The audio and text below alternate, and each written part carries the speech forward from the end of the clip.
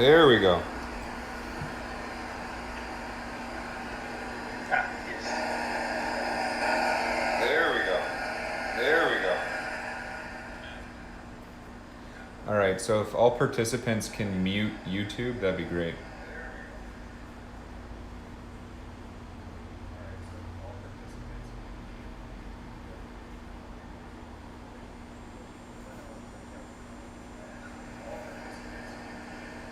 There is an odd feedback echo almost. It's a little hard to understand it. There is an odd feedback.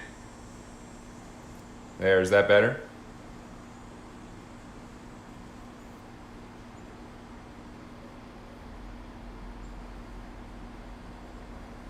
Still hearing double. Yeah, I think that was a common issue yesterday. It's a great play on it too.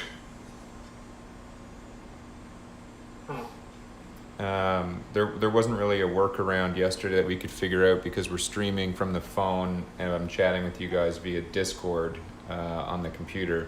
Trouble is when I do them both from the phone, then the stream doesn't pick up your guys' audio. For anyone watching, they'd have no idea what you're doing. Okay. Well, I don't seem to have the issue, so for me it's fine. Okay. Jason, are you hearing double still, even after muting things?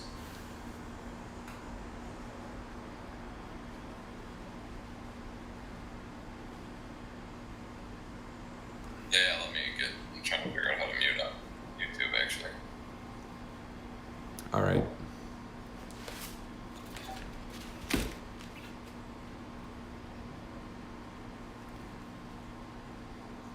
Alright, by this. I think we might have solved it. Does that sound better?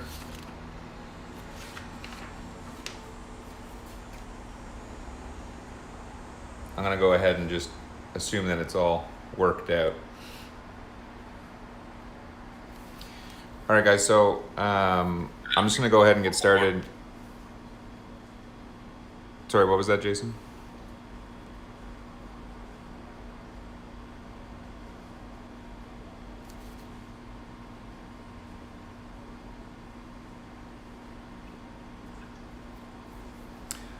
So I'm just going to briefly talk about the basic rules and just explain a little bit about the cards and things like that for you guys.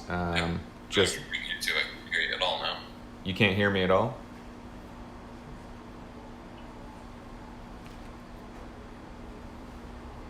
Hello. Can you hear me now? No. Yeah, I'm trying to. So with YouTube muted, I can't hear you guys at all for some reason. But then if I mute the Discord, not YouTube, then I can't even queue up the talk. So do you have a workaround? Not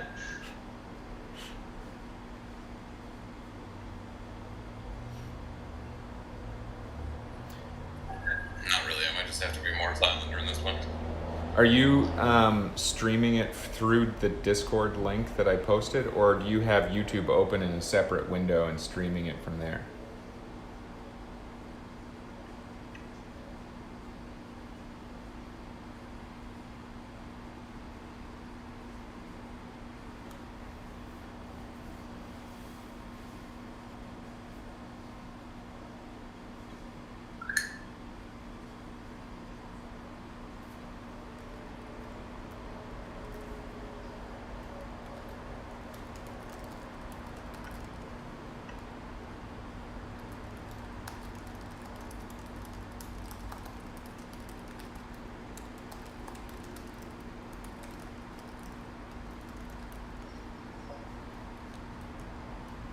All right, guys, we're just gonna give Jason a few seconds here to try to.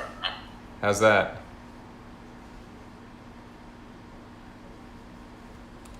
Can you still hear me?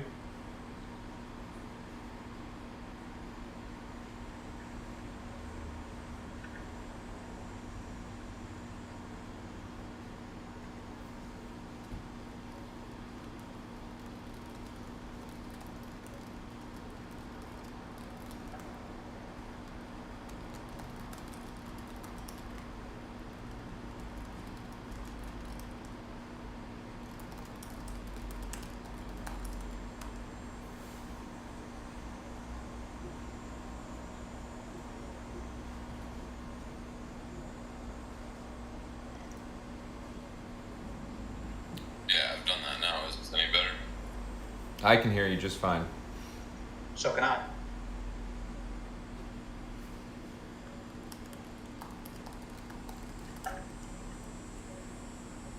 I don't think he can hear us. Yeah, it's possible.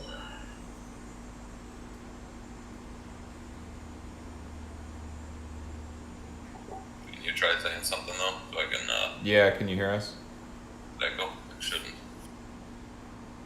You can hear us?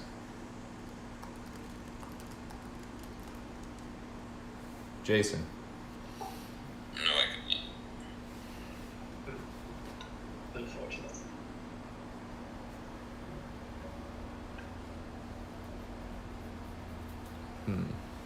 How about now? I can only hear you with the YouTube unmuted. Okay. So there might, if you do that, there might just be a little bit of a delay.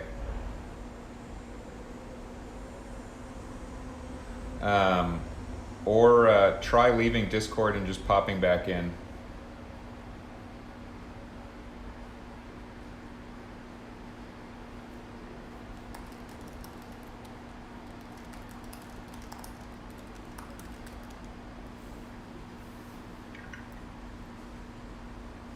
All right, I'm going to start.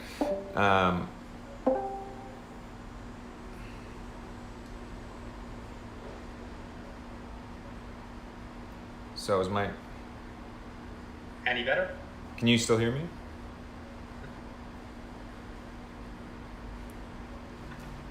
So I think as I minimize Discord on the laptop, it silences me. Hold on, let me just try that again. Don't think that's true because I can hear you. Can you hear me right now? Yeah. Oh, fantastic. Okay. So within the game, there'll be points where you and your party are in these safe havens, and these are essentially just... Jason might not hear you though. That's okay. These are just spots where, there's plot decision points where you guys will sort of be navigating the story and determine where you want to go next. In the purposes of the demo, we're sort of limited in that, we only have so many trees or paths within the tree that we can follow. And so I'll just give you an example here on the sheet. For example, Davor's Manor. The prerequisite is that Alexander and Vanessa are present and required. But this may be unattainable or unavailable should you have certain titles or statuses. So this is where we're going to be starting, is in House Potra or Patra. Davor's Manor is an option to us if both of these characters are in play. Other options like the Armory, I'll just read this quickly. It's unavailable to parties with the Arms for the Poor title. We don't have any titles at this point, but basically there's just a lot of different things that we can do. So the vampires turned one of the old city garrisons into a full-fledged armory. It's likely to be heavily guarded, and robbing it will not only be next to impossible, but also incredibly lucrative. Some actions within the city cannot go unnoticed, however. Assaulting such a place is likely to make the High Council wonder if there is an insurrection building within their city and act accordingly. Locked for demo, though, so we can't pursue that avenue. Amelia's equipment, unavailable to parties with the fire sale title. Again, maybe just somewhere where we could go and spend some coin that was hard-earned to get some sweet swag and beef up our abilities. The High Council's keep, I think that's like the major plot line, is that's where we're trying to go. And there's various ways that we can get there depending on where we go and what decisions we make. And there may be ways that we can get there more easily depending on statuses that we have or characters that we decide to take outside of House Patra and go from there. In any case, it's locked for the demo. The Broken Tooth Tavern, also locked for the demo. That totally would have been my choice. Grab a pint, go from there. But in any case, we can't go there. Or from these areas, if you don't necessarily want to further the main story, but you want to do a little bit of grinding, get some gear, get some swag, whatever, you can take a stroll. And when you do things like that, you may be able to just find random encounters where you can gain experience or gain loot and things like that. So that's sort of the idea of the havens that we start in and we'll find throughout the campaign. As we're reading through this,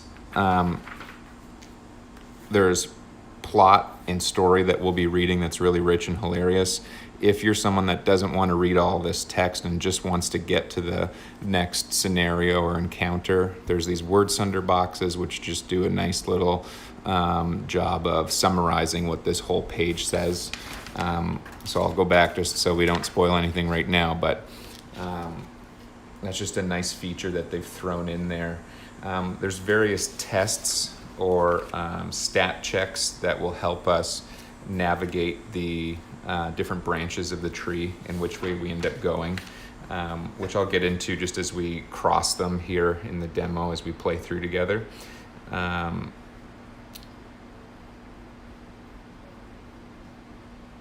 But let's just dive into, who we're playing and what all the numbers and things mean on the card. So I just laid out Alexander as an example of one of the 4 characters that we could end up taking within the demo. So this is his stat card. They're double-sided for the level the character currently is. So here you see he's level 3 on this side, level 4 on that side, and that's his class symbol. And he is a rogue duelist. On the top right, you see that he has 5 energy. That's essentially your action points. That's currency that you spend to perform certain actions or attacks or various cards, which you'll see more of. His health, 17. His movement or speed is 6. So he's a pretty agile character that can move significant distances on the board compared to Capac, for example, who only has a movement of 3. His 2 basic attacks or functions are here. So he is savvy. Alexander has +1 base damage with swords and daggers. So if you have those equipped, his base damage is actually boosted above and beyond what your weapon would give you. If he fails a charisma test, he may make 1 additional attempt, which is incredibly invaluable as we're navigating and trying to get the path that we want as we go through various decision trees. So if you fail a charisma test and Alexander is the one performing it, we could attempt it again. Guile. This hero draws 1 card at the beginning of their activation, regardless of how many cards are in their hand. So at standard, the most you can have is 5 cards in your hand. If you already have that as Alexander and you're starting your activation, you get a 6th card, which can be very helpful. And then there's just some lore about the character at the bottom. So twin brother of Alexandra. Alexander is leader of the pair of vampires, the 2 of them. Not as aggressive as his sister, he is no less unpredictable, preferring to take new and unconventional paths to reach a set of goals he shares with no one else. So they all kind of have that flavor text on there. So we'll go back to the level side that he is for the purpose of the demo, level 3. At the bottom of the card, you'll see that, again, he's a rogue and a duelist. Being a duelist, he's really good at one-on-one combat and can do quite a bit of damage in that regard. He is of the faction Tarpitt, the city of vampires, and he is, of course, a vampire. All of these things are pertinent, as you'll see as we play through the demo. This symbol here is strength. This is perception, agility. This is spirit, vitality, and charisma. Those are those symbols there. And that's pretty much it for the card. On the sides, you just kind of have an organization system. Your weapon up here, armor slot down here, accessory or armor slot here, or a companion. If your character is interactable with companions, you might put that there, and any trinkets or things like that down here. So that's his card. Let me go a little bit further here.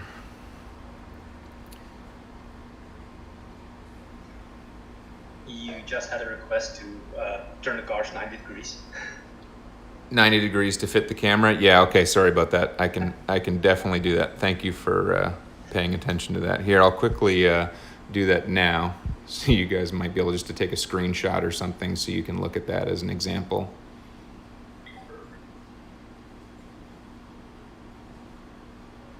There we go.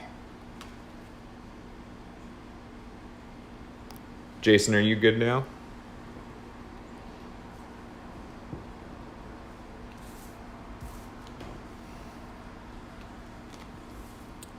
I hope he can still hear us. All right, and just quickly looking at an item card. So this is Alatar's Vengeance. That's the sword that we start with in the demo with Alexander. What you see in the top left is the energy or the action points that it costs to do the basic attack. This weapon has a range of 1. So again, action points costs 3 of your 5 action points to do the base attack with this card. It has a range of 1, and the dice that you would start with doing a basic attack with this weapon are 3 green basic die, which do physical damage, and 1 red, which is an impact die that has some nice features that we will take a look at. And then down here you see that it has some statuses. So if you were to roll 2 of that symbol there, you get to assign the damage, meaning it bypasses all armor on the particular enemy that you're fighting, and just does straight damage based on what you roll. And then the bottom is just flavor text. So this is a one-handed weapon. It's a dagger. So he would have +1 base damage because of his stat on his card that we read earlier, using a weapon like this. And then in the bottom right of the card, you see the requirements to actually be able to equip and use this. So you need to have 8 charisma and 11 agility to be able to use this weapon. And it's with this number on the far right that we actually determine a character's base damage. There's a table that is not in front of me right now, and I did this last night in advance, so hopefully you all just trust me that I got the numbers right. But basically there's an algorithm where, from 11 to 12, base damage is 3. From 13 to 14, base damage is 4. From 15 to 16, base damage is 6, that sort of thing. So you basically look at your character's weapon and then look at that table to figure out what their base damage is. And then look at all of your cards and stats and see if those augment your base damage at all. So in this case with an 11, his base damage is 3 with this weapon, but because he's savvy with daggers and swords, he gets +1. So his base damage is actually 4, indicated by that 4 diamond token right there. Okay, so that's just an example of his sword there. I won't go through all of his stuff, but that's just an example. And then you have 15 cards. These are your actionable items, things that you can play during a hand or during an activation. And I'll just give you guys a couple examples. So Flourish, for example, Flourish, for example, costs nothing to use it. And you can discard, when you play this, you can discard another card from your hand to make an adjacent enemy the target of the attack.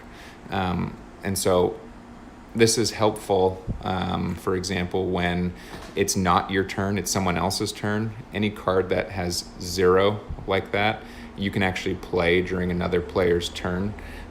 So you could spend that, discard another card from your hand, and then perform that function. Capac, for example, has a lot of cards like that, as he's primarily a tank.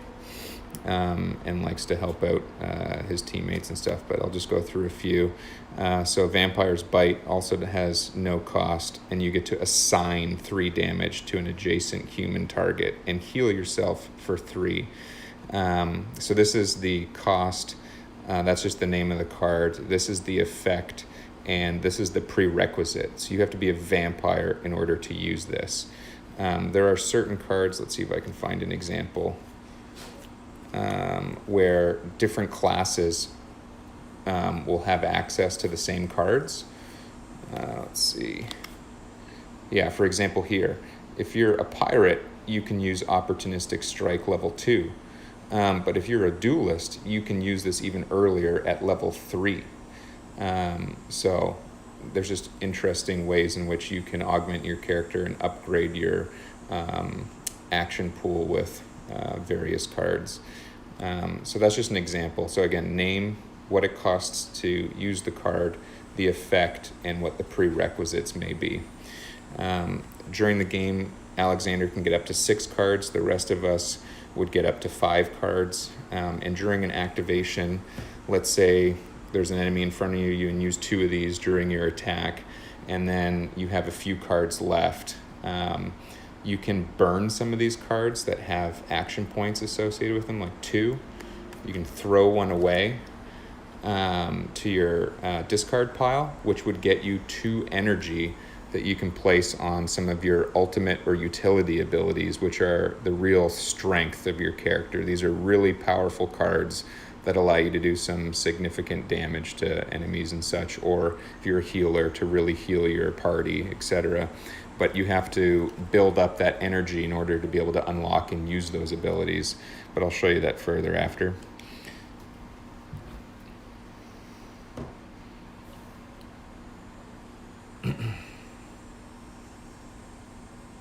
Oh, the one thing I didn't point out there was each character has certain traits that are in line with their personality, and personality and characters' beliefs change throughout the game depending on your actions.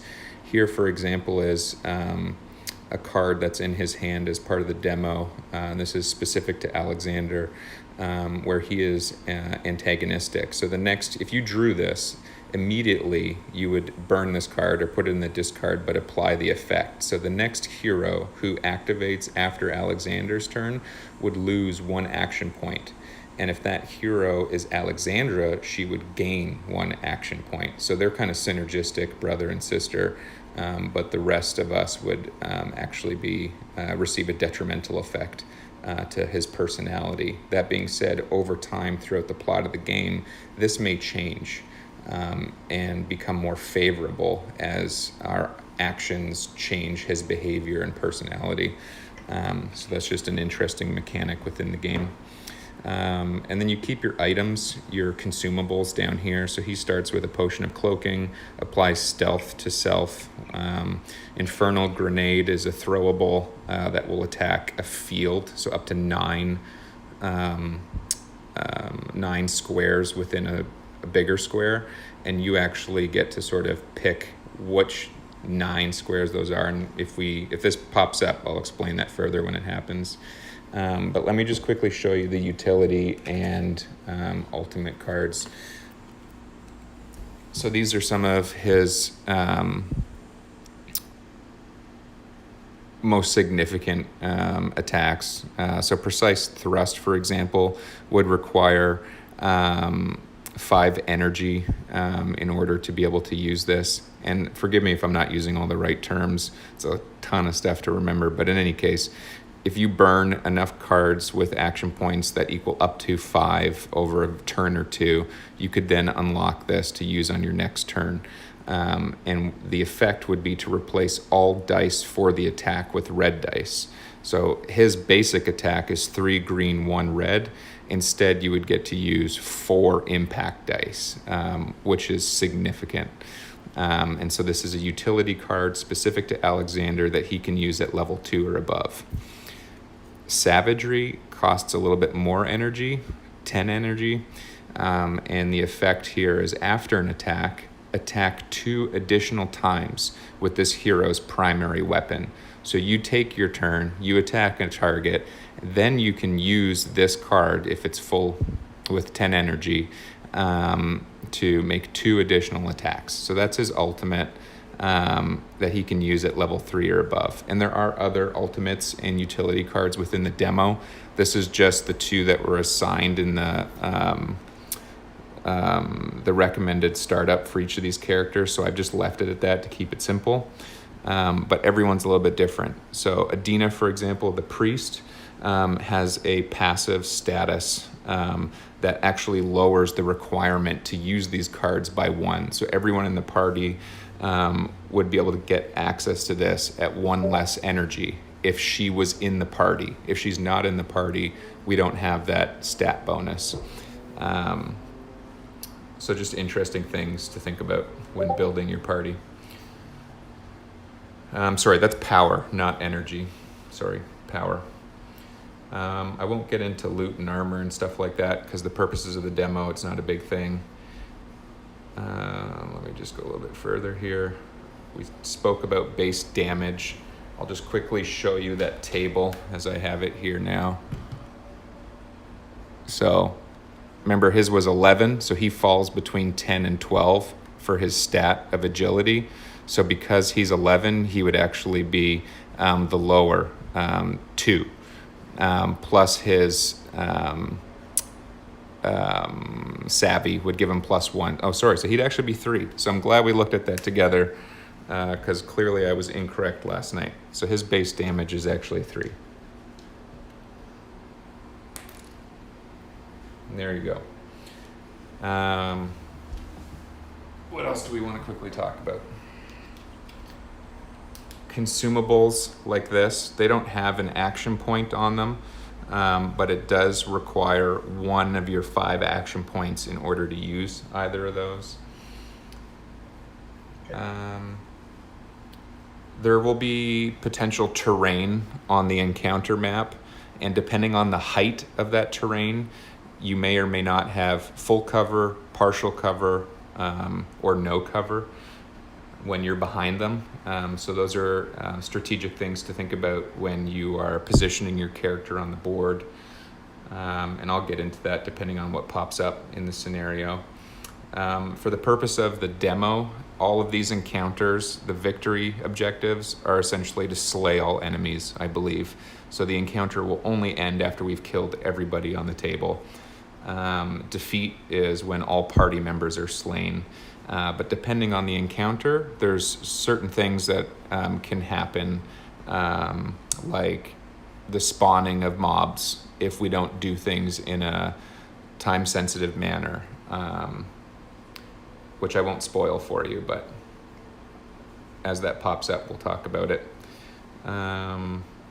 Movement and flanking and things like that we'll talk about when we're actually playing a scenario.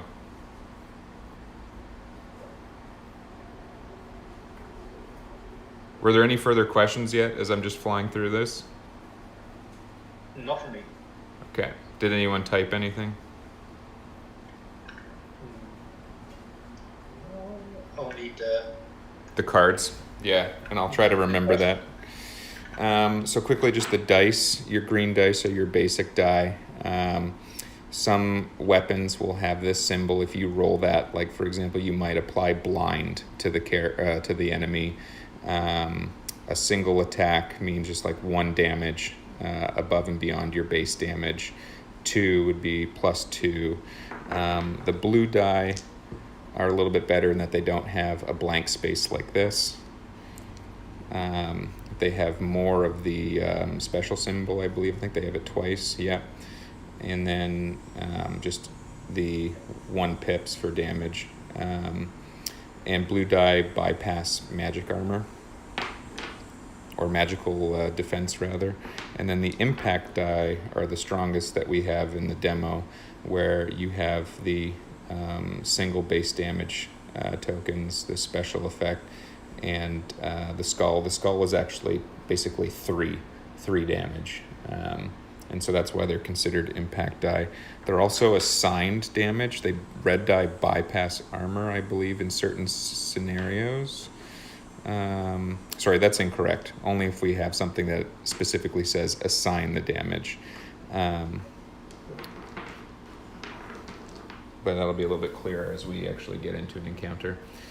There's a ton of status effects. Like, I'm looking at, We'll start with them when we get there. yeah, there's like 16. If they pop up, we'll talk about it, but I'm not going to dive into those. And then quickly, I'll just show you a adversary card.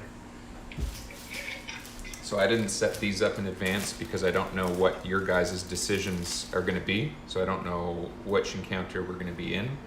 But for example, a tarpitt guardsman. A potential person we might see today. This is his level 1. He has 18 health and a movement of 3. He is a soldier and defender. And so that just kind of gives some context to some of his behaviors in combat. He's of the city of Tarpitt and he's a vampire. And so this is basically the tree of things that he would do in terms of behaviors in combat. So it's always top to bottom. Enemies are always going to try to resolve the first thing that they can actually complete. So for example here, Elegant Strike has a range of 1, and these are the dice that he would roll against his target. So he is going to advance and attack 3 linked adjacent fields. So basically just takes his huge pike and does a swipe across 3 fields in front of him. But if he can't reach that target and be within range 1 with his movement of 3, then that's not going to happen. He would just move 3 closer to his target, which you'll see in a bit, and then that wouldn't happen. So then you would move down to the next thing. And in this case, he only has 1 actual attack, so nothing else would happen. But then they have these 3 stats or features. So 1, intervene. Any attack against an adjacent ally, meaning right up against the square that he's in, targets tarpitt guardsman instead. So if you're attacking somebody beside him, he will take the damage instead, or will target him instead. Bulwark of Tarpitt. Tarpitt guardsman cannot be assigned damage unless he's being flanked. So the only way to assign damage is if 2 of us are on opposite sides of him. Defensive formation has +1 physical defense if adjacent to at least 1 other tarpitt guardsman. So there's a few things just to like constantly be looking at, and it actually is difficult to remember all of these things when I'm the only one present, we've found in our previous playthroughs. But when there's 4 people sitting at a table playing this, it's a lot easier to keep track of all of this stuff. And actually there's not too much overhead. I think they've done a really good job of minimizing that. So that's just an example of a guardsman. These will have higher levels the further you get. Then they have more health, more movement, more base defense and armor. So they become more difficult as we progress.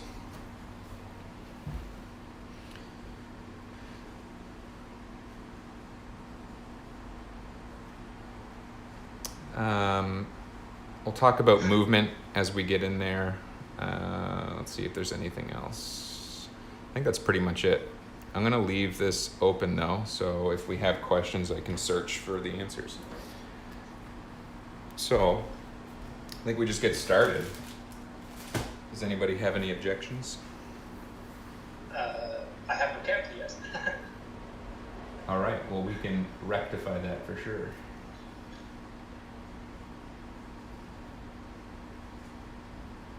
We'll just open Discord again here.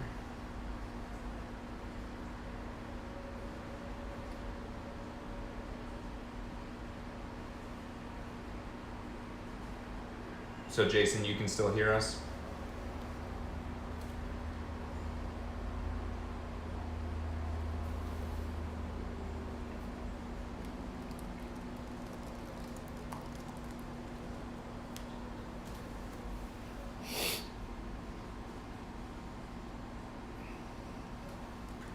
All right. Yeah. Perfect. Okay. And do you have the ability to speak to us over Mike?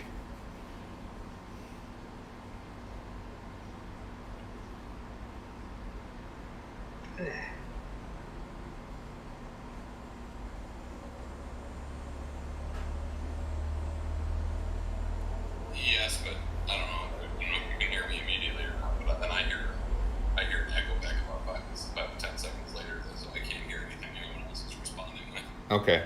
Well, the good thing is you don't have to do much talking unless it's your turn. But we'll quickly just figure out who people want to be. Did anyone offhand already have like an idea of who they wanted to be? I'm likely going to either random or just grab something. Okay. Jason, did you have any particular interest?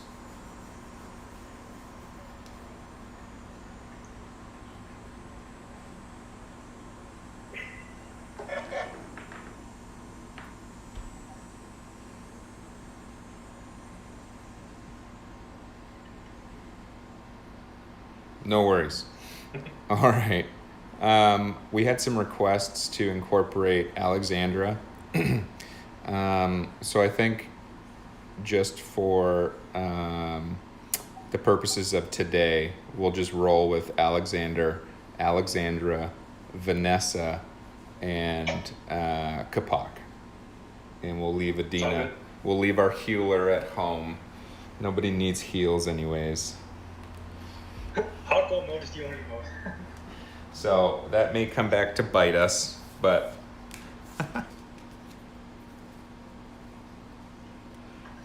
so I'm just going to quickly take her off the board here.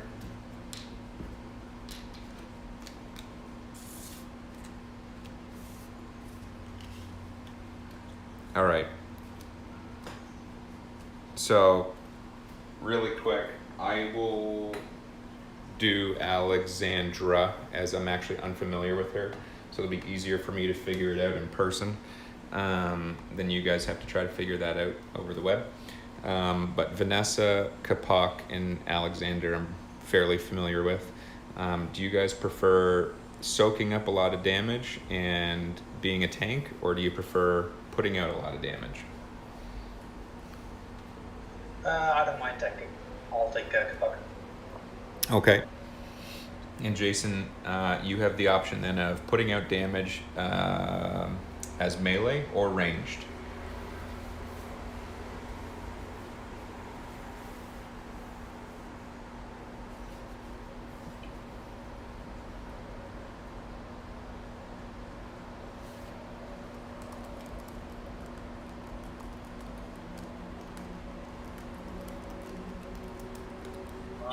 I'll go with the ring. Ranged? Okay. All right. Let me just organize this again here quickly.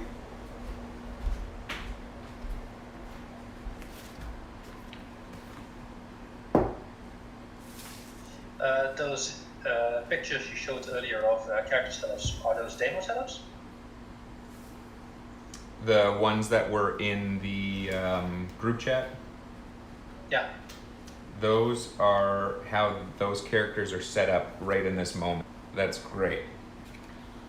Yeah, that works. The only thing that's going to change is maybe your consumables and your hand of actions.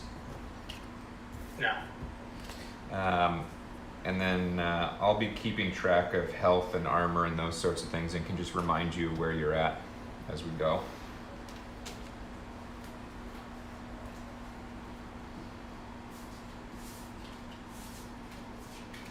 All right, so we'll be rolling here in just about 2 minutes.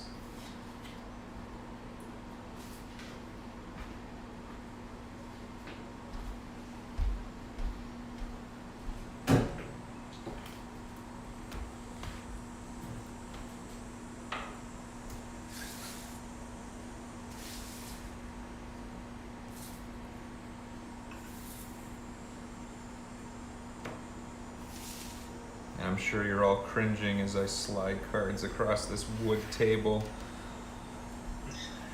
without sleeves. It bothers me as well. Yeah, I'm going to get like a lot of sleeves when I get out. completely understand. But I am at the mercy of not being able to purchase a game table. And I'd rather sleeve the game itself when it comes down the road.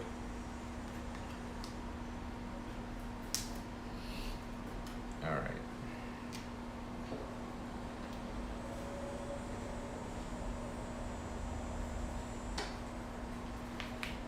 Alright, so that's set up. So here, let's dive in. Again, we had the request for this to be turned on the side. So for the purposes of just setting the scene, I'm just going to kind of read the flavor text that starts off the story. So currently our party, all 5 of us, are in, or 6 of us are in House Patra. So this says Tarpitt, City of Vampires. So through cunning and stealth, the party finally arrived inside the walls of Tarpitt. Deep within the city lies the keep that once housed the royal family before their slaughter at the hands of the Vampire High Council. In the lowest levels of the keep is the royal vault, and within that vault rests an artifact that may help end the storm. The party sought a brief respite at the twins' estate, a safe house of sorts in a city filled with bloodthirsty villains and countless perils. The home of the vampire twins is a house divided, not by animosity, but taste. Each room decorated by Alexander sports ornate furniture and fine silk curtains, while Alexandra prefers blood-stained walls and piled skulls. The party gathered in Alexander's study, served hors d'oeuvre, well, I can't pronounce that shit. Anyways, by his human thralls and resting their weary bones by a roaring fire. The council meets at the keep often. It is heavily guarded, Alexander said, pouring himself a glass of blood from a pitcher. You could always keep your appointment, Vanessa, as in frustration. The vampire's mutual feud with Vanessa has become tiresome. Do you have any real suggestions, Alexander? Who said it wasn't a real suggestion? Accessing the vault would be a mere formality once we're inside, and I can think of no quicker way to enter the keep. And no quicker way for me to be executed, Vanessa said flatly. A bonus, to be sure. Blood? Alexander mockingly offered the pitcher to Vanessa, but it was quickly snatched by Alexandra, who began drinking to first search for a glass. What about Daver? He works in the keep, she said, after finally finishing the pitcher. She then casually dropped it and took a seat near her brother. The closest thrall, a woman of no more than 20, robotically knelt next to the pitcher and began cleaning the small drops of blood spilled on the polished wooden floor.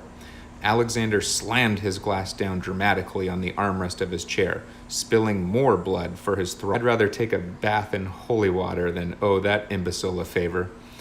Who is Davar? Adina asked distractedly. Her attention was split between the conversation and sorrowfully watching Alexander's thrall clean up after him and his sister. The priest had already made so many compromises to get here. What would she become by her journey's end? Would Yedra forgive her? Could she forgive herself? Alexander tossed his glass into the fireplace, shattering it. He's an advisor to the council, the most important advisor if you ask him, and the least important if you ask anyone else. What power he does possess, he has gained by exchanging favors with all manner of riffraff. So, people like us, then, said Vanessa. Charming. I suppose I could arrange an introduction. His manor is not far from here. Be prepared to be sent on a ridiculous errand in exchange for his aid, however. So, that was the flavor text leading into our first sort of decision point. This summarizes this, so I'll read that too. So you're inside the city of Tarpitt looking for a magical plot device to help end the storm. It's in the Vampire High Council's vault. Good luck with that. Hanging out at the Patra twins' house, they know a guy, Davor, who works for the council. Adina gets all moody about the Patra thralls because they're basically slaves with no free will, no hope, or, oh, I get it now. So they kind of have this slapstick humor in those boxes. That's kind of funny. Anyway, so here we are in House Patra. So the home of Alexander and Alexandra Patra is several centuries old, dating back to at least the reign of King Capac. Its former occupants were obviously nobles or some other part of Tarpitt's aristocracy, whatever. Their house, a grand mansion filled with vaulted ceilings and countless rooms. It's not immediately clear how much the twins have changed the interior since they moved in, though some gruesome design choices by Alexander are hard to miss. Curiously, neither twin has taken ownership of the master bedroom, each residing in the closest pair of rooms on opposite sides of the hall. The bedroom is locked, and even the thralls appear to avoid it. Another mystery in a city filled with dangerous secrets. You may now save your game and or switch out your party, blah, blah, blah. So anyways, basically here we're faced with where do we want to go and who do we want to take? And so we sort of already kind of spoke about the other options, but basically we're starting with Davers Manor. Alexander and Vanessa are required. We have both of those. I'm playing Alexander and Jason is playing Vanessa. It would be unavailable to parties with Vanessa's Vengeance or Davers Revenge titles. We don't have any titles right now, so that's not an issue. So a little flavor text about this option. Advisor to the Vampire High Council. Daver is greedy but pragmatic vampire loyal only to himself. He has access to the High Council's keep and therefore the Royal Vault, where that magical plot item is that we need to get. Davers Manor is close to House Patra, so travel there can be made without rolling on the tarpitt event table. And I actually don't know too much about the event table, so I'll leave that for somebody else to discuss later, or I'll chat about it after I read more about it. So it says turn to page 6. So we're turning to page 6. So the party followed Alexander to Davers Manor, an impressive home distinct... Hold on, guys, my dog's... I think he wants water.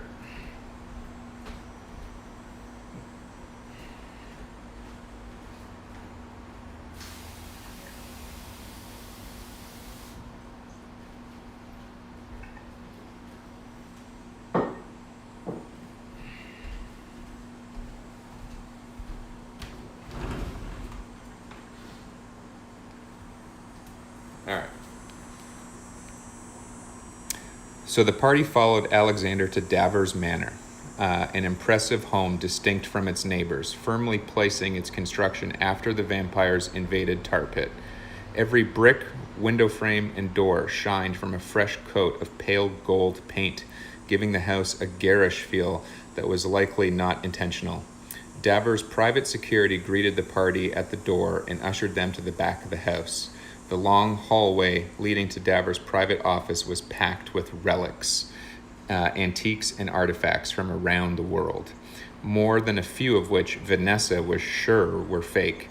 The guards did not enter the office with the party, but could be heard milling about just outside the door.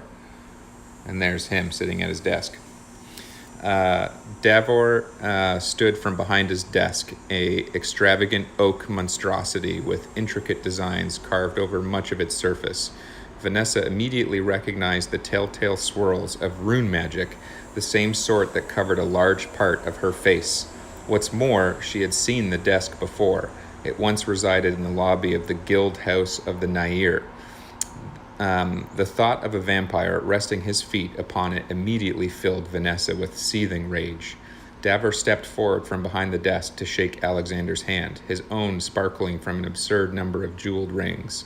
Ah, Alexander, what a wonderful night for a visit from good friends. I wasn't aware you had friends, Davor, Alexander said slyly. He shook Davor's hand and then made a quick but obvious glance at Vanessa, a simple trick to entice Davor to do the same. Davor took the bait, sizing up the party before focusing on Vanessa. Still keeping unusual thralls, I see. Wait a moment. That eye patch. Davor physically recoiled, backing into his desk and knocking a few quills and a strange idol made from bone to the floor. Alexander, is that Vanessa von Bront? Easy, Davor. I decided to take a page out of your book and keep my mind open to mixed company, Alexander said, winking. Davor retreated back to behind his desk, never looking away from Vanessa. I've never worked with a bloody Nair. What on earth could you possibly hope to... We need to gain access to the old royal vault. Alexander picked up the bone idol and placed it back on Daver's desk as he spoke. Now look at me and then look at my companions. I know the gears are already turning in that small mind of yours. Go ahead and ask for your favor. Daver fell back into his chair. I couldn't possibly. Any favor. Feel free to think big. Yes. I could think of a task or two.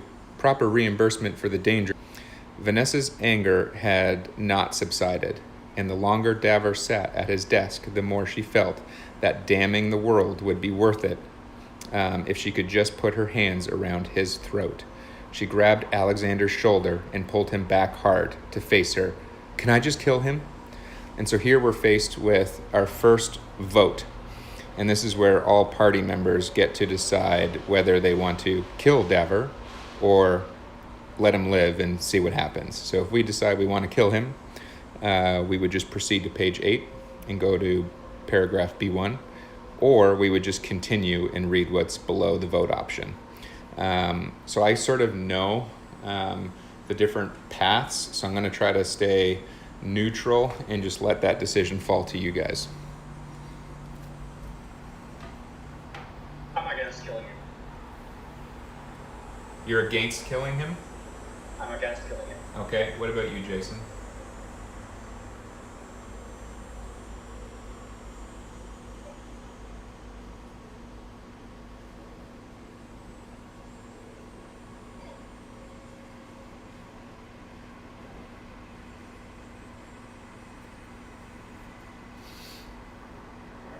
Vanessa obviously votes kill. Oh, all right, we have a toss-up. Let's see. How are we going to do this? Let me get a die. If we roll 1 to 3, we'll vote to kill Daver. If it's 4 to 6, we'll let him live. One moment.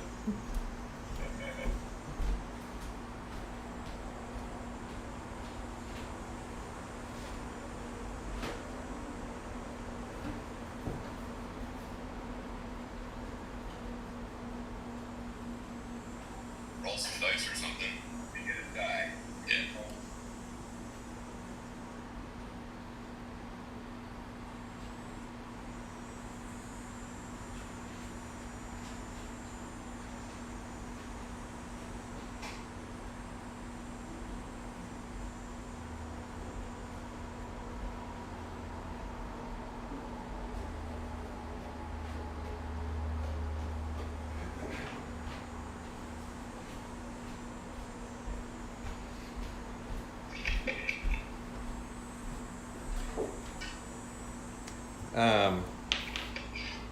So I will just say that if we vote to kill Daver, this will result in a fight right now with him. And then for the purposes of the demo, we would have a little bit of flavor text after that, but then the demo would end. Whereas if we don't kill Daver, we agree to do some errand for him of some shape or form. And then there's more sort of story and then various decision points that may take us to up to 4 different encounters. So there's a little bit more story if we go that route. But I've actually never seen this fight, so I'm happy to do either. Are you guys sure you want to kill him? Well, I've given my vote and I think so as Jason. So. Okay. Jason, are you sure you want to proceed with Vanessa's intuition?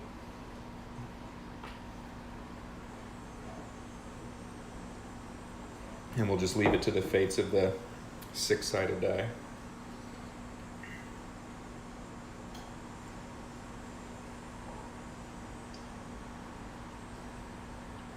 I'll take that as a yes. All right. So 4 to 6, we don't kill Daver. All right. So we're going to kill Daver. Nice. Nice. All right. So we vote to kill Daver. So we go to page 8, B1.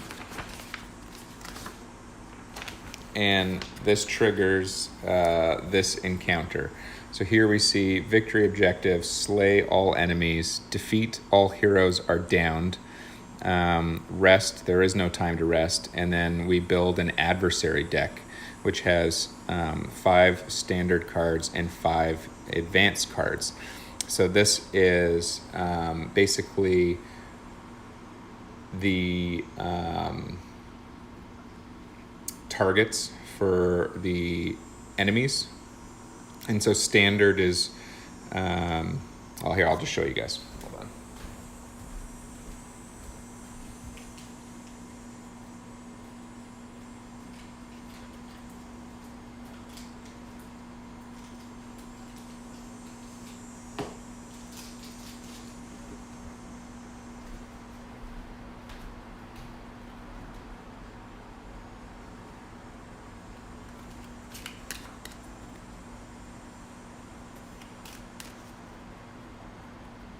Ooh, Jason, okay. So we're outvoting Vanessa. We can do that. It might be a little bit more interesting for the first stream if we proceed past this. I'll just do some explanation based off of this encounter, and we can just go past this encounter. I think that's probably a little bit more fun for you guys. So the adversary deck in this case has 5 standard cards and 5 advanced cards. We're against 4 tarpitt guardsmen and Daver himself. There are 4 ruined columns on the map, which are placed here, there, and there. And those are the tall columns.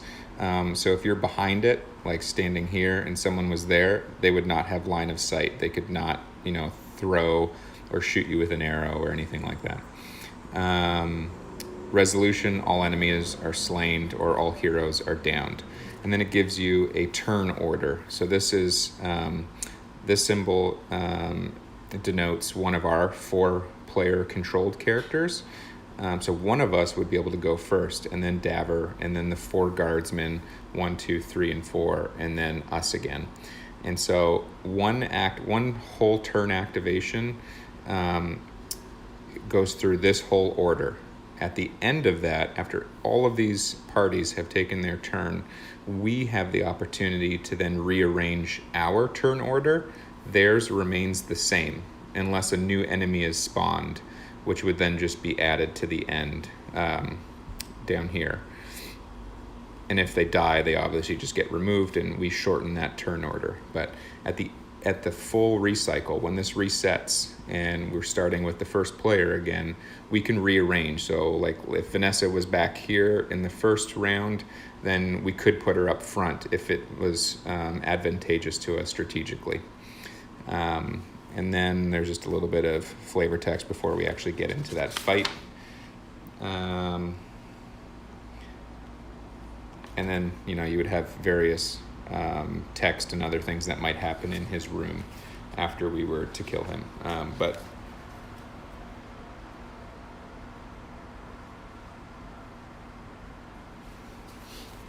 All right. Well, Jason, you'll definitely still be able to kill things. So I think we'll move on just to keep it interesting for everybody and see just a little bit more of the demo. So it said to just continue if we decided not to kill him. So I'll just go back. Alexander smiled, but continued speaking with Daver. Incredible danger, he said sarcastically. Daver, who was increasingly agitated, suddenly stood up. Gregor, he blurted out before falling back onto his chair, slumped low and visibly exhausted. Oh, hold on. Did I? Yeah, so we vote to not kill him. Yeah, we're in the right place. Visibly exhausted, Alexander raised one eyebrow. Lord Gregor? Yes, I heard he has a special guest in the dungeon underneath his estate. Top secret. Illegal, in fact. He wouldn't even be able to tell anyone he was robbed. Daver licked his lips, baring his fangs for a moment in a sinister smile. I would very much like to feed on that guest. And then the words under there is, guess not. Daver has a hankering for some dude in Lord Gregor's basement. If Adina is present, we would go to page 9. Otherwise, we would continue. She's not present. We didn't choose to bring her because we don't want heals, so we're just going to continue. Alexander bowed mockingly with his right arm across his chest. Then we have our agreement. We'll retrieve Lord Gregor's special guest for you, and in exchange, you will sneak us into the royal vault. Alexander turned to leave, gesturing for the rest of the party to do the same. He raised a hand in farewell, but did not look back at Davor again. It's been a pleasure as always, Davor.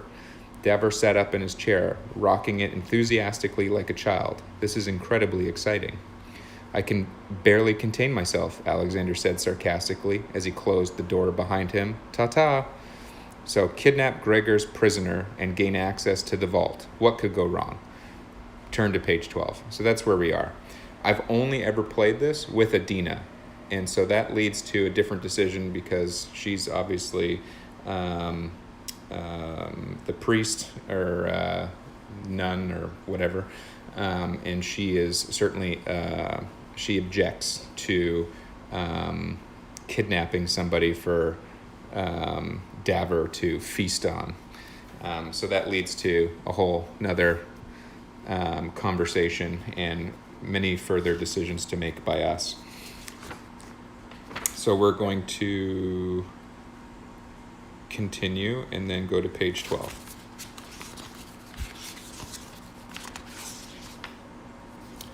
He's the only person thus far that I've actually finished painting, by the way, more or less.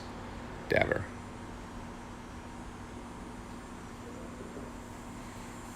So here we're on page 12 again. We get the same text about House Patra at the top.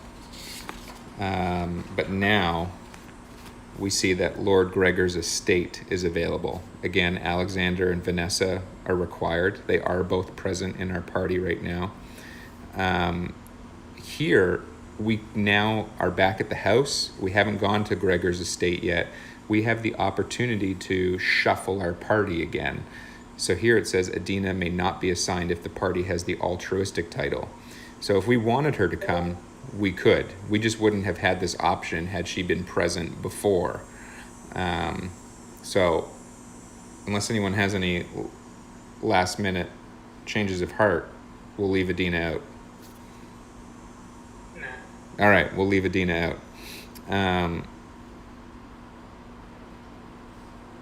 Locked for demo. Interesting. Okay, hold on.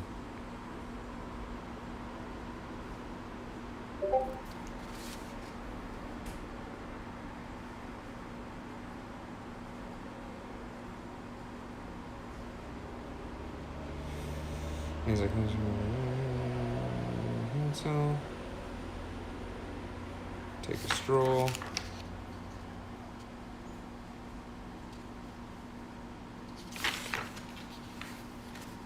So per that decision, that's where we would go, I think, to get that person. But it actually says locked for demo. And I've never come down this pathway before in the demo. So we might not actually be able to go steal that person. In any case, the only option we have, it looks like, is catacombs. Capac and Adina are required. So it looks like we absolutely have to have Adina. So we're sort of locked into this for the demo. In which case, I think I will substitute out Alexander for Adina in this case. So we'll keep our ranged. Alexandra will just be our melee damage dealer in this case, and I'll bring Adina back. Sorry, guys, but that's part of the fun. I haven't been down this tree before, so there's a tremendous amount of replay value because you have no idea what's going to happen depending on who's in your party and playing with you at your table.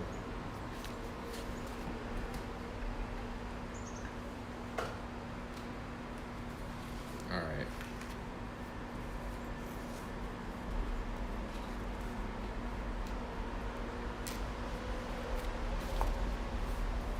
So she's right here. Take 2 seconds.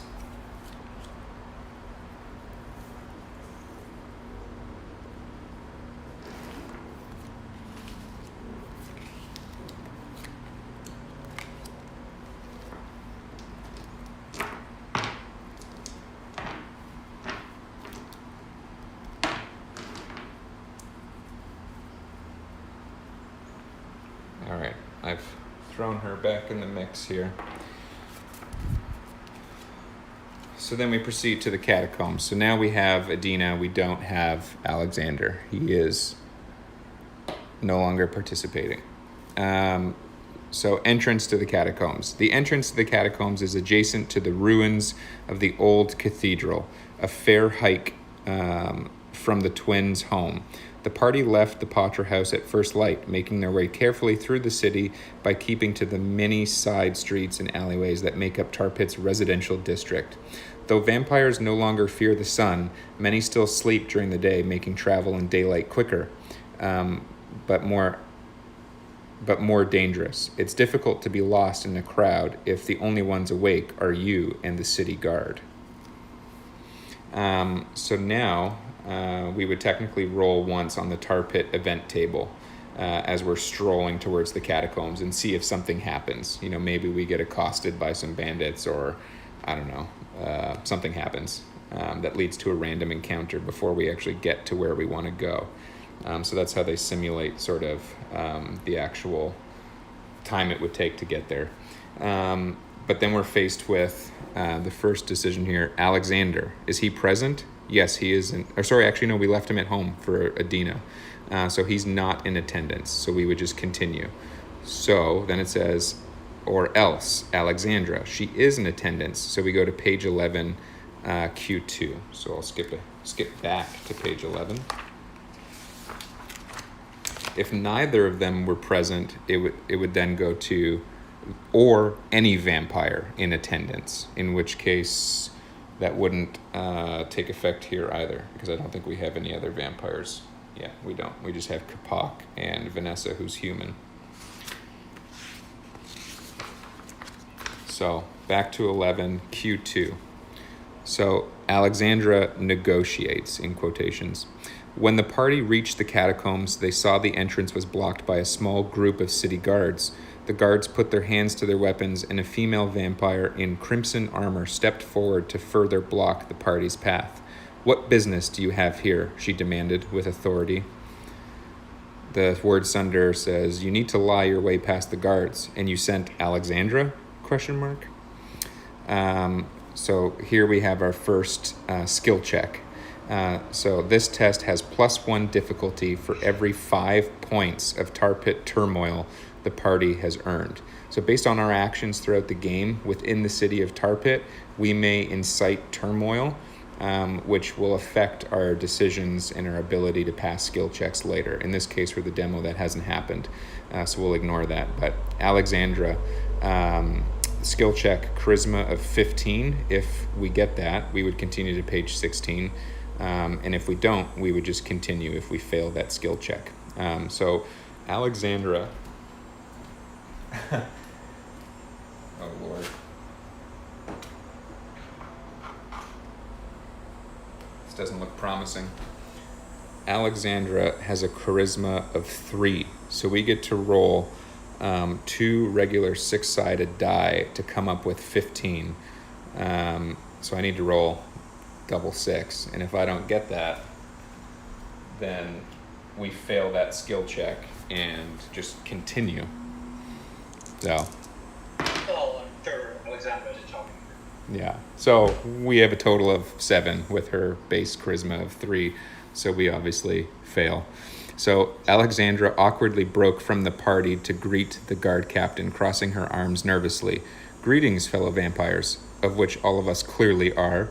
We're here..." She paused briefly, distracted by something, quite possibly anything. "Here too..." She paused yet again, this time staring at what was left of the cathedral, smiling at the memory of starting the fire. The guard captain's patience was nearing its end. "Here to what?" Alexandra looked back at the guard captain, trying in vain to produce some semblance of convincing words. She gave up, saying, "Oh, the hell with it," and savagely swiped her claws across the guard captain's throat. The guard captain fell to the ground while her squad stood in shock. Alexandra let loose a deafening scream, followed by an equally loud series of mad cackles. She then charged at the guards as they drew their weapons, and the party had no choice but to follow her. Alexandra just killed the guard captain. I so did not see that coming. So I've been in this encounter before with Alexandra not present. and the guard captain was very much alive and very difficult. So this is actually nice.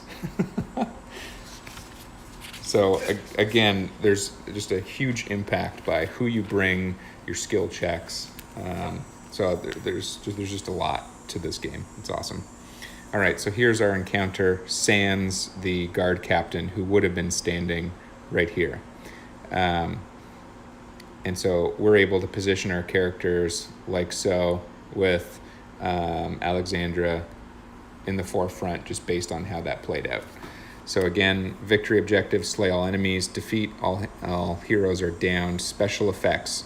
All adversaries have -1 defense during the first round and +1 base damage every round after. Probably because we got the surprise on them with taking out their captain. But after this first round, after everyone's taken their first turn, they're going to have +1 base damage on us. So everybody try to remember that in case I don't. We can't rest. The adversary deck. So this I have to build. So I put 2 cards representing each of our 4 characters in there, then 5 standard adversary cards and 2 advanced. And I shuffle all that. And when an enemy takes its turn, we draw one of these. And if it shows Capac, that's their target. That's who they're going to go to. And that's how we sort of simulate who they're going to attack next. And the standard and advanced cards are a little bit different than just targeting one of us. And I'll show you examples of that as we get in there. So we're against 4 tarpitt guardsmen and 3 inquisitors. And then I'll just set up the terrain and stuff. So just give me a moment, grab a coffee or something, and I'll set up the encounter.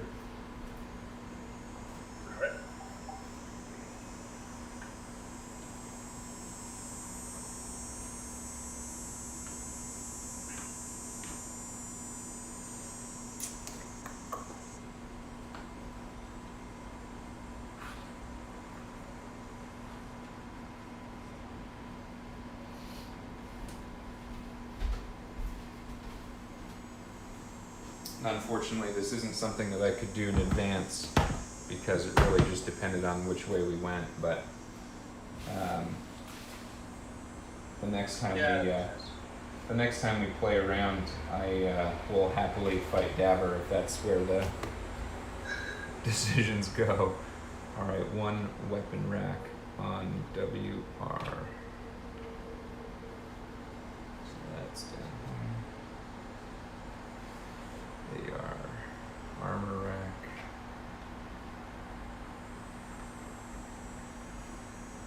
4 ruined columns.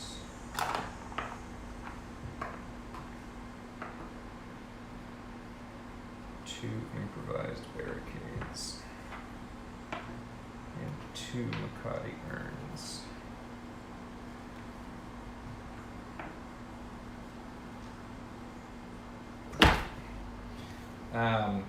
So as I'm just setting up, I'll just kind of talk about some other stuff. So this is the prototype copy that was given to King of Average for his review of the mini quality and the game itself. So I'll post a link to his video of his review of Stormsunder as well after, when this goes up on YouTube. U1 and U2 here. I'm a patron of his, and I was very fortunate in my recent graduation from residency to have been surprised with his review copy as a gift. So if you're wondering why me, little old me, is able to do this with you guys, that's the reason why. But I'm a patron of his because I really appreciate his input on games before they come out, and it really weighs in on my decision points as to whether or not I want to invest in a project and back it, because as we know, we all spend too much money on this stuff. So I appreciate his input.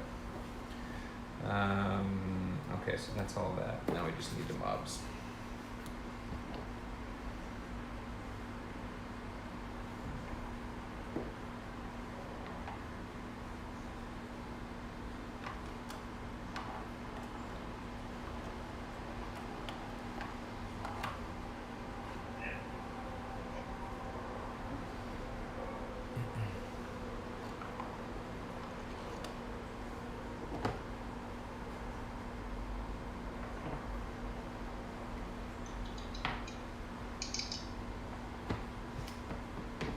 So I think that was the Harley Quinn moment that he was referring to in the group chat. Yeah, it's possible. Yeah.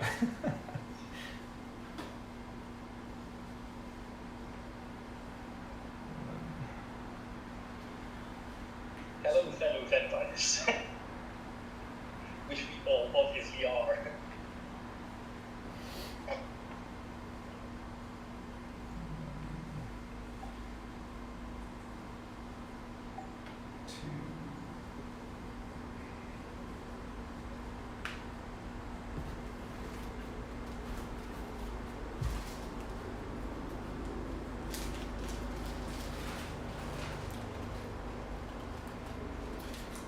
And then so on here you'll see that the enemies are all numbered 1, 2, 3, 4, and then 1, 2, 3, depending on who and where they are.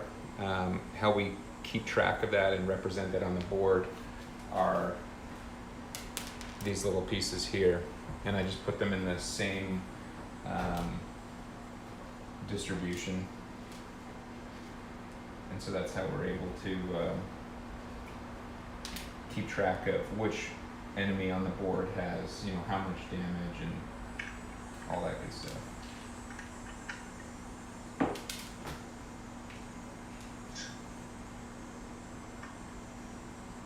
Vanessa would like to be the character who starts furthest away. What was that, sorry? As was Jason said, Vanessa would like to be the character who starts furthest away. Furthest away? You got it, Jason. We'll just put that healer further up then.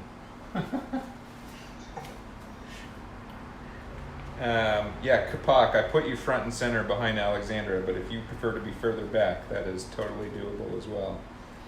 No, I'm supposed to be up front, so. Alright.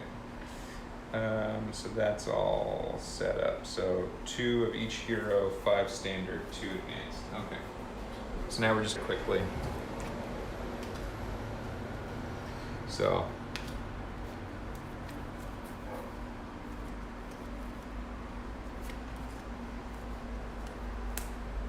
two of Adina.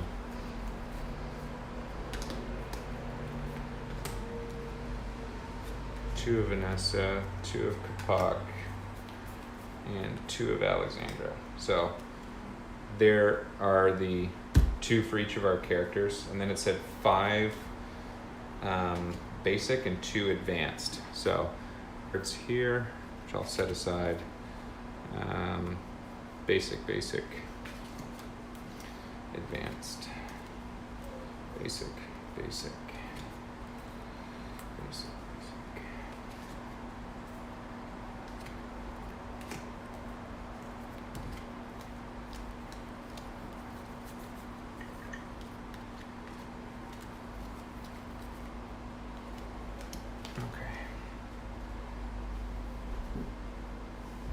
Go ahead. The question from Jason is if Adina can heal at range or not. She can heal from range depending on what she has, yeah. She does not need... Currently. 1, 2. So that's 2 advanced cards that I just pulled.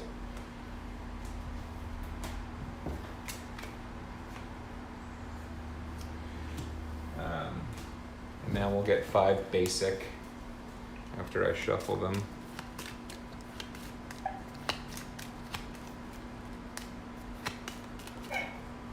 One, 2, 3, 4, 5. Okay, and so examples of these before we dive in. So here's an advanced card, change of plans. So the enemy would then target one of the 4 of us who has the highest health, and then after he completes his activation, we would then reshuffle the adversary deck in its entirety. Mend 3. The enemy would target the nearest enemy. So whichever one of us is closest to them, that's their target. And then after he completes his activation, he would also heal himself for 8. Target that with the highest health. Attack has +2 dice. target nearest enemy, heal self for 5. So things like that. So that's how enemy activation can change. All right.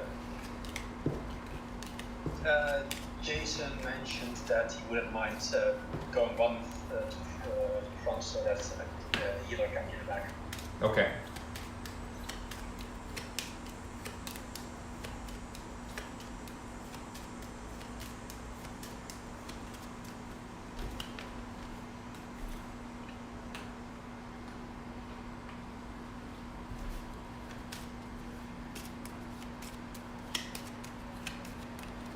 Okay, so that's built.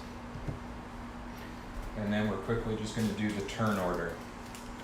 So this is just how we keep track of who's gone. So Alexandra goes first, followed by, actually she doesn't go first, it's whatever we want. But she's already front and center, as is Capac, so it's probably what I would do, but it's up to you guys. And Adina, we don't need these other two. So I'm just gonna leave that here like that. And you guys can think about where you wanna be in that turn order. I'm controlling Adina. I'm gonna make her last in our spot here because no one has any damage yet. So if she needs to heal, she can be way down there. And then these are just the enemy cards. So Captain Sever, the last time I did this, was alive, so we needed that. In this case, we don't. So now we just need tarpitt guardsman 1 through 4. There they are. And inquisitor 1 through 3. There they are. Right. Okay. Jason says he will go third, which means I will go second. Second, okay.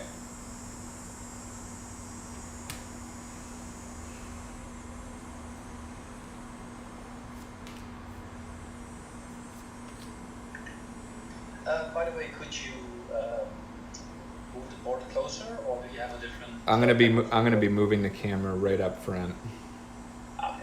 in just a moment.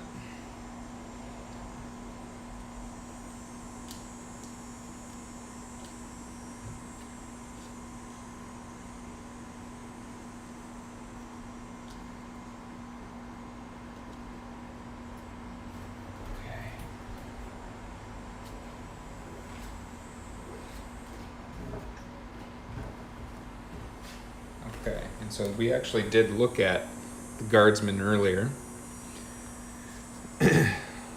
The inquisitors, level 1, have a health of 15, and they can move up to 3 squares. Excuse me. And because they have crossbows, their primary attack is called Judgment, and it has a range of 4, and they roll 3 basic die. And they do what's called a careful advance, meaning of their 3 movement, they will only move the amount of spaces they need to become within range of you. They won't move 3 closer to you if they don't have to. So that's the careful advance. If they only need to be 1 further ahead, they'll do that and then they'll attack. And if they roll 2 of that symbol, that special symbol, they assign damage, meaning whatever that third dice is, if it's 1 or 2 swords, that bypasses all of our armor and defense and just does pure damage. That's what happens here. If they don't, if they can't do this, then they would move down. But these aren't actually attacks. These are just sort of passives. Yeah, exactly. So vigilance. Each of the special symbols, when they roll it, is 3 damage when prepared. And prepared means that if they can't do this, so they move up to 3 spaces, but they're still not in range, then they finished their turn, but they're prepared, okay? And then when they roll on their next turn, if they roll one of those, it would translate to 3 damage. So that would suck. And then reactive defense, roll when defending against a non-adjacent attacker. So if Jason with Vanessa is shooting from 5 spaces away, he's definitely not adjacent. and would be able to do a reactive defense against that. And if they roll the star symbol again, they get to make a free activation. So it's a way in which they may be able to get a whole extra turn before the end of the turn order. So they may be able to go twice. So those are just things to remember about them as we're targeting them. And I believe that's it. So I'm just gonna get the camera set up, shuffle everyone's deck of cards, and we'll be able to go from there.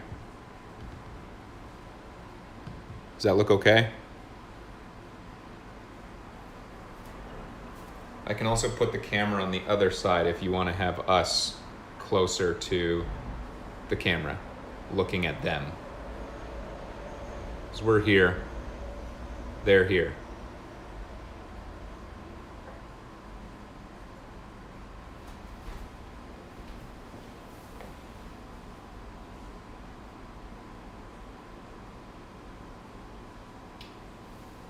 Any preference on camera angle behind our characters or where we are right now? For me, it's currently good. Okay. We'll just leave it like this. It's fine. Okay, so per the turn order, Alexandra would go first and then Capac. So I'm going to quickly just shuffle our cards and then I will show you your hand of 5, okay?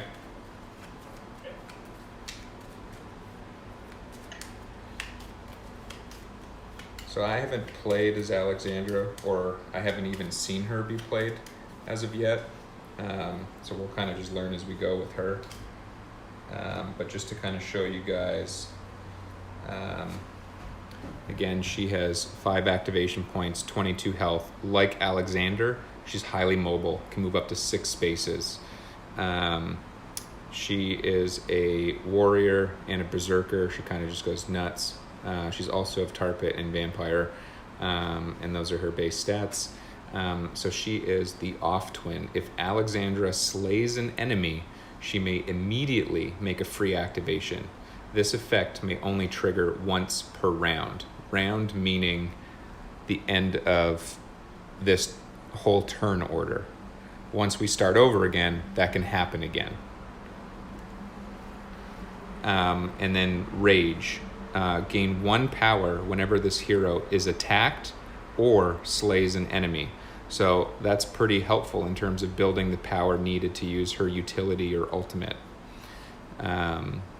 So she has the potential to kill enemies and then go again, which is huge. And anytime she's attacked or when she kills an enemy, she also gains power. So that's pretty significant. Her base damage is really low, 1. So we're kind of relying on her dice to gain some damage there. But when we look at her weapon, Sinister Chakrams, she has to be within melee, range 1, 2 green dice. That's not a lot. But this causes frenzy. So every time she slays somebody, she gains 1 soul up to a maximum of 2. For each soul that she's gained, she gains 2 plus base damage. So she can get up to a base damage of 5 if she kills 2 enemies within this encounter. So that's part of the strategy as you play this game with your group is if we whittle one of the guardsmen down to like 2 health left, that's something that she can probably manage on a turn. And if she kills them, she's going to be much stronger for our party on her next turn. So it's things like that should be strategized and discussed as you're playing with your party. So she starts off weak, but if we prioritize her killing people, she'll get a lot stronger and go berserk as she gets covered in blood and all that. Her 5 cards really quick. Sacrifice costs 2 action points. She can assign 3 damage to herself, and then an ally would gain 3 power instead. So she takes a hit to her health, but one of you would get 3 power towards your ultimate. So if it's your turn next and you're like a few power away from being able to do something that would just decimate the enemies, making that small sacrifice might be helpful. Claw, this attack is free if activated immediately after attacking an adjacent target. Let's see, unpredictable. Alexandra's next attack assigns 2 damage to an ally within 3 range. So that sucks. So this is her negative character trait card, and I've already drawn it. So she goes first, and if she's adjacent to somebody, or sorry, if she's within 3 range of somebody, which I'll try not to be, she would assign damage to one of our team members. So that's not something favorable about her. First aid, she can heal herself for 4, and disembowel. Discard 2 cards within this hand of 5. If target soldier or creature has less than half health after the attack, it is slain. So that's pretty powerful. So that's her 5. Capac, I'll now give you your 5 cards if you want to get ready to screenshot them or take a photo with your phone or something like that.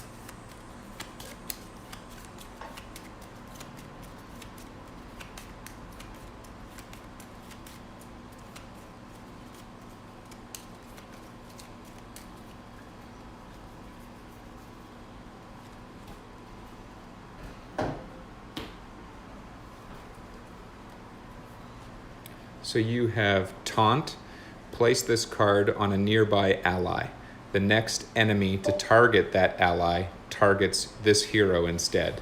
So if somebody's getting low on health, and right now we're all full health, you could taunt an enemy who's about to attack somebody. When they go to attack one of your teammates, this will draw them to you instead. Recover. Heal yourself for 2, and you gain 2 armor. So if just helpful. You start with 3 defense and 3 armor. Armor is something that depreciates every time you get attacked, but you can build up your armor again by playing cards if you have the cards to do it, and Capac can. Dash, gain 2 speed this activation. So it costs you nothing to play and allows you to move up to 2 additional spaces. Domination. Select a creature within 1 zone and make a free activation with it. There's no creatures on the board unless Vanessa has her eagle on the board, and I actually don't know if this would apply to him. I think it does. It's a creature. And then Defender. When an adjacent ally is attacked, discard 1 card within this hand of 5 to defend against that attack. So you'll notice he's a tank. This costs 0. When an adjacent ally is attacked, that only happens when it's not your turn. So even though it's not your turn, if you have this in your hand and someone else is being attacked, you can throw away this card plus 1 other card to defend against that attack. So you take the damage instead of your ally. So Capac's abilities are really focused around mitigating damage for the party, not necessarily dealing a whole lot of damage. Do you want to take screenshots now?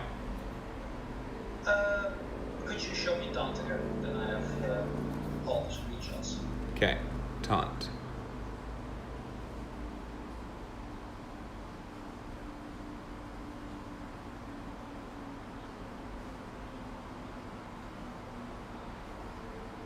Good? Yes. Okay.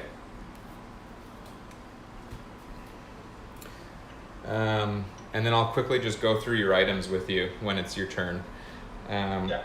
So Alexandra goes first. Let me just put this up here so you guys can see it. And so right now she's front and center. I want to be conscious of the fact that we drew her unpredictable. So her next attack assigns 2 damage to an ally within 3 range. So she's really mobile, and I'd like to not cause damage to any of us if I can avoid it. So I'm going to move somewhere where I can deal damage and not cause us damage. So I would discard that because it gets played immediately. And now I'm down to just a hand of 4 cards, so that's unfortunate. I think what I'll do is move 4 spaces.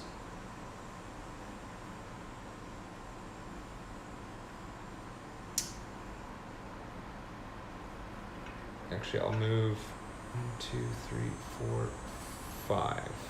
I'm gonna move 5 spaces with Alexandra. 1, 2, 3, 4, 5. And yes, you can move diagonally. This puts me in a spot where I can hit both the guardsman and the inquisitor, but also gives me line of sight or some defense there against maybe some other attacks that might be coming my way. This way I'm definitely more than 3 away from anyone right now. But Capac, on your turn, if you went over here, you might you might fall within my range that I would give you damage on your turn. Right. So you may want to avoid that. So her sinister chakrams again don't cause a whole lot of damage, and I'm not about to kill anybody right now. So I'm basically just looking at my hand to see if there's anything that I can do to do anything significant. So disembowel, discard 2 cards. If the target soldier who's less than half health after the attack. Sorry. I doubt I'm about to inflict 7 damage right now, with my base damage being 1. So I don't think I'm going to use that right now. Sacrifice, assign 3 damage to myself and an ally gains 3 power. I don't really want to do that yet. Claw.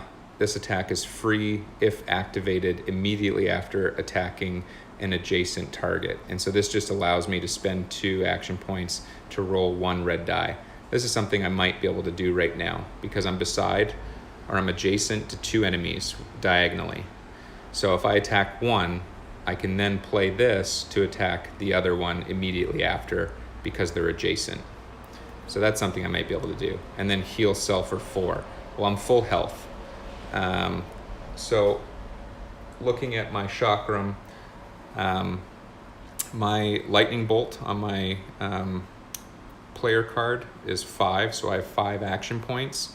My chakram costs 2 to do my basic attack. So I'm going to do that on the Inquisitor, who's right here. That's redirected to the guardsman, right? The guardsman is not adjacent, however, to the Inquisitor. Let's read that. So, intervene. Any attack against an adjacent ally targets the guardsman instead. There's the column in between, so it won't go to him. But thank you for bringing that up. The tarpitt guardsman cannot be assigned damage unless he's being flanked. My claw is not assigned damage. It's just an impact die. Okay, so that's fine. So actually, I think I'm going to attack the guardsman instead and then do the red die against the other guy. Let me just check their stats here. 2 armor, 1 and 2.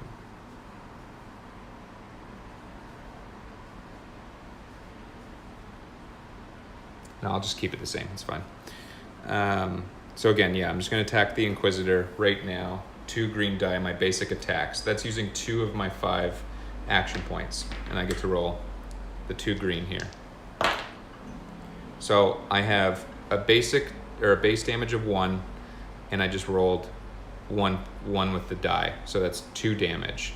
Looking at the Inquisitor's card here, we see that they have 2 magical defense and 1 physical defense. So only 1 damage gets through their physical defense to cause damage. So the way we're just going to keep track of this is Go ahead. That in the first round, all our enemies have -1 defense. Thank you. See, this is why it's helpful to have all of you guys present. They have -1 defense in the first round. You're right. So that is actually going to cause 2 damage to Inquisitor number 1, which we will just place on his card here. So he's down to 13 health of 15. And I still have 3 action points left. So I'm going to spend 2 of them to play Claw, to be able to roll 1 red die to attack the other adjacent target to me, which is the guardsman number 4 up top. So now this goes in my discard pile. But that's free, right? Pardon me? The claw is free because it's immediately after an attack. This attack is free if activated immediately after attacking. You're right. All right, perfect. See? We're just getting warmed up. Here we go. Yep. It's credit to Jason. Yep, thank you. Yep, so I still have 3 action points remaining, and I get to do this attack for free. And it's just 1. So 1 red die, and I don't think that's going to get through because this isn't assigned damage. And he has a armor of 1 in this case in the first round instead of 2, or a physical defense of 2 instead of 1 instead of 2 in this first round only. So 1 and 1 negate each other, so I don't cause any damage to him. And because I've already used my primary weapon, the chakram, I can't do another attack unless my cards allow me to in this turn. So that's essentially the end of my turn. So I can't really do anything else that's impactful other than maybe moving down and trying to get armor from the armor rack. I can do that. I still have some movement left, and I still have an action point that I can use to draw that armor. I probably wouldn't bother in the demo, but if you guys want to see that to see what we might be able to get, I can do that.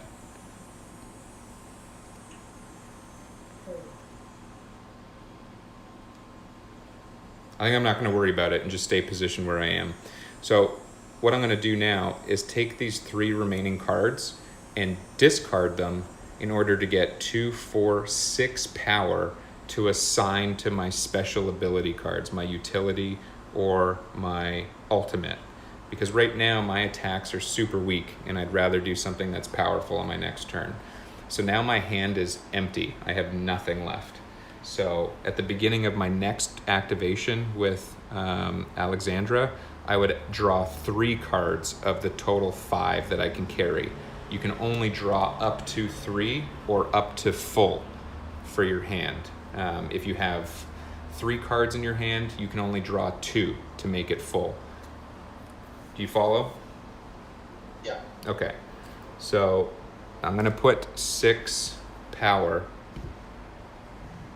just turn this a little bit here, on one of her cards. So Revenge, add this hero's lost health to the damage of the attack.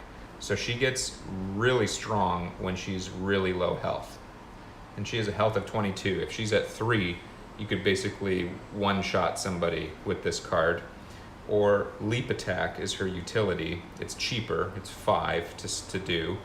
Place this hero adjacent to a nearby target and attack with +2 dice. So that would be 2 additional green dice for her attack. And in the interest of just being able to attack with these more frequently, I think I'm just going to place 4 energy on one and 2 on the other. Adina is in our party, and she gives us all the ability to activate these for 1 less power. So it's 1 less cost to be able to do these. So Leap Attack is actually 4 instead of 5. Revenge is 9 instead of 10. So I have 6 power from discarding those 3 cards. So I put 4 on Leap Attack, and I put 2 on Revenge. And that's the end of Alexandra's turn. All right. So next is Capac. Yes. So you have a movement of 3 and 5 action points. Yes. I'm going to be very basic. I think I'm just gonna walk straight forward. Oh, actually, yeah, straight forward and just smack the guardsman in his face. This guy right here?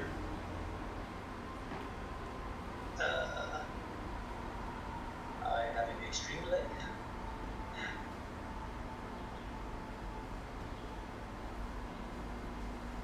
Yes. Okay. So we could certainly do that.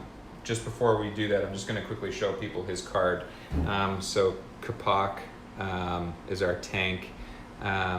Just looking at his attributes here. So Capac has +1 armor with shields, and he has a shield attached, and +3 to all strength tests. In this particular scenario and earlier when we were reading flavor text, we didn't have any strength tests. And then he has challenge, so you can spend 3 of your 5 action points to select an adjacent target that is next to you right now on the board, that's an enemy, and then that target must attack Capac on its next activation. So he can sort of mitigate damage to him or to others by taunting, essentially. But then he has other ways to do that too with cards like taunt. So he can really direct the flow of traffic towards him if he wishes. So you want to do your basic attack? Yes. Okay, so that costs three action points with Serpent's Tongue Flail. You have to be within range 1, which you are, and you get to roll 2 red die. If any of the red show the special symbol, you would knock back this target. This target would go straight back into a improvised barricade, and so he wouldn't actually get knocked back. Instead, he would get 2 additional damage because of that if you roll that star symbol. And if you rolled 2 of these, you would apply stun as well, meaning on his next turn, he wouldn't do anything. Right. All right. So I hope my rolls are good for you, friend. I hope too, because they're better than mine. All right, so you do cause knockback, and you have 1 above your base damage. So your base damage is 3, so you have 4 damage here plus knockback. He doesn't get knocked back, so it's +2 damage. So you have a total of 6 damage here that you're dealing to inquisitor or guardsman number 3. The guardsmen have 1 less physical defense right now because it's the first round. So you caused 5 damage to guardsman number 3. But I believe they have +1 physical defense if they are adjacent to a wall, right? They have tarpitt guardsman cannot be assigned damage unless he's being flanked. +1 physical defense if adjacent to at least 1 other tarpitt guardsman. Yes, you're correct. So really, it would only be 4. Thank you.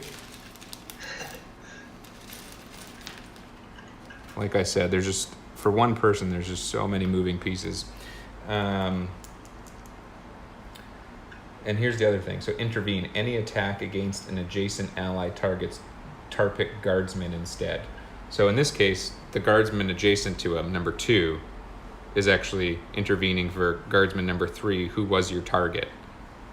So guardsman 2 is actually taking the 4 damage instead of guardsman 3 because of intervene. Yeah? That's fine. All right. So guardsman number 2 taking 4 damage. And I'm sure the developers of the game might watch this stream at some point and correct us if we're wrong on any of this, but there you go. So that cost 3 AP. So you have 2 action points left, and you have various cards that are free and some that you can certainly still use. I will actually use taunt. Taunt, okay. So you're going to place this card on a nearby ally. The next enemy to target that ally targets you instead. Is there a particular ally you want to put that on? Well, considering that you're pretty much surrounded, that seems fair. So you want to put that on Alexandra? Yeah. Okay. So I'm just going to put that on her character sheet. and then, so there's other things here that wouldn't apply right now. Dash is to enable you to move a little bit further. Domination, select a creature. I want to discard domination for 2 power on shield bash. On shield bash, okay. So I'm gonna discard domination. Yes. And you still have 3 cards in your hand, and I'm putting 2 power on shield bash.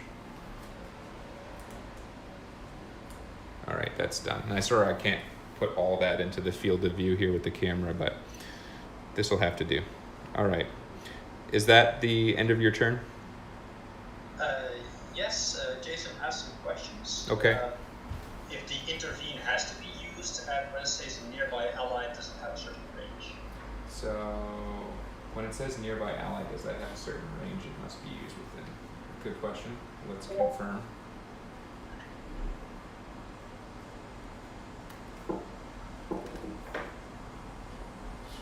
Nearby.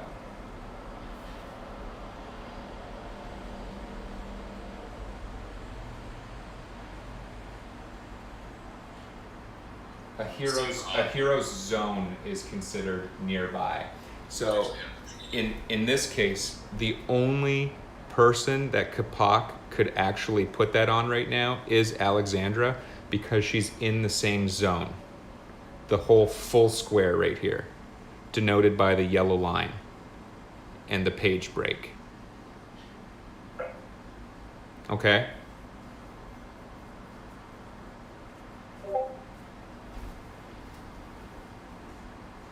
Is what I'm seeing under fields and zones right now.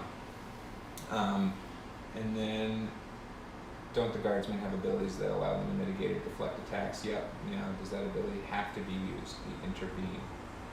I actually don't know the answer to whether or not it has to be used, but it's just a passive that's always in effect on the guardsman. So any attack against an adjacent ally targets the guardsman instead. And so I just read that as, yes, that applies. So that's something that we would just have to be aware of. If we wanted a particular one to take the damage, we could have had Capac attack number 2 to have number 3 absorb it, and vice versa.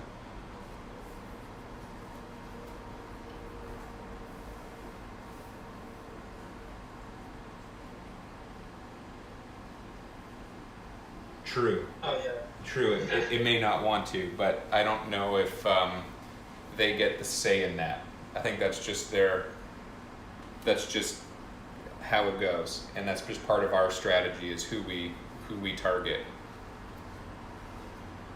knowing that that's how they're going to behave.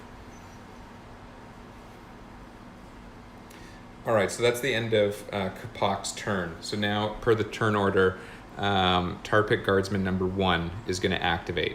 And so we go to their activation deck to find out what behavior or what they're going to do.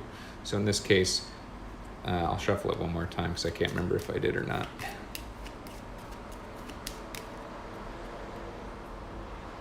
Really, I just want to get Adina and Alexandra off the top.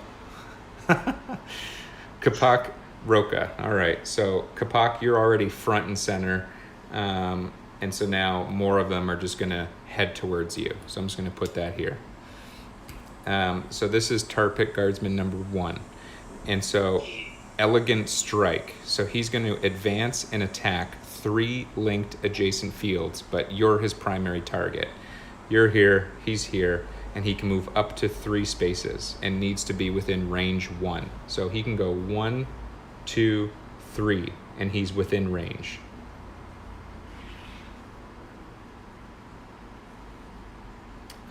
And then I do not believe that they cause damage to allies. So he would normally cause 1, 2, 3 in front of him. That's his 3 linked adjacent fields. You're right center in front of him. So those would be the 3 adjacent. If you were here, it would be 1, 2, 3 that he would cause damage to. In this case, it's 1, 2, technically 3, but they don't hit their own teammates, I don't think. They're not completely stupid. Right. So in this case, he's just hitting you, and he can complete this attack. So he's just going to roll 2 green and 2 red against Capac. In which case he rolled a total of 6. Man, that sucks for the greens. Sorry about that. So 6. And Capac has 3 base physical defense and 3 armor. And so because of that, 6 and 6, you've taken no damage. You negated all of that. But one of your armor gets chipped away this turn because of that. So you take dents. So this is going to be removed, but your 3 basic defense remains. It's just the armor that gets depreciated. You have a card in your hand right now that will heal you for 2 and put 2 of these back on there. So Capac has the ability to replenish that a bit, but you didn't take any actual damage during that attack. Because he's completed this, his turn is done. So he's satisfied. Now it's guardsman number 2, and we just go back to the activation deck. So here we have a basic action card. So he's going to target that player with the highest health, which is incidentally Capac with a base health of 28, I believe, because you have a card or a stat that I think gives you 3 additional health. Yeah, it's your chest plate. Your cuirass gives you 3 plus base health or max health. So you're actually at 28 health right now. And so he's going to attack you for his standard, but also include +1 die. So I'm going to put that here. And in the rules, it says the topmost die is what the additional die is. On our cards, let me see, one that has 2. I'll use Alexander's sword, for example. That would be the green, is the topmost die. On theirs, I read that as the leftmost die. So they get 1 extra green attack in this case against you. And this guardsman number 2 doesn't have to move.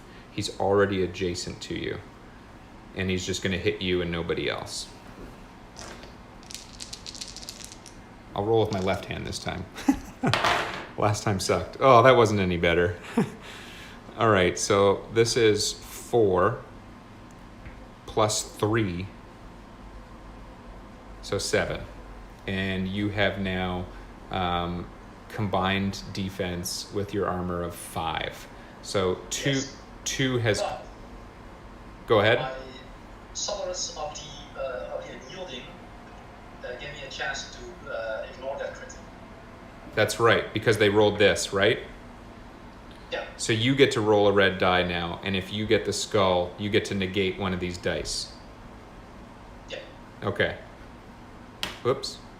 I'll actually roll that. Sorry. So that was part of your boots. And basically they just said if Capac has a die rolled against him, that's the skull.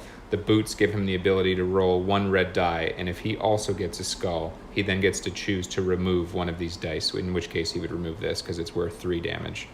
Unfortunately, my rolls suck, and that didn't work in his favor. So 7 damage is going against his combined defense of 5. So he's going to take 2 damage because of that and chip away his armor. So you now are at 26 health and have 1 armor left. And that would complete guardsman number 2. And now it is Vanessa's turn, who I will deal out her cards now. Jason, do you have the ability to take photos of your cards?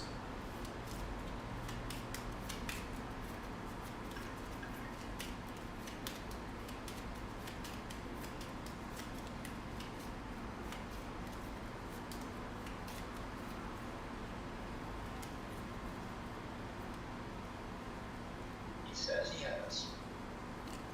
Perfect. All right. Here's your first card. Premeditation costs nothing and you gain 2 power, or an ally gains 1 power. So you can give one of us a power. I'll leave that up there for a few seconds for you to take a photo.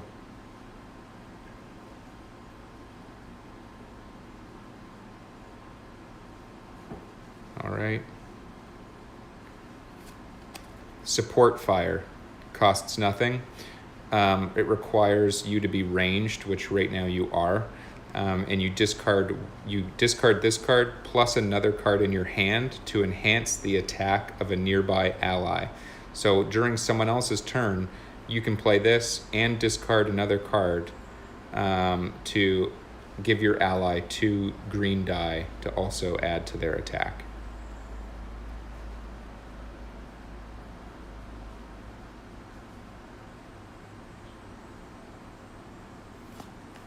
You have volley, costs 2 action points, requires ranged, and you attack 4 fields in a 2x2 square within 3 range from you.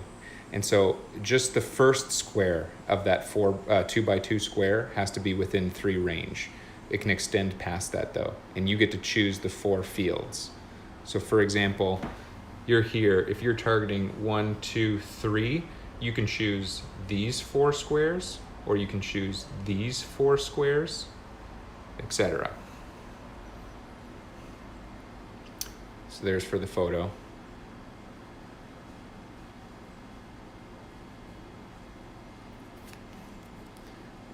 Determined doesn't cost anything, and you can discard this to gain 3 additional action points for your turn.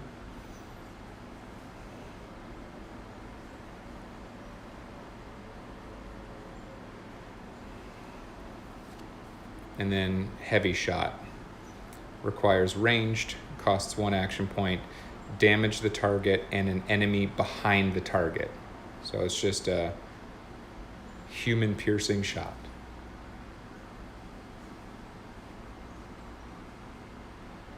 So your attack would apply to 2 different people if they were one after the other, which right now you're actually lined up to do that. All right. There you are, man. If you need to see another one of those cards, just let me know.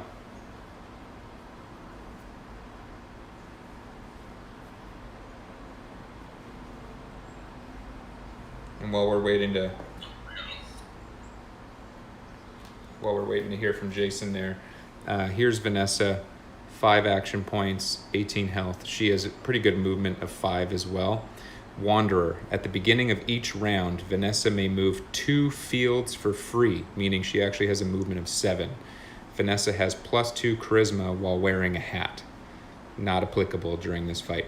Marked for death. So she can discard 1 card of her 5 to apply marked to a target. This hero gains 1 power when they then damage that marked target. Only 1 target may be marked.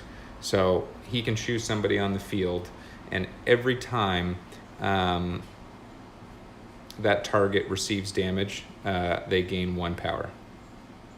When Vanessa damages that marked target, I mean. So that's a good way of building up for her utility or ultimates. But he has to discard a card in order to be able to do that.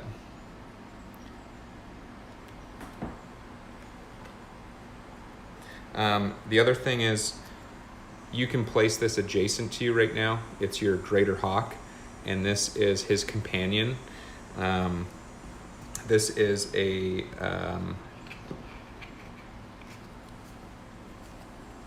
this is one of his basically accessory slots, but it's his companion, and it has a range of 5, and it can be used to make an attack on a target. So it can fly up to 5 spaces to be beside an enemy of range 1, so adjacent to an enemy, to then roll these respective die. The Greater Hawk can't be targeted and killed, and so that's just something that you have the ability to use. Hawks don't require line of sight. They can fly over pillars when your arrows cannot. So if you can't shoot someone, you can use your hawk if they're within range 5. where would you like me to place your hawk right now? Anywhere adjacent to your character.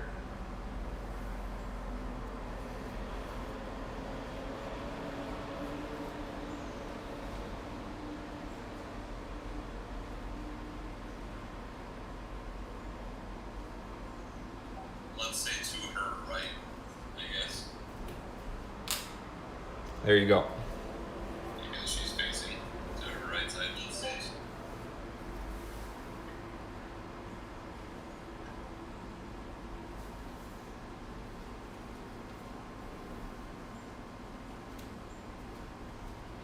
All right, how would you like to proceed?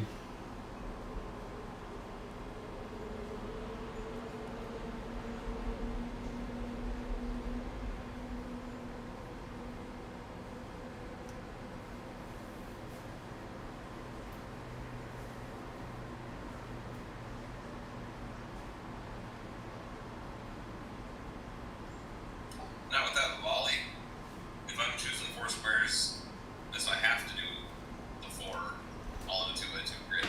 So I wouldn't be able to target all 3 guardsmen without getting Capac.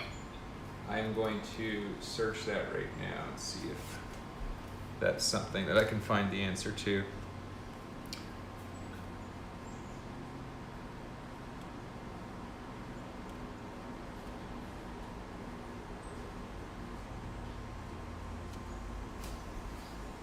Each square on the map is called a field, while the larger dotted lines on some of the map tiles separate large areas of fields called zones.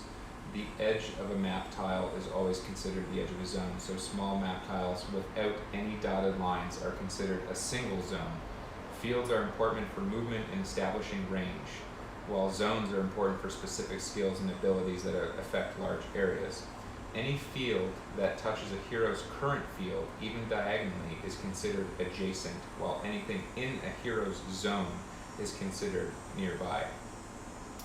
That's adjacent, flanked, movement and flanking large miniatures, flying movement, line of sight and range, zone range, linked and cone attacks, resolving attack, knockback, attacking, inflicting damage. I don't easily see the answer. That's something that we can ask the developers after for clarification. Thematically, I would assume that we would assume Capac could potentially take damage here.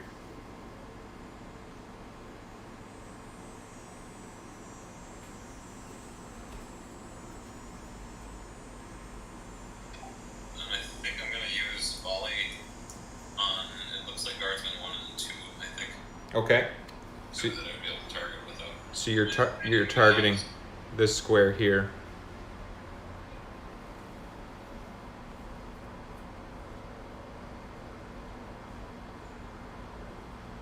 Okay, so I'm discarding volley, and that allows you to. Yep, no, right.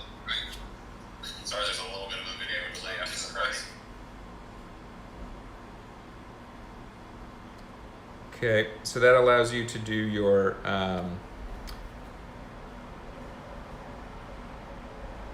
basic attack, but you're hitting 2 people instead of 1. So you have a range of 5. You're currently 3 away, and you get to roll 4 green die per the Giant's Bane crossbow. If there was an elite like Guard Captain Sever on the board, you would do +3 damage against them with this weapon. This will also apply blind if you roll any of the stars. And it costs 3 action points to use this, and I believe volley was 2 action points, so that would take up all of your action points for this turn, but you still have movement that you can do after your attack if you so wish. So this will use up all of your energy unless you have a card that will replenish your action points. So you good? Do you want to hit all 3 of them with Capac, or do you want to hit just these 2? I think I'm going to hit all 3 of them with Capac. If I hit all 3 of them with Capac, then I would be able to target all 3 guardsmen. If I hit all 3 of them with Capac, then I would be able to target all 3 guardsmen. Do you want to hit all 3 of them with Capac, or do you want to hit just these 2?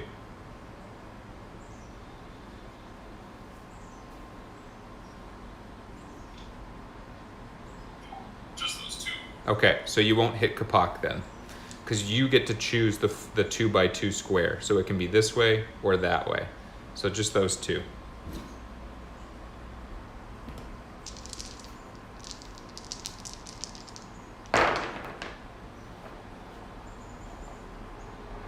And so you have a base damage of 3, and we just rolled another 3, so that's 6. Plus you cause blind on both of those targets with your volley. And so we'll read blind after, but I'm just going to add blind to those 2 characters right now.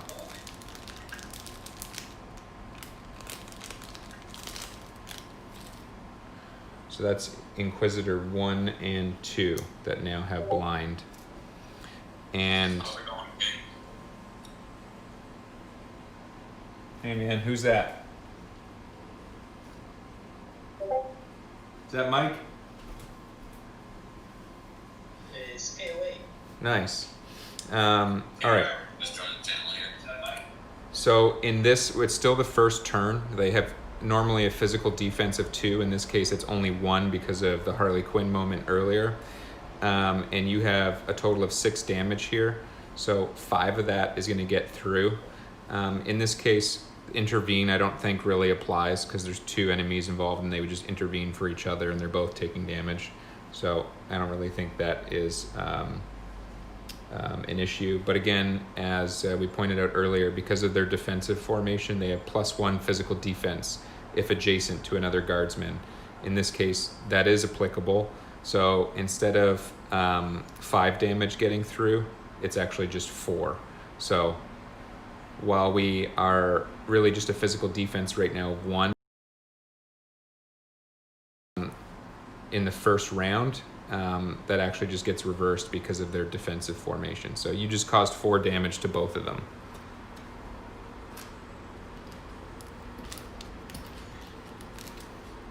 Jason, did you want to move your character or leave Vanessa there? Awesome. No, how's that? Oh, you said that you want to move your character? Awesome. No, I think she'll stay. Okay, so she'll stay there. I wonder if the hawk can still attack. Is that kind of a free action on its part? So the hawk, let me double check that.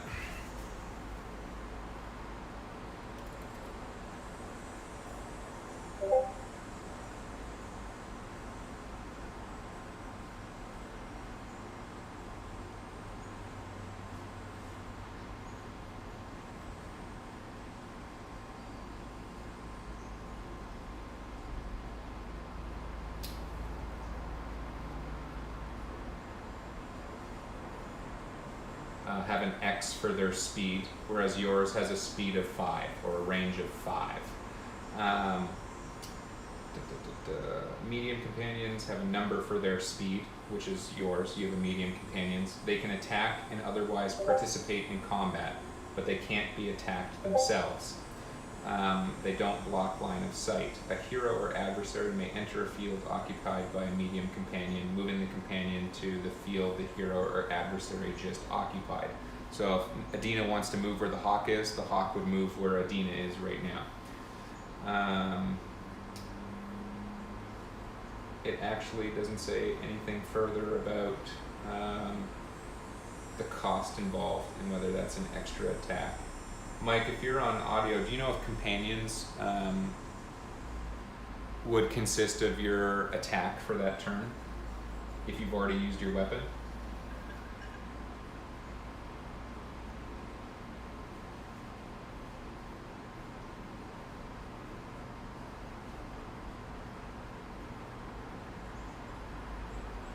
Might not actually be there.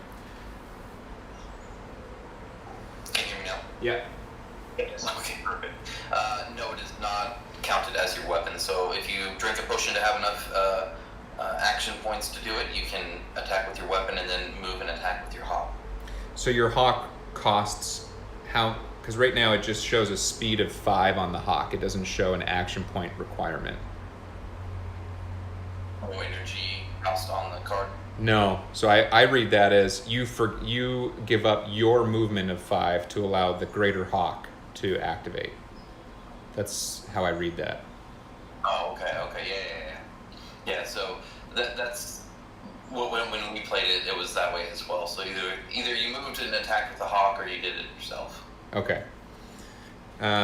So in this case, Jason, it sounds like you can, instead of moving your character, you can give that away, your movement, and give it to the hawk to make another attack.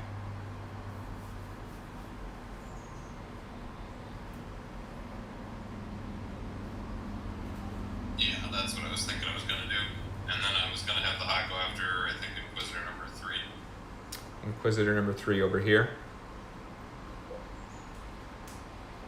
Okay, so that would require moving 5 spaces. So the hawk can go 1, 2, 3, 4, and be adjacent to then make that attack. Is that where you want to go? Right here?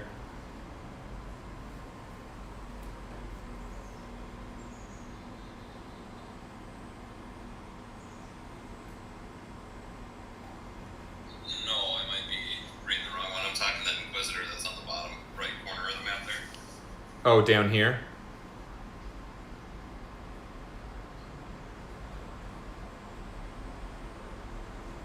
Yeah, right there.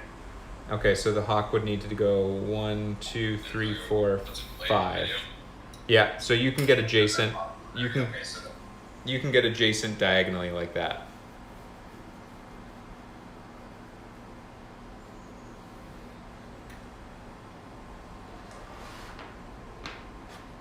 alright, let's do that and have an attack. Okay, so we're then able to roll the hawks 3 green and 1 red.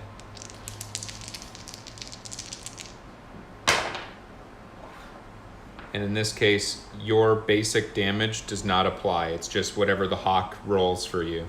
So you roll a 3 against the tarpitt inquisitor, which has a base magical defense of 2, and that in this case that doesn't apply, and a physical defense of 1. But because it's still the first round, that 1 doesn't take part right now because of that Harley Quinn moment earlier, so they're all still in shock. So all 3 actually they all go through. You guys have Alexandra? Yeah. That's fantastic. Yeah. So all 3 damage gets through to the Inquisitor number 3. There we go. All right. And that is, I believe, the end of your turn. Unless you want to discard cards to gain some power. But you'd be giving up. I think the only one you can is Heavy Shot.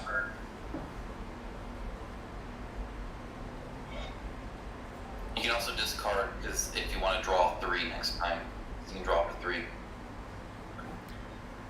Yeah. So, like, If you want to draw 3 next time.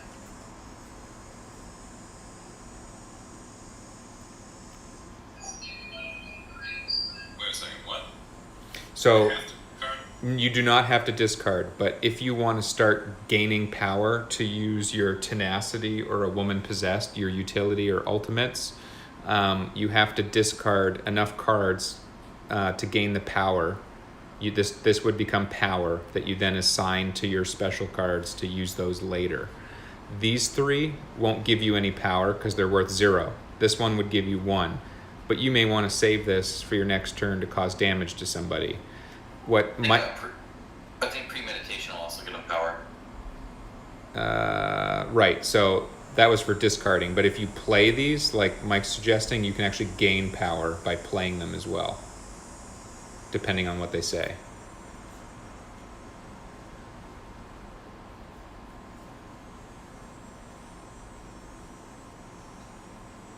Okay, yeah, I was just looking at her marked for death ability too. I probably should have discarded one and they get go to apply marked. Well, I mean, this is also learning, so if you want to mark somebody now and just discard one of these cards to make that happen, I think that's probably fair.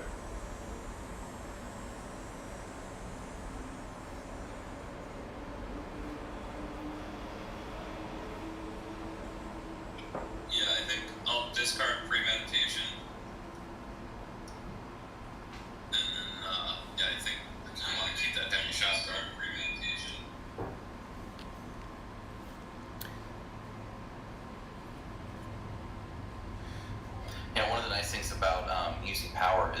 cost energy, right? It costs that power cost. So it's in addition to your normal action points and whatnot. Yeah. So Jason, if you keep heavy shot like you're suggesting, that's good for you your next turn. You want to mark somebody so that you get the power benefit of then causing damage to them earlier. If you throw out determined or discard it, that'll do that for you. But you still have the ability to play premeditation as well right now and gain 2 power from that. So if you were to discard this and play that, you would actually end up having 3 power this turn. 1 from your marked target, 2 from this, and you'd still be left with these 2 cards.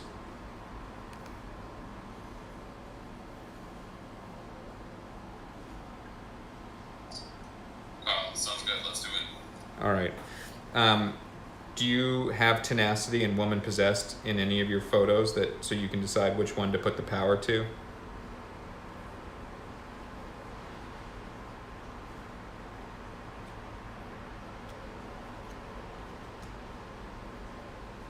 No, I don't think I ever saw those. Let's get a photo. I'm ready to snap one if you're controlling quick. Well, if you scroll up in the general chest, there is a picture of that, actually. It's pretty cool. Oh yeah, because you pre-pick pictures, right?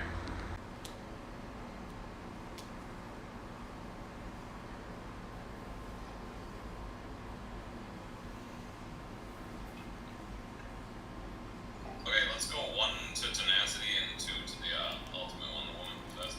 Okay. All right. So that's the end of your turn. You have 2 cards left, but you don't really have the ability to use either of them right now. So on your next turn, you'll actually get 3 more, and you'll be back up to a full hand. So in this case now, we're in the turn order on Tarpitt Inquisitor 1. And so we're just going to flip and find out who they're targeting. So that individual with the lowest health. And I think the only person that took damage thus far is Capac, but he's still way above everybody else. So that would be Adina, I believe, with a health of 14. And then their attack will have 2+ basic damage. So this is Tarpitt Inquisitor 1. And they're going to do a careful advance to get within range 4. And that's it. So they need to be within range 4. So in this case, 1, 2, 3.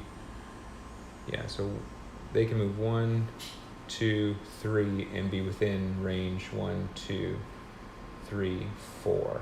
So I think that's fine. 1, 2, 3. And now they're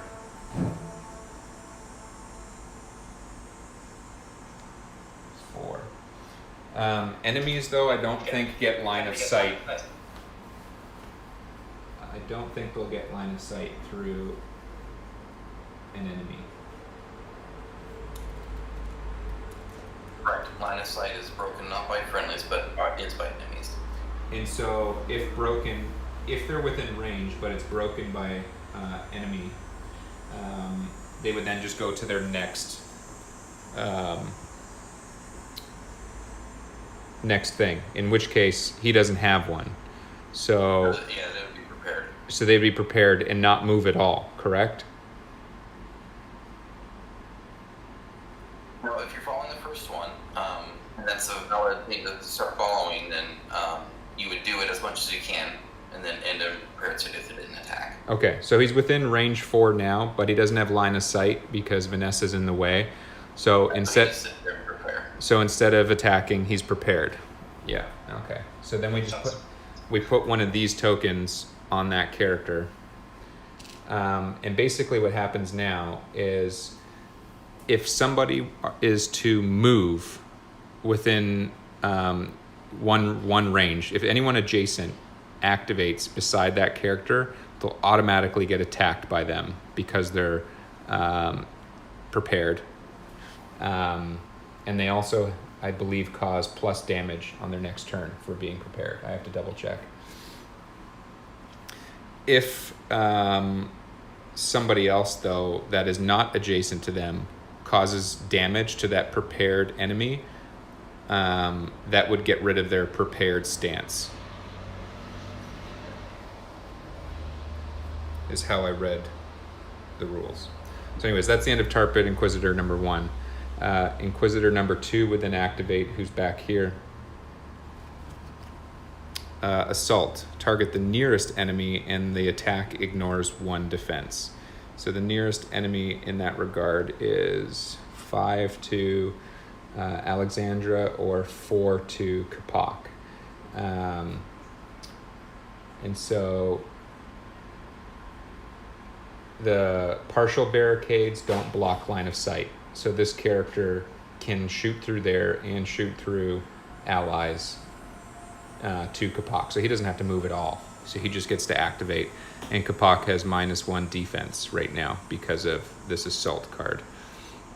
So he gets to roll 3 green against Capac, who has a base defense of 3 and 1 remaining armor. So in this case, a defense of 2 with 1 remaining armor, so a total of 3.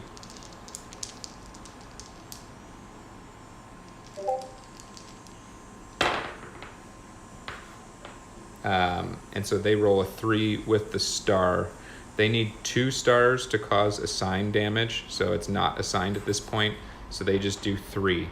But you have a defense right now of 3, so you just get a chink in your armor and no damage.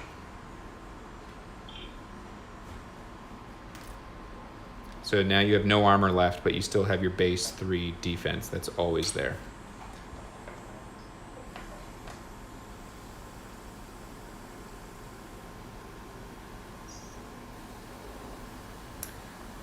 Just do the job. Reading the Inquisitor's passives, Vigilance. Each star that they roll is 3 damage when they're in a prepared stance. So Inquisitor number 1, if still prepared when he takes his next turn, or if he gets triggered by someone moving adjacent to him, and then he rolls a star, he would get 3 additional damage for that. So targeting him would be ideal to get him out of prepared stance. So that was the end of Inquisitor number 2. Inquisitor number 3 would now activate.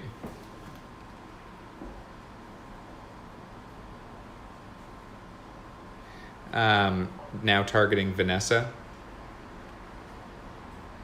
And this is Inquisitor number 3 down here by the hawk. I don't think the enemies can move through companions like allies can. So I think he would have to go around. In any case, he can definitely get within range. So he's going to do, again, a careful advance. Yeah. Actually, remember it said that in the it said the hawk does not get within range.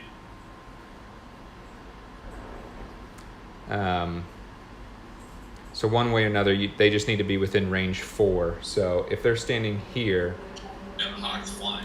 And it specifically said that it doesn't actually block anyone. Okay, sounds good.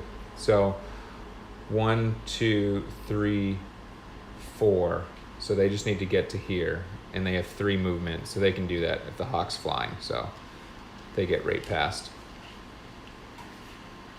And then they do their attack on Vanessa, which in this case is, again, 3 die.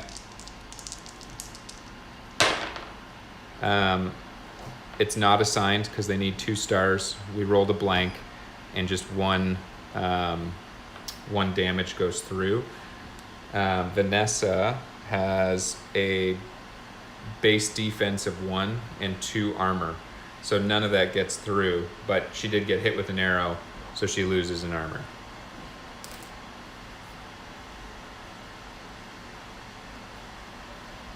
And that is the end of Inquisitor number 3, which would then bring us to Adina. And you lose the armor even if the base damage blocks it. Yeah, Mike, no matter what, if you get hit, you're losing an armor if you have it, correct? No. So that was a change angry. So if your defense will go first. So if it passes your defense, then your armor gets chipped. Got you. Thank you for that clarification. Yeah, that's important. In which case, earlier Capac would not have lost his last armor. So I'm putting that... The defense would have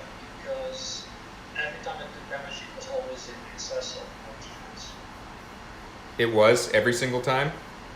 Yes. Okay, never mind. So you did lose your armor. Bad luck. Okay. So we're straight now. So Vanessa didn't take any damage and didn't lose any armor, and it is now Adina's turn. So I'm gonna deal out her hand quickly.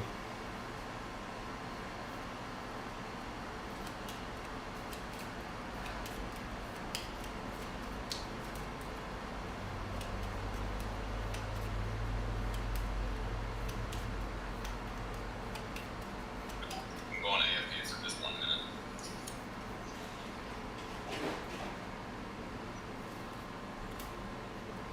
So she got dash, can go a little bit further, 2 extra spaces. Punch, this attack is free if activated immediately after attacking an adjacent target, just 1 green die. Burst healing, heal all allies for this hero's spirit base damage, in which case that's 4. Yadra's light, apply stun to a vampire or raised enemy. That's pretty helpful because all the enemies are vampires right now. Or rebirth, discard to revive a downed ally with full health. So I like making a free attack, but I would have to attack somebody first to do that. No one really needs significant heals right now. I would definitely like to stun somebody, but that's about it. So I can stun somebody, maybe attack somebody, and maybe get a free punch in. That's about it. Adina has Fist of the Heavens, which if I were to discard 2 cards from my hand and spend 5 action points, I can exhaust this like that to do an instant slay of an adjacent vampire or raised soldier. So helpful in this regard because I could just wipe one of these enemies off the board. The caveat to that is you don't draw any loot or experience that you would otherwise normally get from slaying that enemy. So she's actually pretty OP in some regards.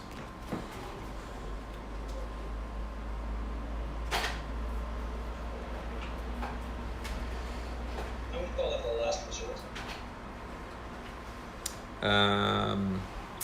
Let's see, tarpitt, inquisitor, or guardsman 1. So she has a movement of 4. 1, 2, 3, 4.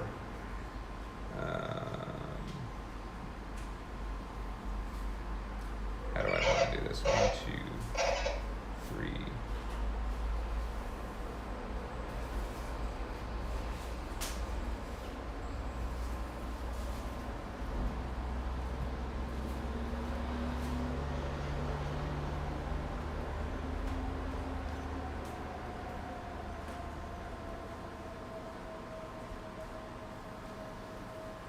Inquisitor 1 has 2 damage and 15 health, is currently prepared. I think what I'm going to do is use Adina to stay adjacent to Capac. So I'm going to move 1, 2, 3, 4 spaces. I'm diagonal and still adjacent to Capac. And I'm going to, that way Capac can potentially tank and pick up some damage heading Adina's way. And I'm going to spend those 5 action points to take this prepared Inquisitor off the board and exhaust Fist of the Heavens. So to do that, I have to throw away 2 cards. So I don't need to move 2 extra spaces right now, and nobody's dead, so I don't need to revive anyone. So I'm going to discard both of those and use that 5 AP to take Inquisitor number 1 off the board, and that way we won't get any of that prepared damage heading our way.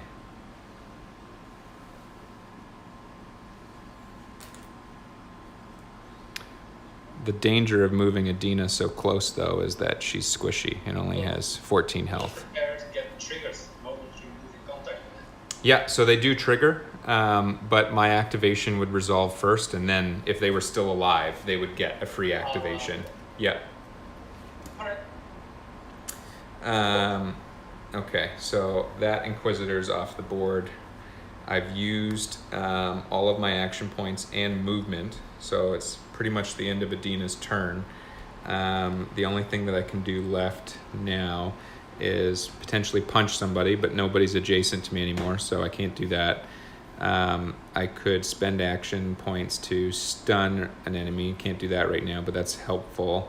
Or healing. No one really needs any significant healing. So I'm going to hold on to my stun card and discard these two to get 5 power to put towards chain healing, which allows me to heal any linked adjacent allies. So that'll be helpful when we do need some heals. So I'm putting 5 power on chain healing for Adina, and I'm holding on to Yaedra's light so I can stun somebody on my next turn. And that's the end of her activation. Prepared, by the way, is based off movement. So would they have triggered then with me getting in that field?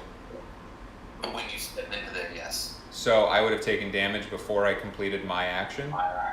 Correct. When you moved into the space of attack. Oh, well, that's good. That's not how I read it. So maybe I don't want to do that.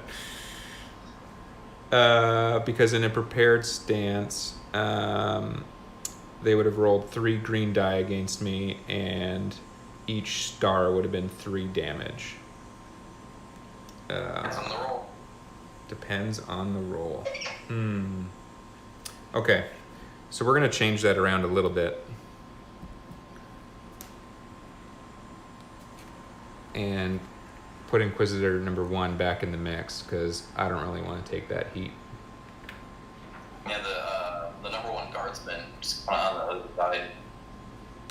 Just what, 1 more health? We're going to go there instead.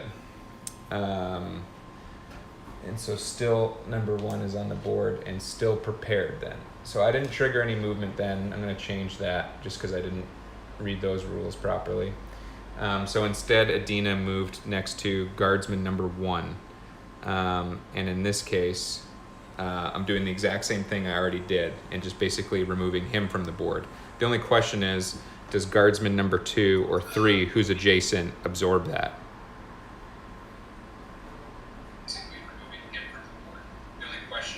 I don't know where the absorb's coming from. That would be from intervene. It's a passive on the guardsman. Any attack against an adjacent ally targets the other guardsman instead.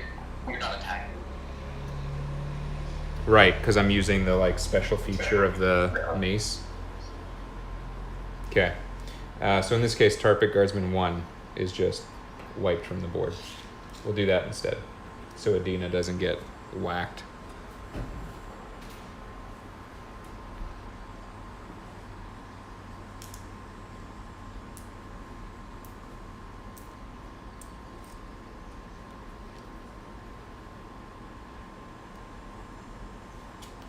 There we go.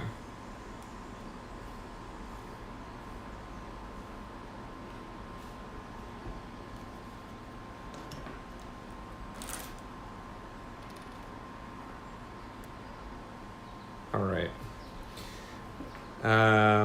So guardsman number 3 then is going to activate. And we draw challenge, so highest health, which is Capac. And he doesn't have to move at all because Capac is right there. And so he has +2 dice to his attack via challenge 2. So he's going to roll 2 extra green, so 4 green, plus his 2 red against Capac. And he's hitting a field of 3. In this case, he won't do damage to the Inquisitor, but there's no one else that's in the space to the left. So this is all we have. And on a star, there's no actual special feature per his attack, so that doesn't do anything. That doesn't do anything. So he does 4, and right now you have a base defense of 3.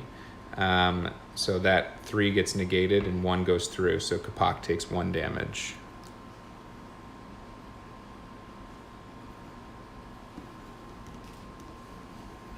So you are at your normal full health of 25 now. I've only taken like 25 damage. And that's the end of guardsman number 3. So now guardsman number 4 is going to activate and target Adina. So he needs to move at least 3 spaces to get within range.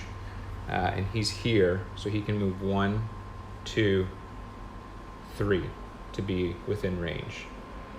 Or 1, 2, 3 and still be in range and swipe to hit 2 people. And I would presume that he would favor doing that.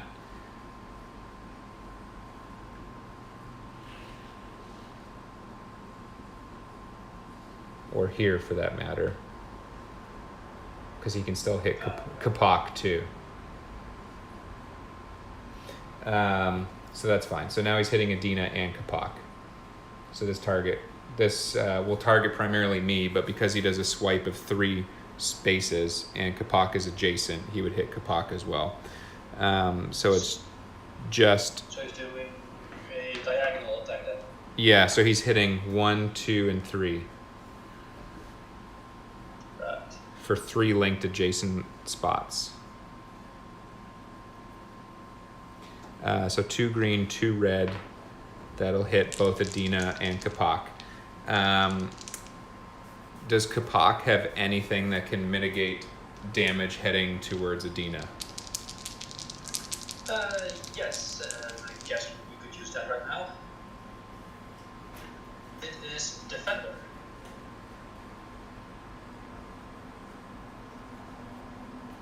So that's if you want to have the full brunt of 2 attacks heading your way. I mean, that's why you protect the healer, right? Fair enough. All right, so you want to burn that? Yeah.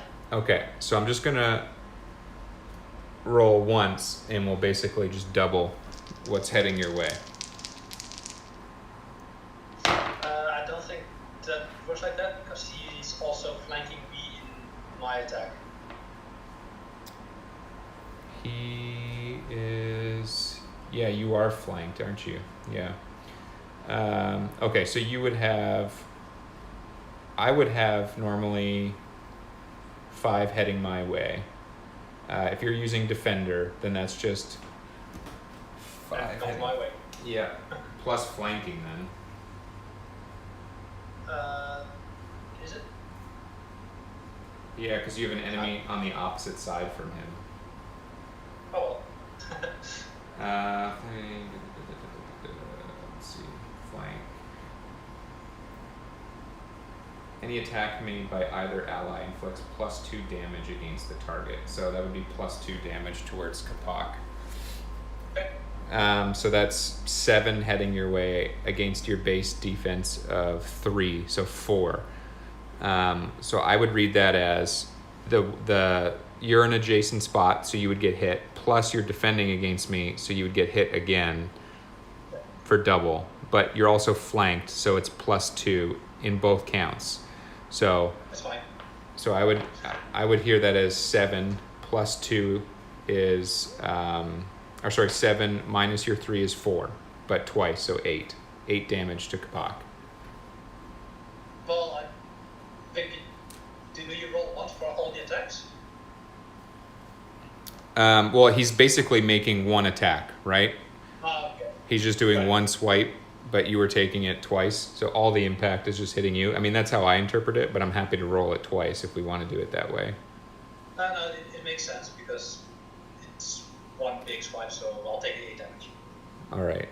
So you have 28 to start, less 11 now at this point. So you have 11 damage towards your total of 28. I'm not even halfway there. And that was Guardsman 4. His turn is now done. So now we're back to the beginning of the turn order, and so we have the opportunity to reassess who wants to go and when and where.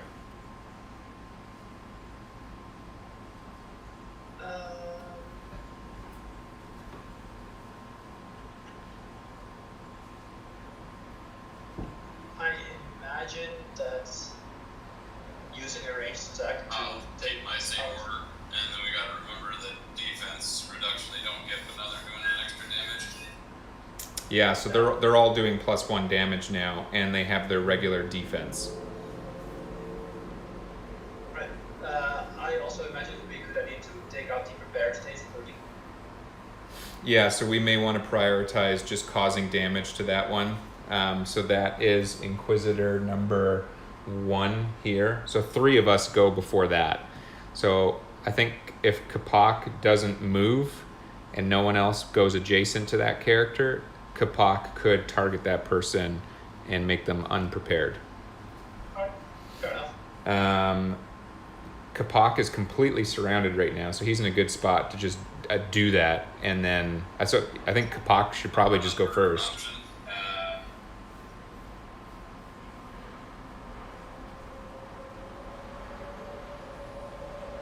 Go ahead.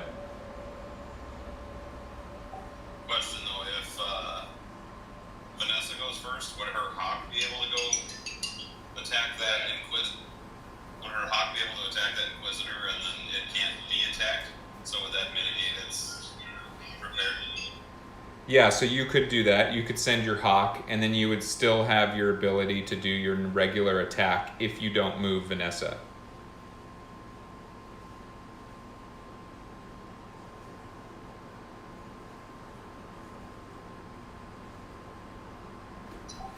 Right, and that's fine. I don't have to move her. But I'm thinking since the hawk can't be attacked, that would be a great way to mitigate that prepared.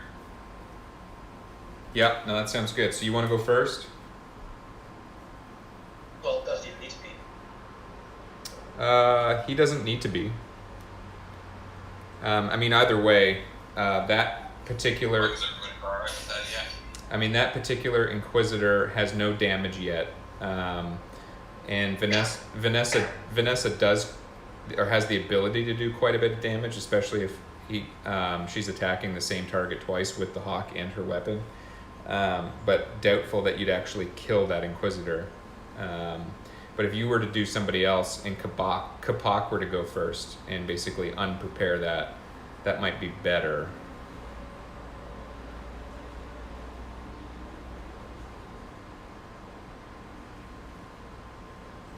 Let's do this. I'm gonna move Alexandra to 3rd.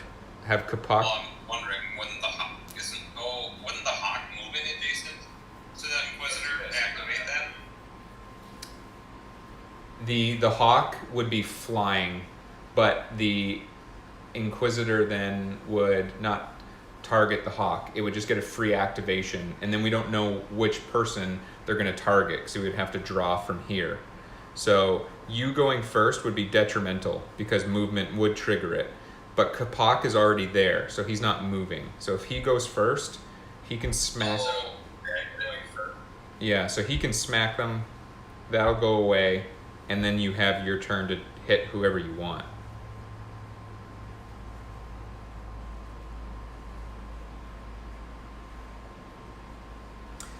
So I think Vanessa should go 2nd, Alexandra can go 3rd, and Adina can stay 4th. So should I go second?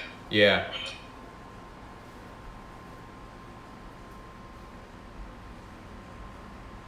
Does that work?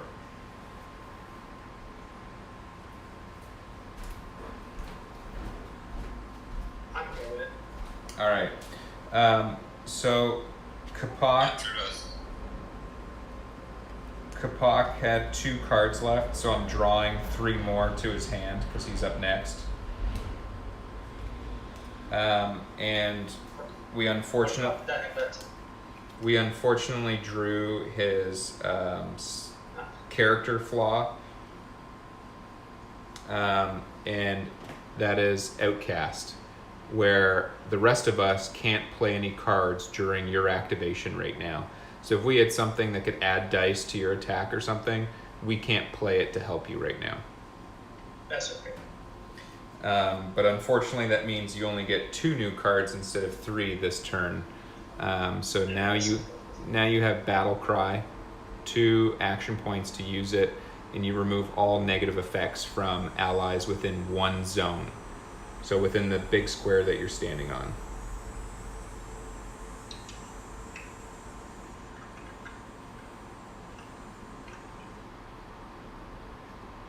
which none of us have any negative status effects on us right now. And the other one is Jawbreaker, 1 action point to use, and you get to apply stun to a target and basically negate their next turn. And just to recap, you also still have Recover, which heals you for 2 and gives you 2 armor, costs 2 to use that. And you also have Dash, which gives you 2 movement. Right. Okay. Then I will attack the inquisitor. Okay.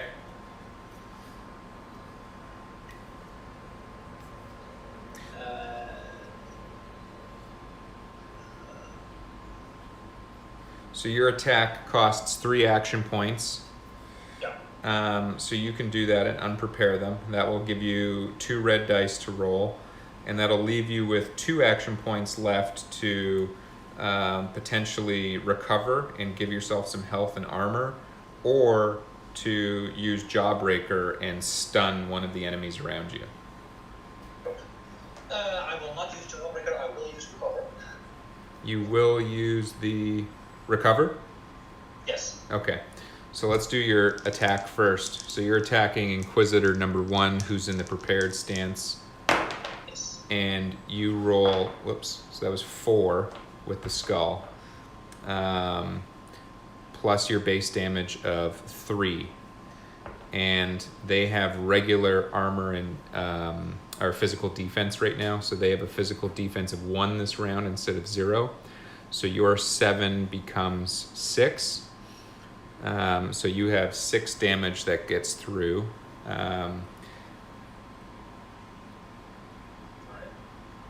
Any attack against an adjacent ally targets the guardsman instead. So they are now unprepared because you did successfully attack in their direction, but the guardsman intervenes because there's 2 that are adjacent.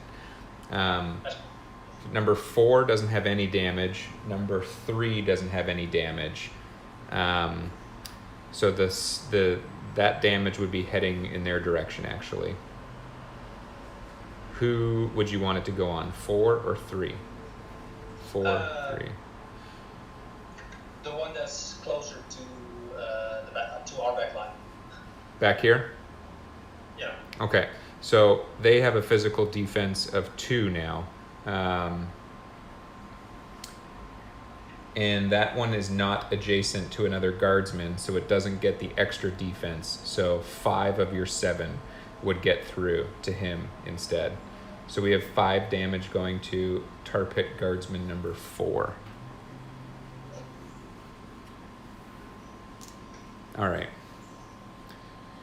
And then you're using recover, which costs your remaining 2 action points, and you heal yourself for 2. So I'm gonna take that off and put 5, 6, 7, 8 back on.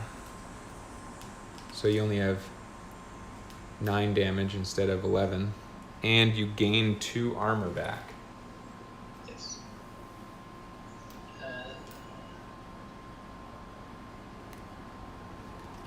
And you are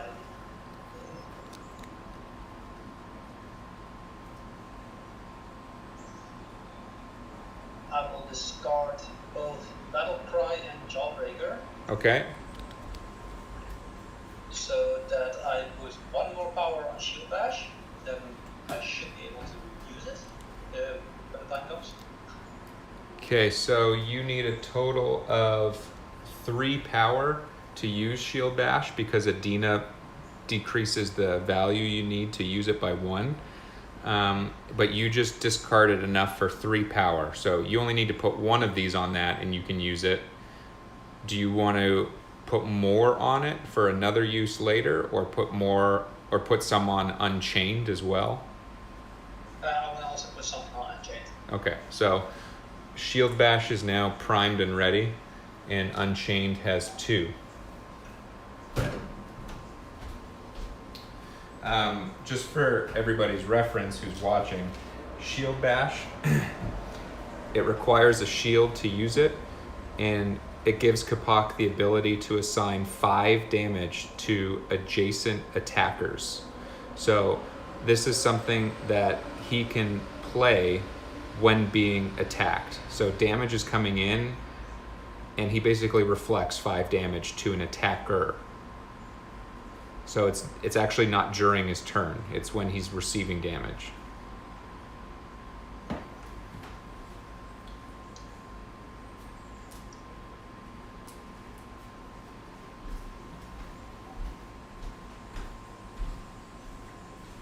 All right.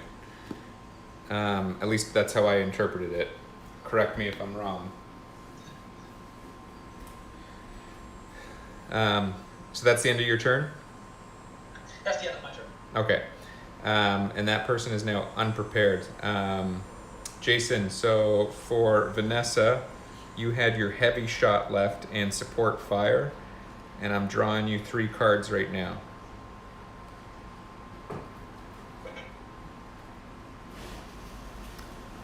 Are you back?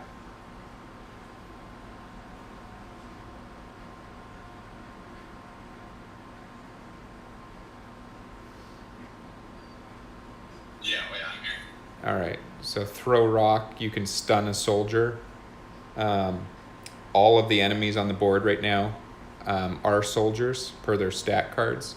So you could stun somebody with this and basically remove their turn for this sequence. That's 1. Dive costs 1. When the Greater Hawk attacks, apply blind to its target, which basically means that the target will be able to move but not attack.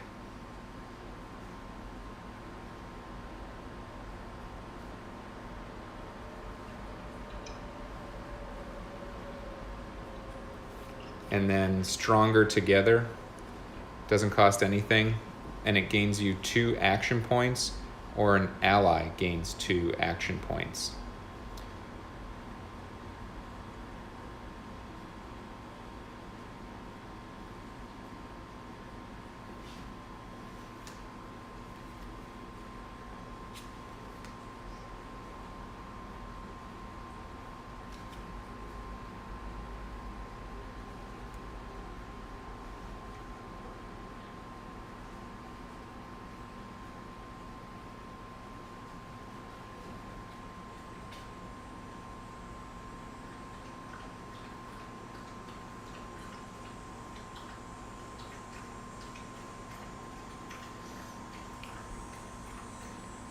What are you thinking?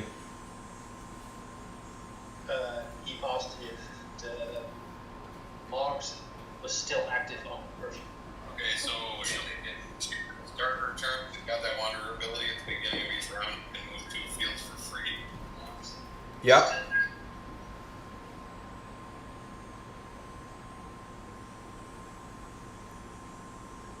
Where would you like to move? So she's gonna move 1 to her right. That way I can line up that heavy shot. And hit these That way 2? I can heavy shot on that and 1 to guardsman and then hit the inquisitor behind it. Okay.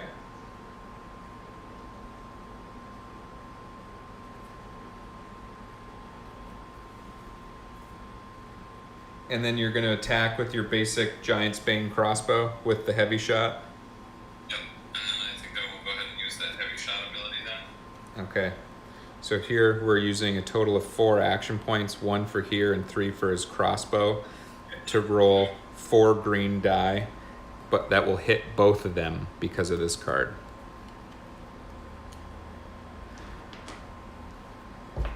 Does that sound good?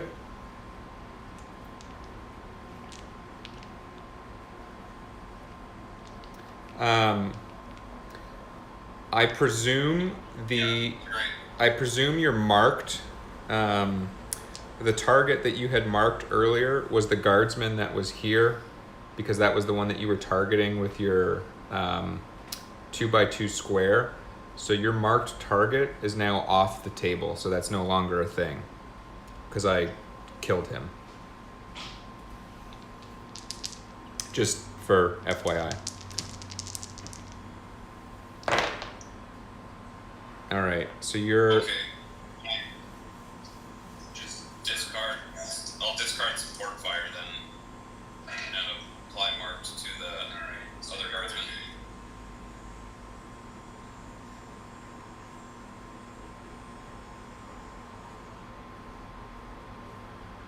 Okay. So guardsman number 4 is now marked. Okay, so I'm just going to give you 1 power now so we don't forget that in advance. Do you want that on tenacity or a woman possessed? I'm taking the first shot at it, so.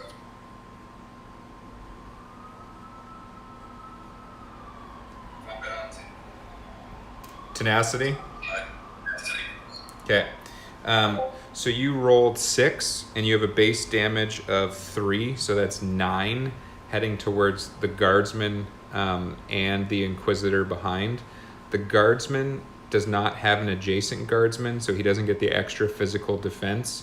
And that's it. So 9 minus his 2 defense is 7. So 7 damage is going towards guardsman number 4 for a total of 12 damage now out of his 18 health.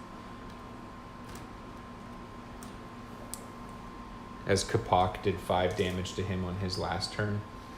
And Inquisitor number 1 has no damage, but will be receiving, let's see, 9 minus his defense of 1, so that's 8.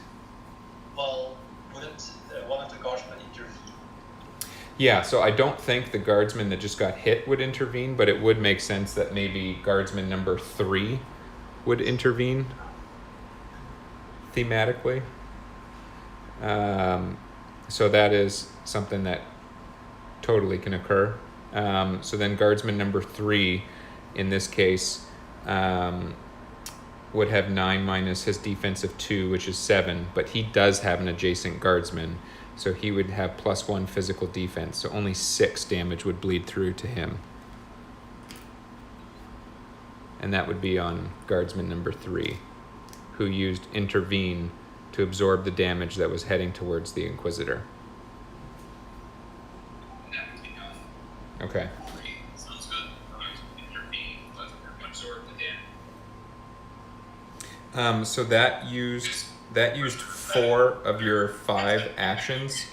Since the guardsman intervened, would that ability not activate then? So that.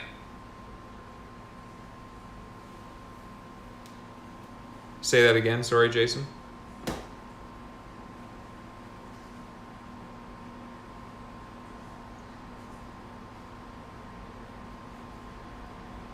I was wondering, since the Inquisitor has that reactive defense ability, since the guardsman intervened, does that ability, the reactive defense, not activate?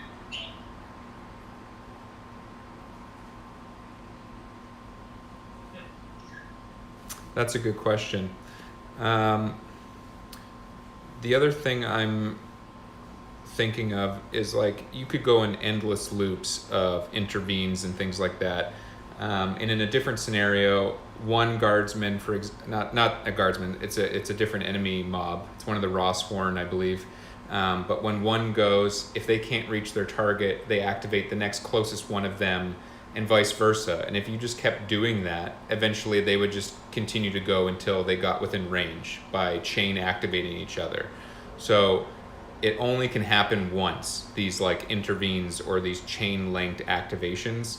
And I'm thinking that because the initial target was guardsman number 4, the card that you played is just hitting the Inquisitor as an extra. The Inquisitor isn't actually the target. And so I don't think actually that this guardsman can intervene for the Inquisitor because he's not the actual target. He's just a byproduct of the card that you played. The guardsman here was the target. Otherwise, it would be like this endless loop of like people intervening, like in crossing vast distances, like this guardsman adding +1 physical defense to this guy intervening over here. It just doesn't make sense. Do you know what I mean?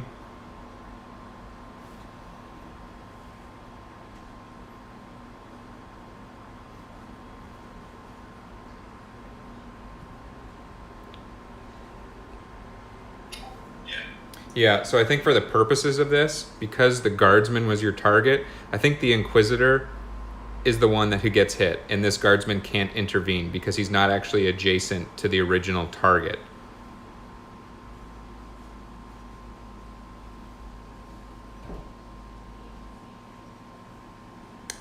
In which case, 7 damage would go to Inquisitor number 1. That's how I would interpret that.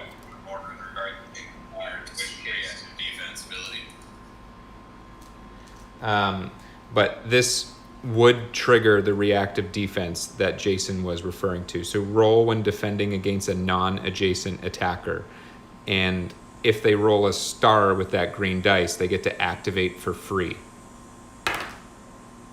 Which he did not roll. So he does not get that free activation. Next question though? Yeah.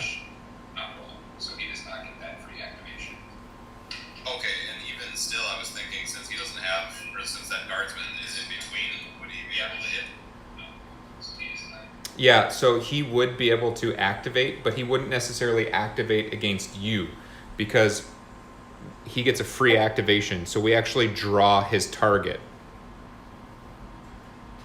if he had have triggered.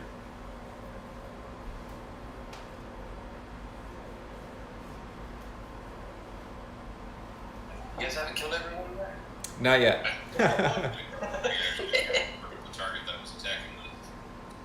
Fair enough. Mike, for clarification, Vanessa's here, if you're seeing the stream. I am. I'm waiting for it to catch up to where here is. I think I see her though in the Yep. upper left. And so she used heavy shot plus her base attack with Giant's Bane crossbow to hit Guardsman 4 here and the Inquisitor behind. Yeah, and she should shoot 3 through, right? Yeah, and so how I interpret that is Guardsman number 4 just has his base defense, and otherwise the attack gets through, but he doesn't have any adjacent guardsmen, so he wouldn't get the extra bonus from defensive formation. And then the Inquisitor behind is just an extra bonus person that's getting hit and not the actual target. So Guardsman number 3, for example, over here, couldn't intervene to absorb the damage on the Inquisitor because that wasn't the original target. Yeah, you're not attacking the Inquisitor, you're attacking the Guardsman. Okay. And then AoE. would the Inquisitor be able to use their reactive defense in roll 1 to try to get a star for a free activation? What is? It would depend on what reactive defense says. So it just says defend it separately. Yeah, it says reactive defense. Roll when defending against a non-adjacent attacker. And make a free activation if they get the star. I would say no, because again, they're not being directly attacked. Okay. In this case, we rolled not in their favor anyways, so it's fine. Okay. So Yeah. neither here nor there, but yeah. So you can view it kind of like the grenade that you get, right? It's where it does a AoE 3x3. It's kind of like that, but instead it's in a straight line. Okay. And on AoE attacks of our own, would we cause friendly fire if anyone was within that square? Yes. Okay. Well, it depends on the wording, but most of them say unit or character or something like that. Either way, every miniature in there is getting hit. Okay. Even with... So I know like the grenade item is friendly fire. Okay, because we had a question earlier about Vanessa's like scatter shot, where she's just raining down arrows in a 2x2 square. Yeah, next time that pops up, I can take a look at the wording, but it will specifically say enemy if it's just enemies. Okay, all right. So I think we're caught up. Jason, that means that you have 1 action point left, and you can't attack again with your crossbow because you can only do that once per turn. But you haven't. Oh, you did move, so you can't activate your hawk. So you are only left with being able to discard cards. Now, okay, that's a question for Mike. On that one, only left with. What's up?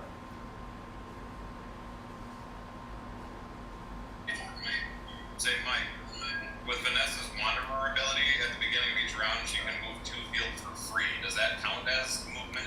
Oh, right. I forgot about that. Sorry. So you still have 5 full movement to use then for your hawk. You can trigger that. Yeah, you're trying to see if you can move 2 and then still move your guy. Okay, I was gonna have the hawk.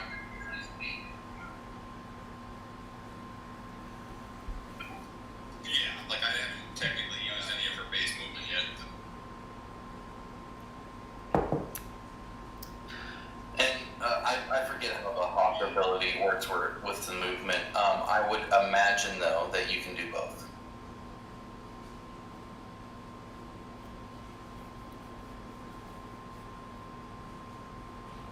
Yeah, Jason, it sounds like you still have your 5 base movement to allocate towards the hawk to do an attack. Spend the 1 action point that she has remaining on the Jason. It sounds like you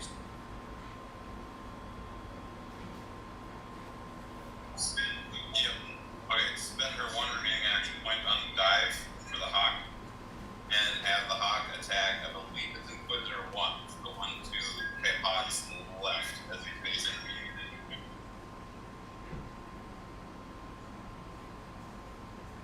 Okay.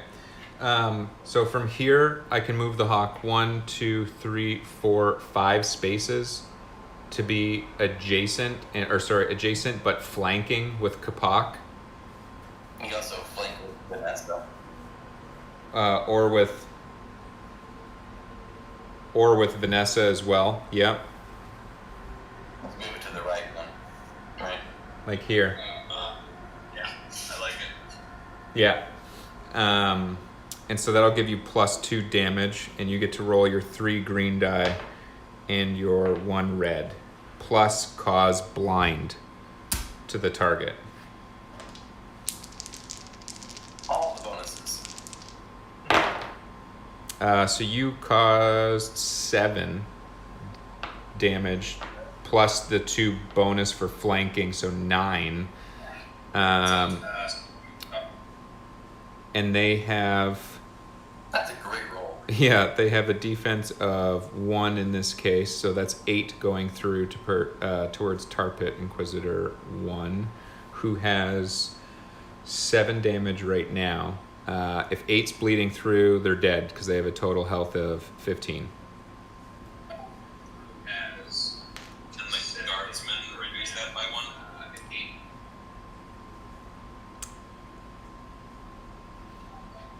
The guardsman... I think the guardsman might intervene. So I guess either of the adjacent guardsmen could potentially intervene here.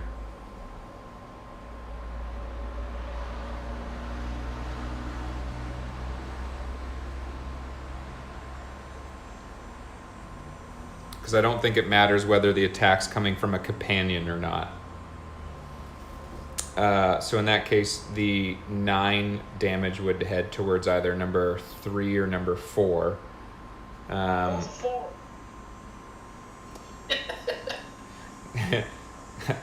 Thematically, I would think that number 3 would do it, so number 4 wouldn't die.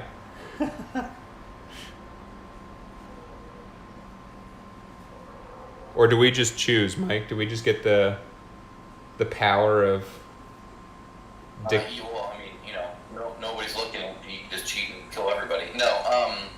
So I always played it as I would do the optimal move for the enemy. Okay. Just like when they would choose to flank versus not flank, right? All right. So this guardsman then has a physical defense of 2. He's also adjacent to another guardsman, so gets +1 for that. So he's going to have 6 of the 9 damage you caused bleed through in his intervene on the Inquisitor. and we're doing it to guardsman 3 because he has no damage yet. So 6 goes to him.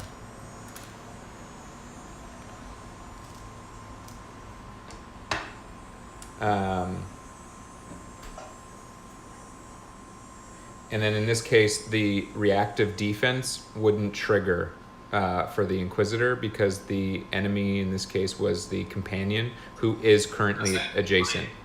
Reactive defense for the Inquisitor because in this case was the companion who is currently reactive defense. So would the blind debuff apply to the guardsman then? The blind would go to the guardsman.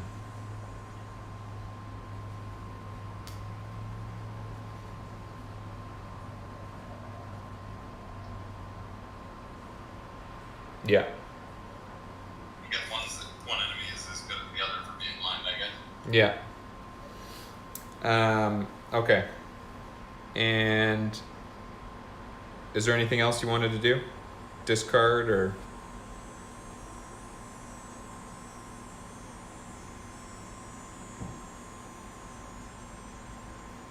Discard or I'm trying to remember what I had left for cards here.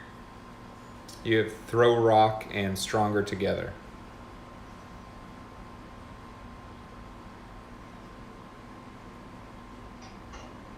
I'm trying to remember, is Sever over this one based off story, or did you guys already kill her? Sever got Harley Quinned. That's right. Jason, you could use stronger together to get 2 action points to then use throw rock and stun somebody. Jason, you could. Or you could gain the power.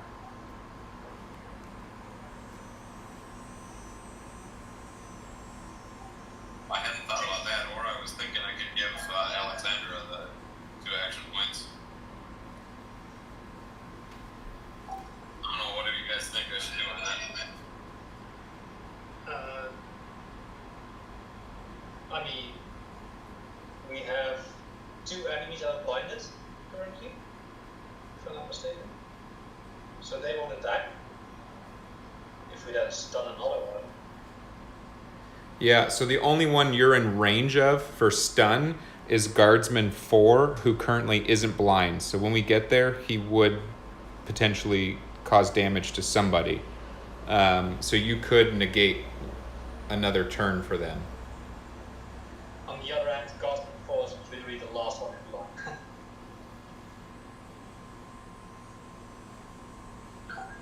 Alright, that sounds good, let's do that then. Okay, so I'm burning these 2 cards then. One to get you the action points to use the other to stun Guardsman 4.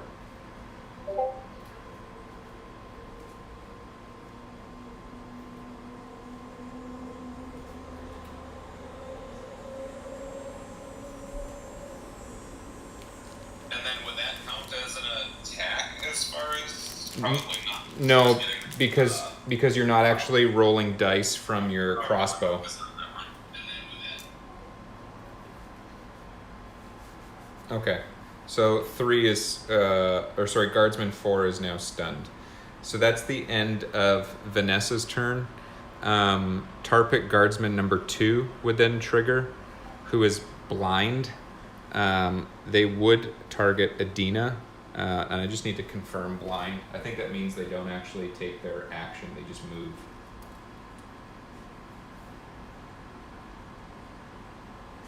So they can't become prepared, and they can't target enemies or allies. Yeah, I think that was what it was.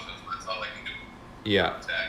So essentially, they would just, if they can't target somebody, then they're not going to move towards anybody either. So essentially, they just sit there and do nothing.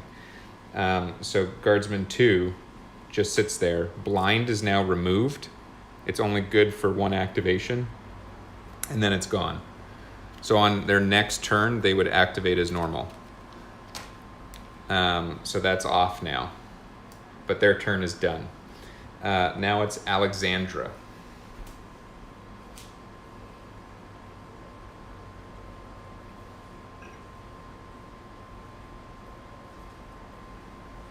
If you remember, I ended up using all my cards and or discarding them. So I'm drawing 3 new ones, and that's all I get for this hand. So I have Throw Rock, so I can apply stun to somebody. We can just end up stunning everybody on the field. Adrenaline, discard 2 cards from my hand to refill this hero's hand and add 1 discarded card to their hand. Or Glory of Tarpitt, discard 1 to enhance the attack of an ally with +2 basic damage. So I am going to discard 2 and spend 2 action points of my 5 for Alexandra.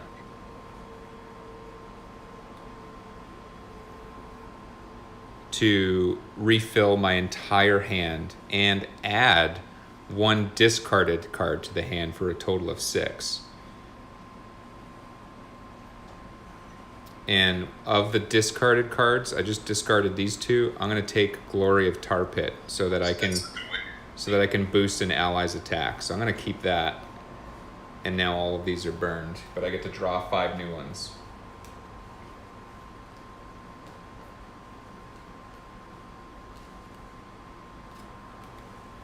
Okay. Self-preservation, 2 action points. Rapid strikes, apply 2 basic damage to the attack. Discard 1 to add 4 or discard 2 to add 6. Fury, the attack has +1 base damage for every 3 health this hero has lost. I don't think she's lost any. All swords rolled count as blanks.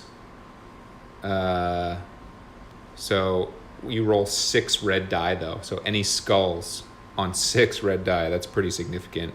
You do a lot of damage with that, or none. And then teamwork, all allies gain 2 power. So there's a lot that I could do with this hand. She gets stronger as she kills people. So let's try to kill somebody. Question here on this. Yep.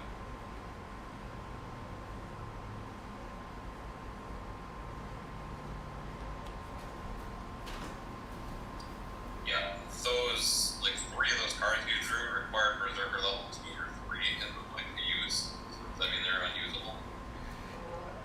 So I am a Berserker at baseline. That's her class, I believe. And all of us right now are level 3.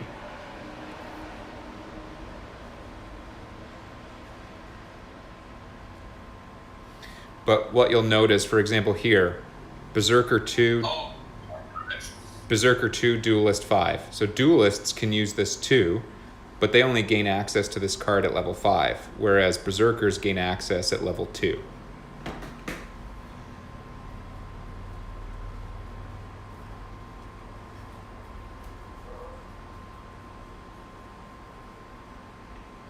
Yeah, that's part of that eventual deck building you do in the game proper. Okay, so I'm going to 1, 2, 3. I'm going to move 3 spaces to here. Then I'm within Inquisitor number 1 and Guardsman number 4, who are the 2 people with the most damage of their respective class. That way I might be able to kill somebody. And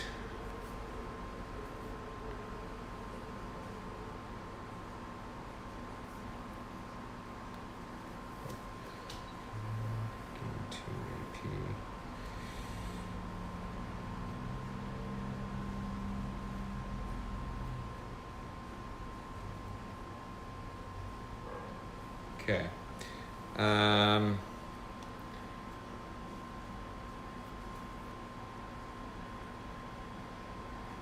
And then I think I'm going to use rapid strikes to add 6 base damage. So I need to discard 2 cards to do that. So I will get rid of Fury. That's 1. And self-preservation. is 2. So I get to add 6 base damage to this attack on top of my base damage of 1. And I get to roll my standard 2 green die. So that's... You're also flanking. Say again? You're also flanking. I'm also flanking, yes. So that's plus 8 damage. Sweet. To guardsman number 4. I mean, can he survive this? So he has an armor of 2 right now. So of that right there, he would receive 6 damage and would automatically die. So do I want to target the Inquisitor instead, who only has 7 damage and needs 8? I mean, either or, somebody's dying. I would target the guardsman 4. Well, if you target the guardsman's going to take it anyway. Yeah, I'll intervene with me. yeah, I'll take out the guardsman. So I get to roll my 2 green anyways, which is nothing. So thank goodness we did all those cards. Because that would be plus 8 to my base damage of 1, so that's 9. Less his defense of 2 is 7, and he has 12 damage. So that'll end up taking him out. So 4 is off the board. You get all kinds of goodies. Say that again? You get all kinds of goodies. I do get all kinds of goodies with that. You get to draw right here 1 loot. We haven't done that yet. Please don't be gold.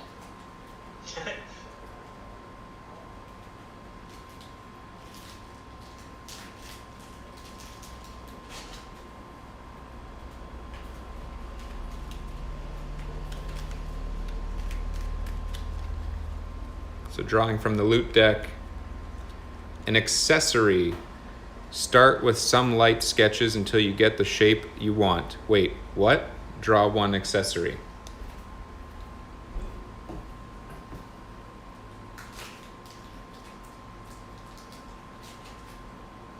So then we come to the accessory deck, and it didn't specify as to like the rarity or anything, so I would just assume common. Yeah. Which I'm just going to quickly separate from the others because I shuffled them all together just now accidentally. Hey guys, I'm going to have dinner really quick and I'll be back by then. I'll do that. Okay.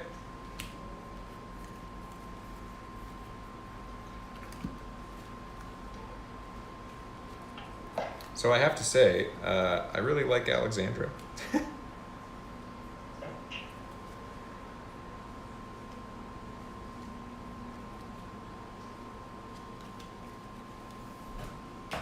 All right. So now shuffling the accessories and drawing from the top of that. So Priest's Satchel. At the beginning of the encounter, this hero gains 1 healing potion if they have room to equip it. We're already in an encounter, so we've already started. So this wouldn't help us right now, but that would be something that we could give to somebody within the party. So that's cool. If you want it on somebody else, you're gonna have to trade it before, because there's no rest after this encounter, right? There's no rest? Yeah.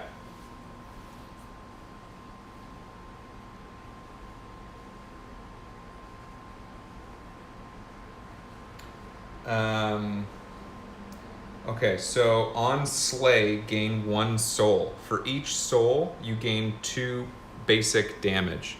So her basic damage just went from 1 to 3 because she slayed somebody.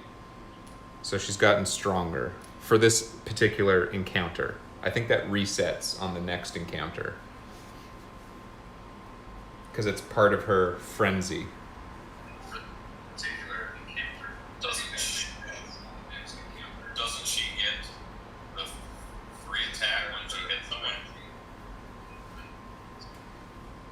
If Alexandra slays an enemy, she may immediately make a free activation.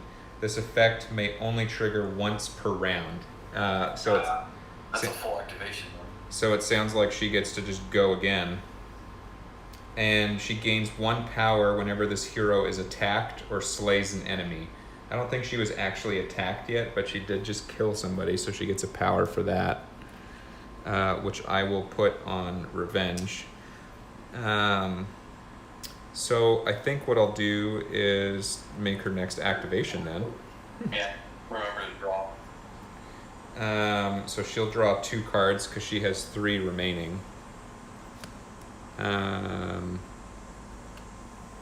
Actually, before I do that, let me use up the rest of my energy. So that cost us 2 energy to use the chakram and to use rapid strike. So that was a total of 4.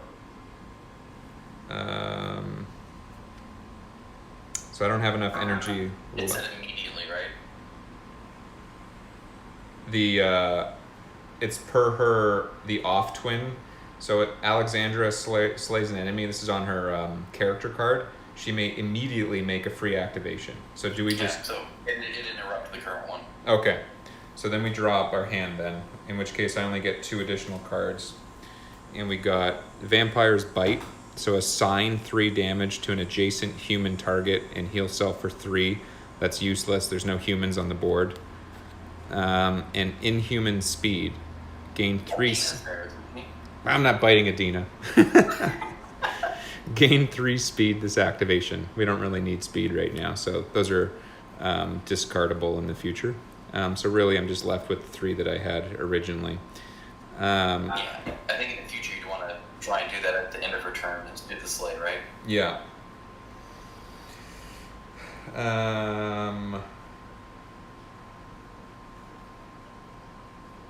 Ooh, something I just noticed. So she's wearing something called Mephisto's Kiss, which is a choker, and it gives her 1 max action point. So she has 6, but she has 4 less health than her base health. So she's actually only a health of 18. And all vampire allies, of which we have none right now, on their attacks, they steal 2 health for themselves because of her trinket. None of that really applies right now, but just interesting. Okay, so in any case, I'm going to do a couple things right now. One is, because I already burned cards on her first turn to get leap attack, I'm going to do that right now. Adina's here, lowering the requirement from 5 to 4 because of Adina's passive ability. This allows me to place this hero adjacent to a nearby target and attack with +2 dice. So in this case, 4 green instead of 2. So I'm going to use that power to trigger this. And I'm going to leap somewhere where I'm adjacent to a target and hopefully also flanking. So guardsman number 2 has 8 damage. So I'm gonna...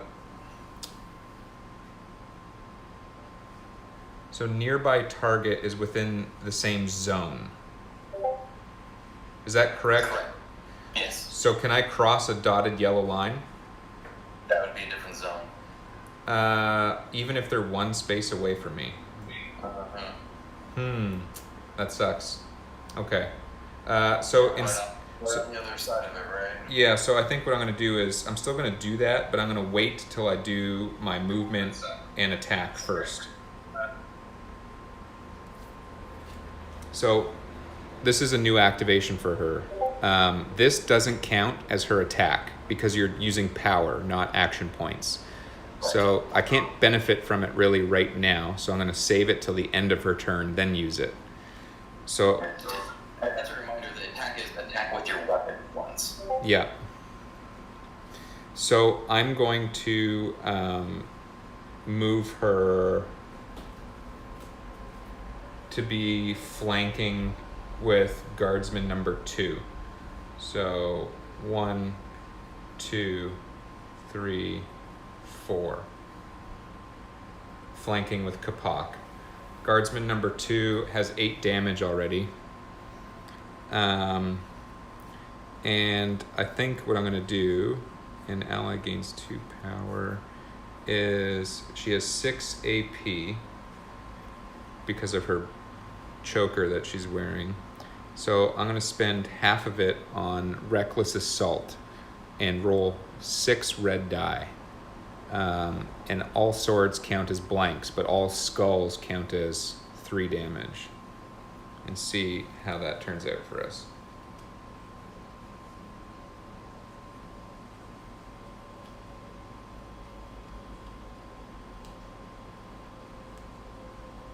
And this also doesn't count as an attack because it's just a card. I'm spending action points on a card, not using my weapon. So it's just 6 red die. Oh, what a bust. Okay, so that did nothing because all of those swords do nothing per that card. So 0 damage with that. So instead, with my 3 remaining action points, I am just going to do a basic attack, which costs 2. But I now get to have 3 base damage instead of my 1, because we already killed somebody and have 1 soul. So hopefully this works out well. Your flanking would still count. Yeah, so it'll be +2 from that too. So I have a base damage. Assault as well, right? Base damage of 3, +2 is 5, plus flanking is 7. Right? Yeah. So that's 7 damage towards guardsman number 2. But guardsman number 2 is beside another guardsman, so he has 2 + 3 physical defense. And he's beside guardsman 3, who has no damage, has 6 damage on him. But he's blind right now. So I don't think a blind guardsman could intervene for another one. I'd have to reread what blind says. I know it's attack.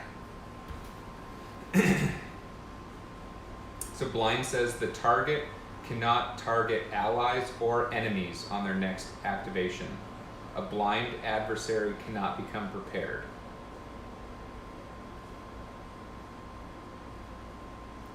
It seems you would, though thematically I agree with you. Yeah. All right, well, we'll just follow the rules then, in which sounds like he would activate and intervene. In which case... They activate? Or no, sorry, not activate. He just intervenes and absorbs the damage. He's blind and just watches the big attack. Yeah. The way I was reading,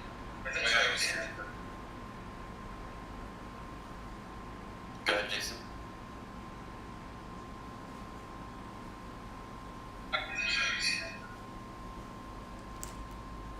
I'm actually hearing that as he's not allowed to target an ally or an enemy. When he activates, but he's not activating. Yeah. The word activation denotes we pull an activation card. He has a theoretical target and all of that. So in this case, whether it's just intervene, there's nothing about activation after the word intervene. So in any case, he's going to have +1 base defense with his 2. So guardsman number 3 will take 4 of the 7 that I just rolled. So he's at 10 damage now. And no longer blind because he just received damage, I believe. I believe that removes that. And so I still have a few cards left, and I have 1 action point left, which doesn't help me right now. But I still have that leap attack, which now I'm able to actually do something with it, because a zone is denoted by the yellow line. So on this side of the yellow line, this is all 1 zone, these 2 squares. That side, 1 zone. So now I'm able to do leap attack and move myself nearby, meaning within that zone, to a nearby target and attack with +2 dice. So that's my regular attack, +2 dice. So we're going to do that, but we're going to move adjacent to somebody that hopefully causes flanking. In this case, I'm just going to stay right where I am, and I'm already flanking, and we'll hit guardsman number 2, which will end up hitting guardsman number 3, which is fine. So I'm rolling 4 green die. Whoops.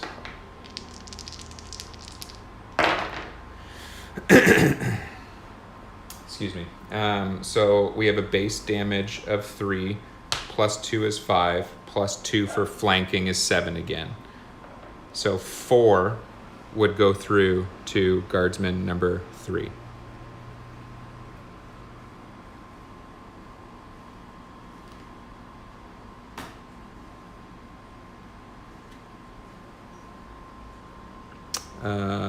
So he's at 10, so 14, so there. Okay. And then for the end of her turn, I'm just going to use... Is that kind of an ability allowed, or is that only usable once per activation or once per turn? So you just have to build up the power again to use it again. So for example, here's teamwork in my hand, worth 2 action points. I'm discarding it right now to put 2 power back towards that. So hopefully I build it up again and can use it again. That's back.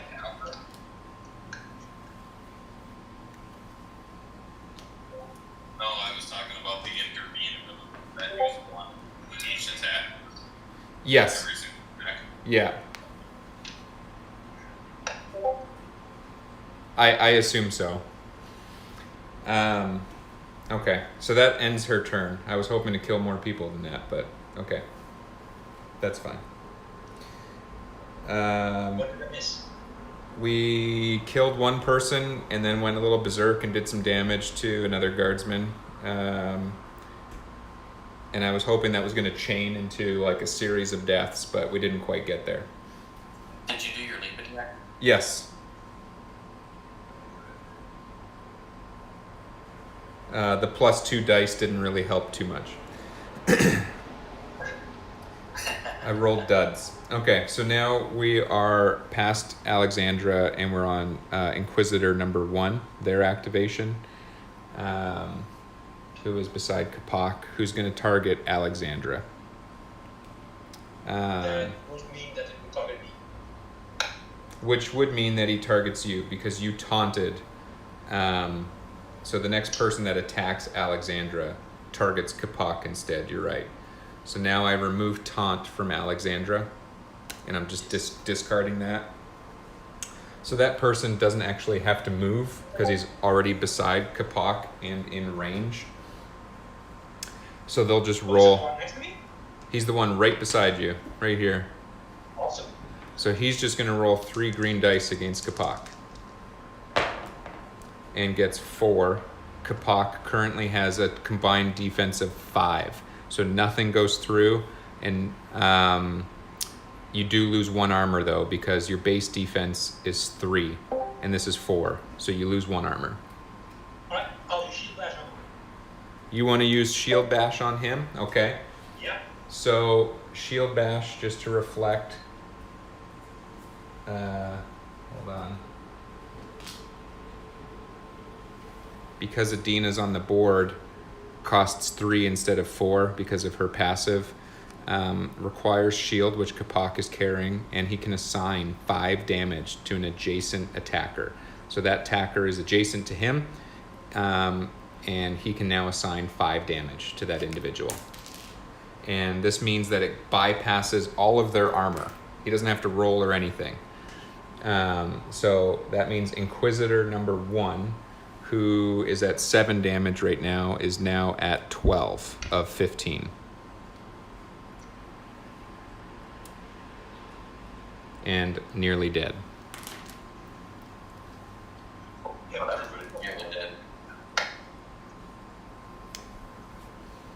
Okay. And then what else? Only mostly dead. you're live. One thing we forgot, it doesn't, I don't think it affects anything now because it wouldn't have bypassed your armor. This round, they all have +1 damage. Let's not forget that. But it wouldn't have bypassed your armor anyways. So now Tarpitt Inquisitor 2 is going to activate. And also target Alexandra. And they are adjacent to me right now. So they are going to do a careful advance. They don't have to advance at all. I'm right there.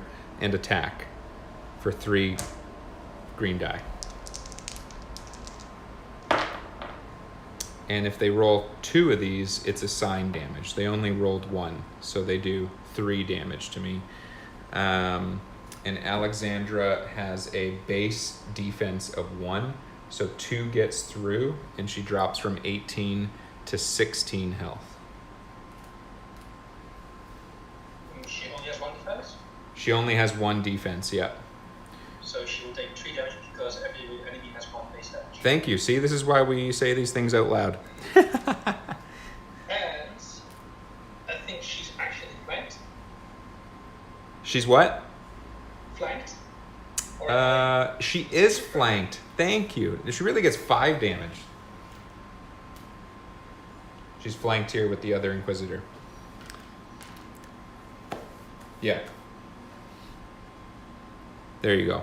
So this one... And doesn't she gain 1 power when being attacked?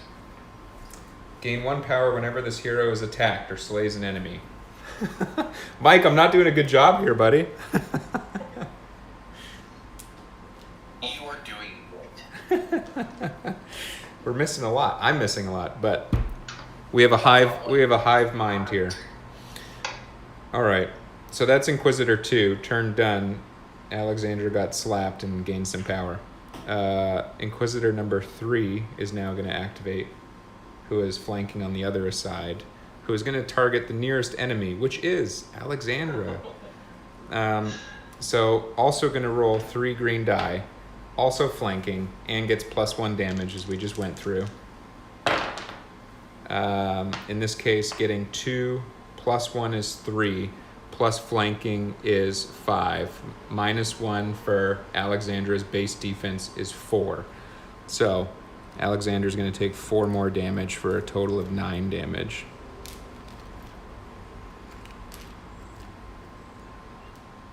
So she's at half health. But Alexandra's going to gain a power, and now her leap attack is fully charged again.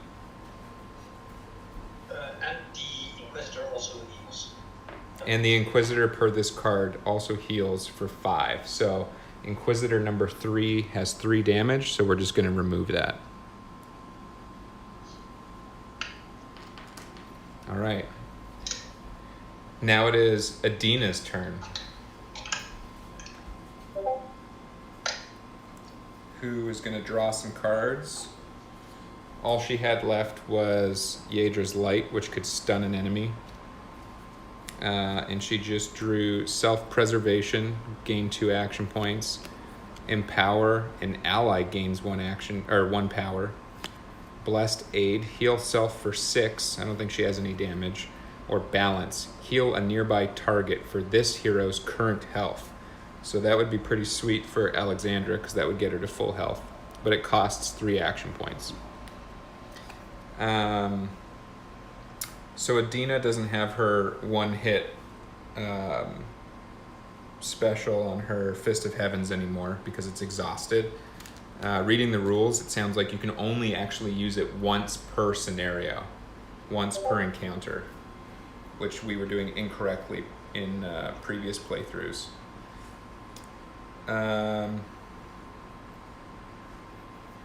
So I think she's just going to go and try to smack somebody. That makes me sad. What makes it do just once per encounter? It specifically says that exhaust, you have to exhaust that on the weapon card, and the definition of exhaust in the rules is once per encounter. Gotcha. Yeah. So the same thing with like Young Phoenix, you can only use it once. Yeah. So she bypasses magical defense with her blue die. That's all she rolls. And the guardsmen have no defense against magic. So something else we were doing incorrectly is assuming that these symbols on the enemy stat cards were the same as on ours. So on ours, this armor is your base defense, and then this is your armor, which is it deteriorates with hits and is also replenishable if you have cards. For enemies, this is base magic defense and basic physical defense. They don't have armor that chips away at all. So they just have two things that are always the same, unless they have statuses that boost it, like we saw with this scenario. You know, it's really impressive that I can get a rule wrong 5 times in a row. Yeah. Okay, so she's going to target a guardsman, so I'm just going to move her up 1 so that she can target either or. So 2 or 3. 2 has 8 damage, 3 has 14. She's more likely to take out 3. So I'm going to target 2 because 3 will then intervene. So I'm going to target 2 to end up hitting 3. So to do that, she requires spending of 3 action points to then be able to... Actually, sorry.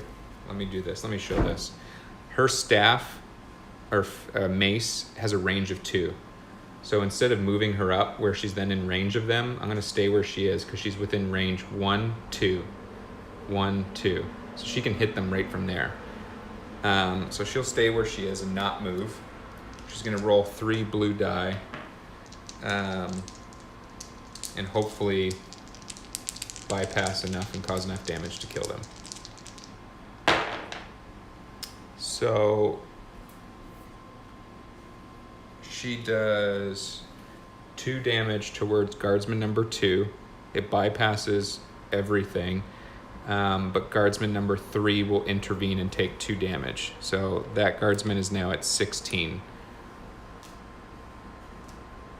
And Did you not have base damage? say again? Did you not have base damage? No, I didn't actually have my base damage. Thank you, which is 4. So actually, that guardsman's dead. Thank you.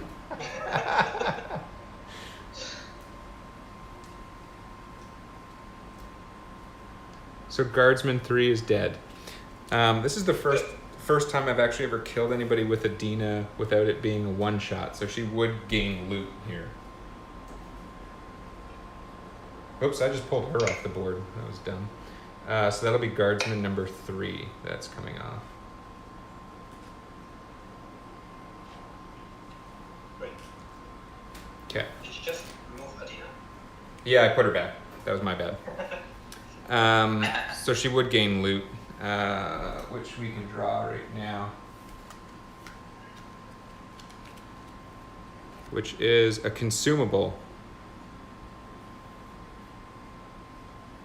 The purple one puts hair on your chest. Draw 1 consumable. I hope Adina didn't use the purple one.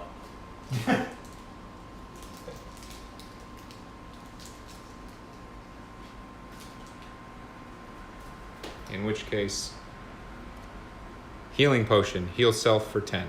So that's now in her storage because she already has 2 consumables equipped. So she can't actually carry 3 unless she has a bag that lets her do so. All right. So that one's dead. She just used her attack. So she cannot...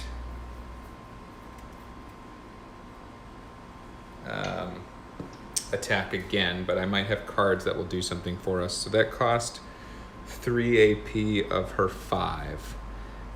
So I'm going to... I am going to use self-preservation to gain 2 action points, so she now has 5 again. And how many enemies are left? There's 4 enemies. None of them are stunned. So I can either... So I'm going to apply stun to a vampire or raised enemy. in this case, I'm gonna stun guardsman number 2 in front of me, so he can't intervene on anybody. So guardsman number 2 is now stunned. And then with my remaining action points, I'm going to use balance to heal a nearby target for this current hero's health. I haven't moved yet. I didn't have to where I was standing because I had range 2 with my mace. So I'm gonna move 1 square diagonally.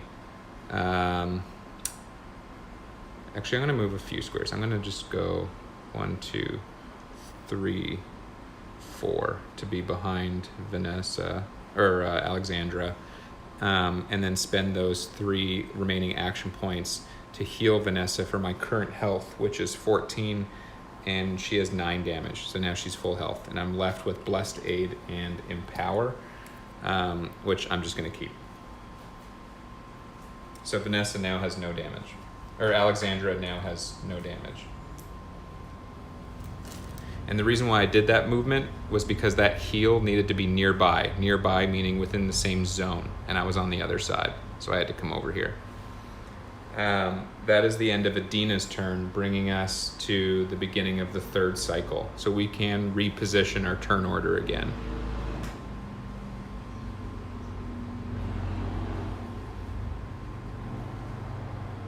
You guys want to kill 2? Yeah, we definitely want to kill 2. So I think Vanessa or Alexandra is probably best suited to try to deal a bunch of damage to 2 and take him out right now before he can activate. And then Inquisitor 1. What's his status ailment there? This here? Oh, he's not coming back anyway. Yeah, he's stunned. Okay, so you put on 2 or 3 then if you need to. Yeah, so 2 and 3 don't have any damage yet. Inquisitor 1 is at 12 of 15 damage, so we just need to do 3 damage, and that one's done. I mean, I imagine that Vanessa can kill Inquisitor 1, right? Vanessa can definitely kill Inquisitor 1, yeah. I mean, Alexandra actually not. Alexandra could get there, yeah, and then she would probably go into Berserk and end up killing other things too, hopefully. So we could leave that for Alexandra and have her go first, because she might trigger a free activation and go twice that way. Yeah. Okay, so she'll go first. Why don't we have Vanessa go second, so maybe she can kill something else if anything's left. Yeah. And then Capac third and Adina last. Yeah.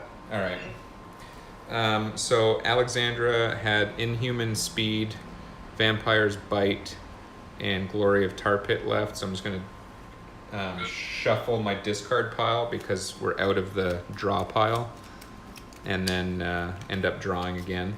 So I might end up pulling that negative character trait again here. So 1, 2.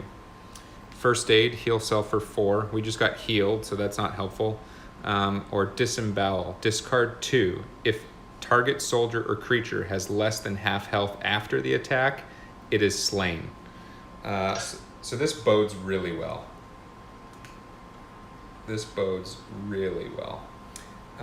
So I think what Alexandra is going to do, because I charged up leap attack again by discarding some cards, and she got attacked 3 times. So she got a power each time she got attacked recently. I'm going to trigger this again and see what we do with that, and then go from there. So Tarpitt Inquisitor 1 is nearby, because within the same zone on this side of the yellow line. So I'm going to leap to be flanking to that Inquisitor to trigger this. So it's plus 2 dice to my basic attack. So 2 green plus 2, and then we roll.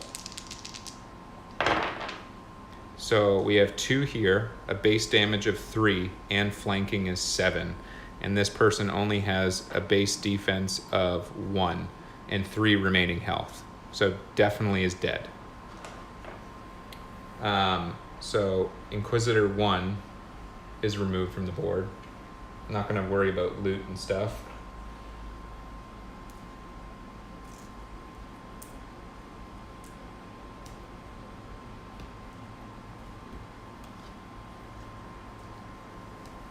Yeah, she gains 1 power and 1 soul as well. 1 power, yep, and 1 soul. So I'm going to put that right back on leap attack. 1 soul means she's now at 2 souls, so she gains another 2 base damage. So she goes from 3 base damage now to 5. And now she hasn't actually triggered any of her movement yet because she leapt over there, and she still has 6 action points. So let's see what we got. With disembowel, if I discard 2 and then make an attack, my regular attack, target soldier or creature has less than half health after the attack, it is slain. Wait a second. And then make an attack. What was that, Jason? She gets, remember, as soon as she kills something, she gets another immediate full activation. Oh, you're right. So she does her free activation right now. So she would draw more cards if she could. She's already full, so she doesn't draw any. She still has, so she would just basically reset and have her full movement and AP again, in which case she does right now anyways. So that really didn't benefit me yet. So I'm going to move her 5 through Capac here between all of the enemies. That way she's flanking with the guardsman, and the other 2 are there as well within range. So that exhausts almost all of her movement, and she still has 6 action points available. So disembowel, the way that works is I make an attack. I discard 2 cards now. Then I make my regular attack with 2 green dice. If the soldier or creature is still alive and less than half health, it's just automatically killed, which would trigger another activation for her because she killed something per her. I believe that can only trigger once per turn. If Alexander slays an enemy, she may immediately make a free activation. This effect, oh, you're right, only once per round, and that's already happened. So that's done. So in any case, right now, all I can do is take out 1 person. Because the guardsman is already stunned and not going to activate, and already at half health, I'm going to leave him alone and try to take out one of these other 2.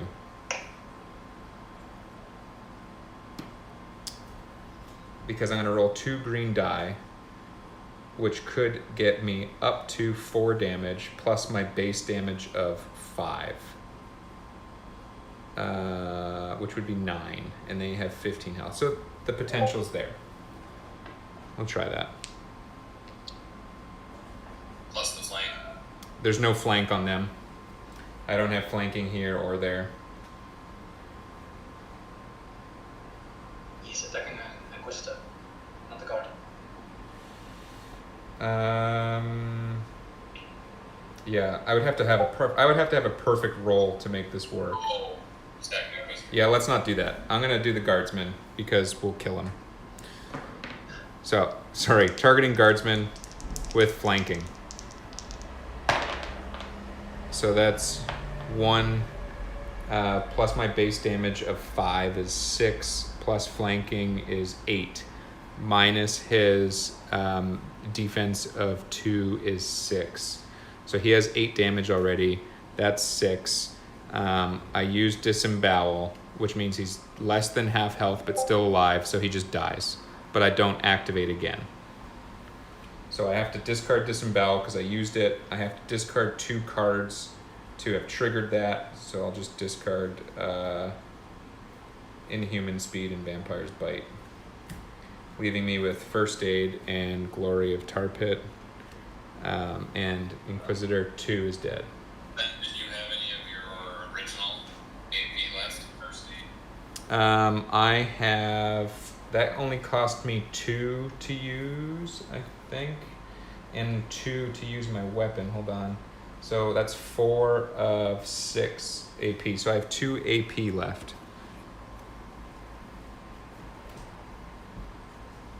It was another power. And I gain 1 power.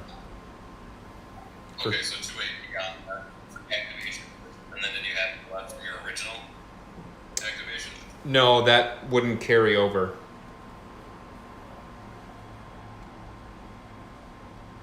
So I put the power for killing that guy on leap attack, so it now has 2. I'm going to discard first aid to have it ready for Alexandra's next turn, so that'll put 2 more power on there, making it available. So that'll be 4 on leap attack.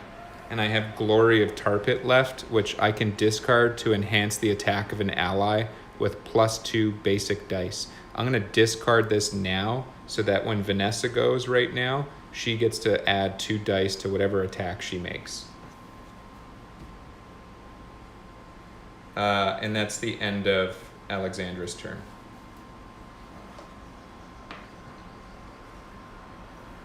You would technically discard it when they make an attack. But When they make it, yeah, but yeah, it's fine.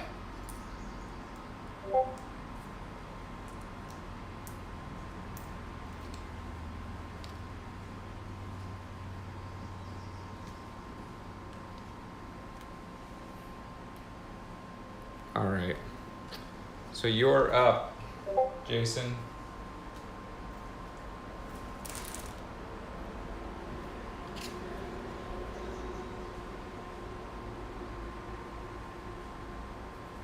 Okay, I'll need to draw my 3.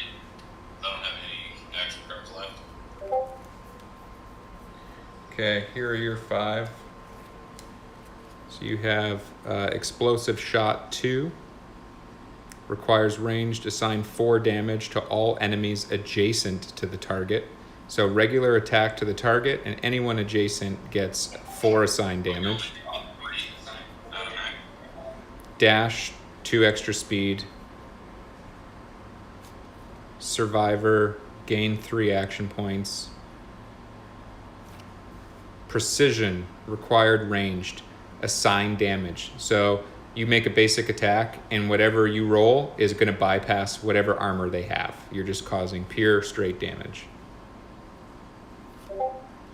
And then Luck of the Nair, you ignore 2 damage.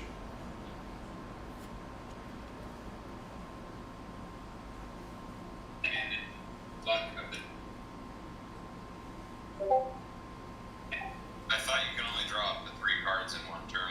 Oh shit, you're right. Totally. I just drew you a full hand. Which 3 do you want to keep? That's not how that works. All right, so in order, you drew Explosive Shot, Just too many. Dash, and Survivor. So.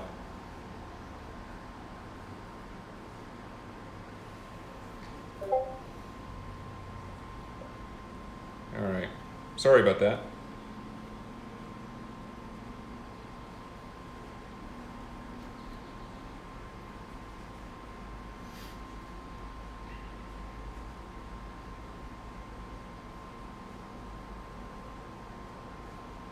Okay, so to start out, I think I'm gonna have her move diagonally forward and to her right. Start out. Oh, never mind. I was gonna use the 2 free movement points, but it's not gonna matter with Alexandra still in the way.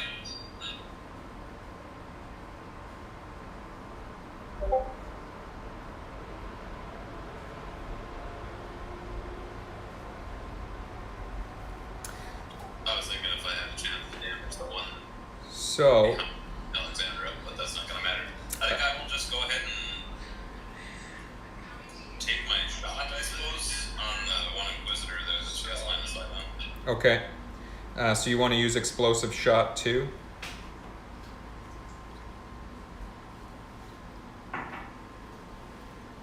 You want to do this? Or you just want to do a basic attack?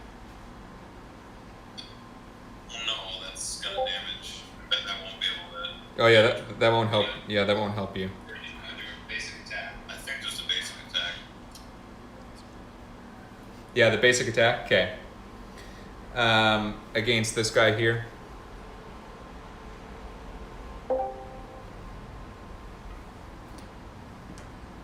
So that'll be 4 green die, and you are within range.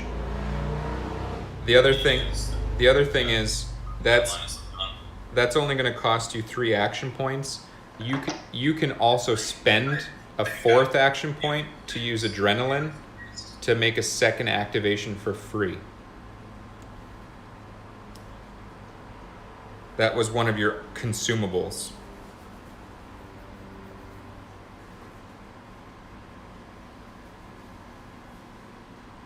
That was one of your.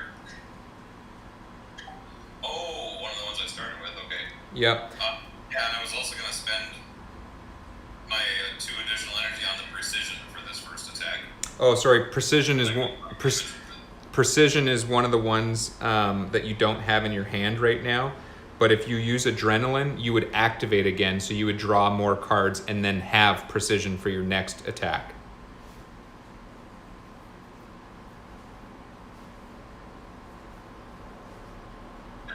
Have precision for your next attack. Gotcha. Okay, sounds good. So let's just go ahead and just do that basic attack on the first one then. Okay. And if you're not And then we'll do this. if you're not moving right now, you can also activate your Greater Hawk before using adrenaline. And I would also like to add that if you move adjacent to one of the inquisitors, that they can't have a retaliatory action. Yeah, sounds good. So that was 4 plus your base damage of 3 against Inquisitor number 3, who has base defense of 1. So you would have a total of 6 damage going through to him.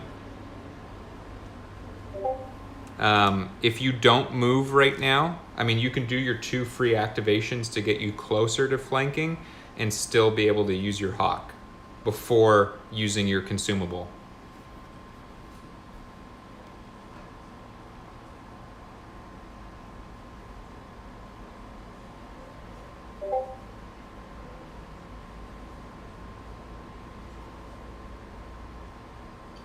I see what you're saying, but I'm trying to think because with Alexandra, where she is, I won't be able to get a shot on the second one, or on the second one if I manage to kill this one. No, you can shoot through allies. There's no blockage of line of sight. I'm in behind that other one.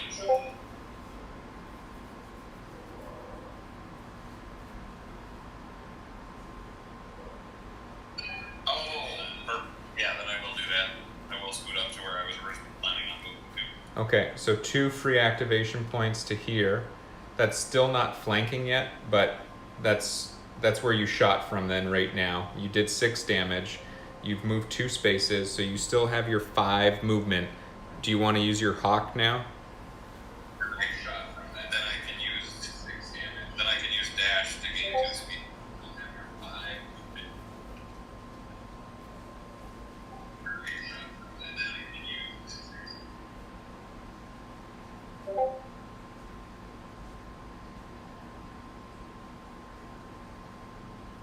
Yeah, actually, if you, So if I dash, then I can actually move forward one more to get the flank set up. yes. And my 5 speed, so the Hawk can attack. So you burn dash. Sorry, I didn't see that in your hand. So if you use that, then you actually were flanking for this attack. So you would have caused 2 more damage than what you did.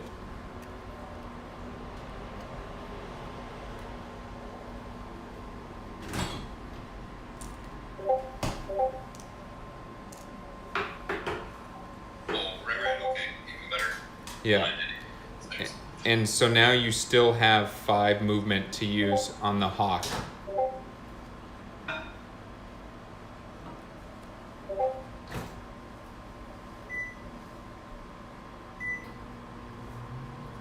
Okay, a question regarding that. I'm sure if we have a question on that. So, if I am capable of getting that pull, or using the adrenaline ability, I get a full extra activation, would I be able to reactivate the Hawk along with that? Yep, it's a full activation. You get your movement and everything back.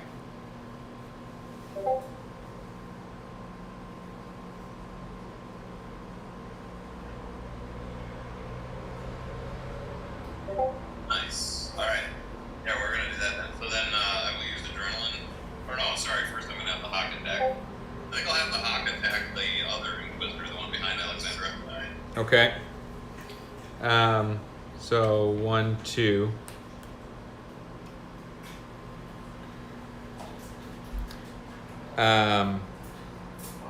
And then the hawk will be the 3 green and the 1 red.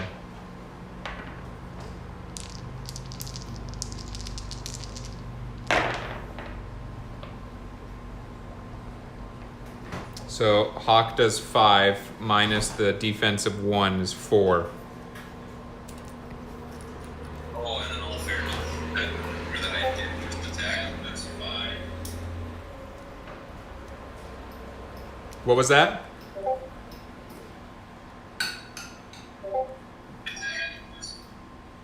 Yeah, that Witcher I did should have gotten its reactive. What was that? Against me?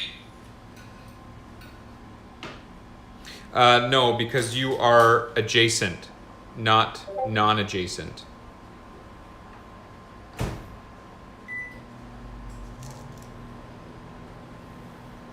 So the reactive defense, Oh, okay, so if I am adjacent, that okay, that's Yeah. another strike there. yeah. Okay, so that ends your current turn, but you still have action points available.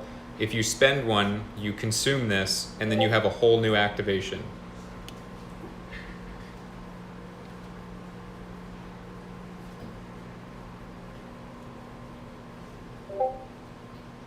Yep, that's what I'm gonna. Okay. So now you have your movement back, you have your action points back, and I would draw you 3 new cards. So now you have precision, luck of the Nair, as I showed you before, and first aid.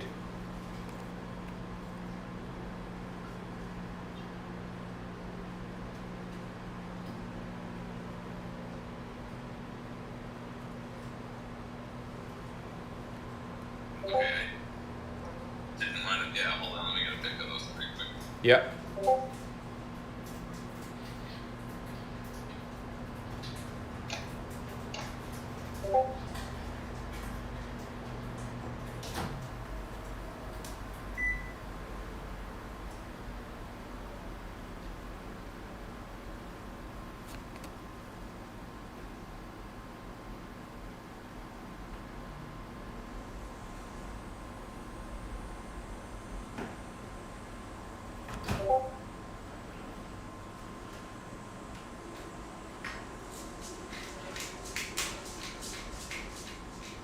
There you are.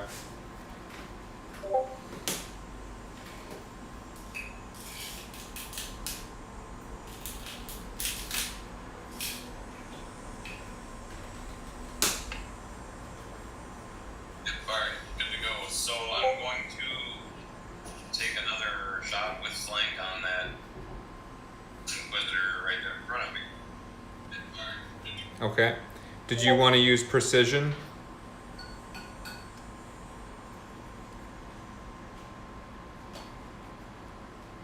Okay, I will activate when I use precision. Yes, please. Okay.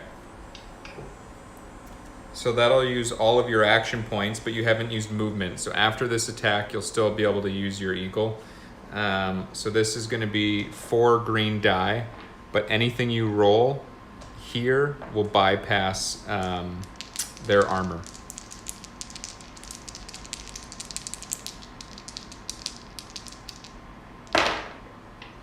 So 2 plus your base of 3 is 5 damage, which bypasses their armor. So you cause 5 damage to Inquisitor number 3, which is going to lead to them being at 13 and 15 for health.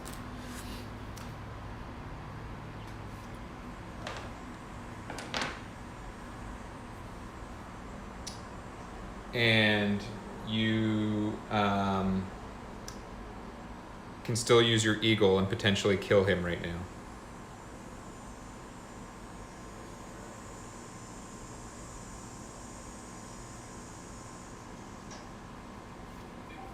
Yes, let's do that.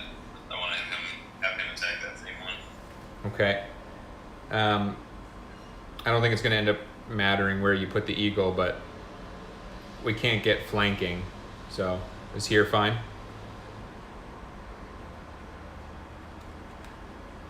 One, two, three, four. Yeah. I'm pretty sure he's going to kill it anyway. Okay. So 3 green and 1 red for the eagle. And we just need 2 damage. And that's 3 minus their 1 armor for 2 damage, which is enough to kill him. So Inquisitor number 3 is no longer.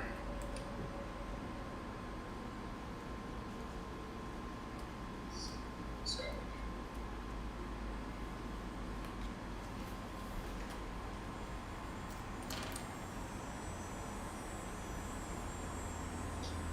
Well, if you guys are gonna win, it's a tight game. All right. So that is the end of Vanessa. I might die. Capac, you can finally move your character. What would it take? My 3 new cards.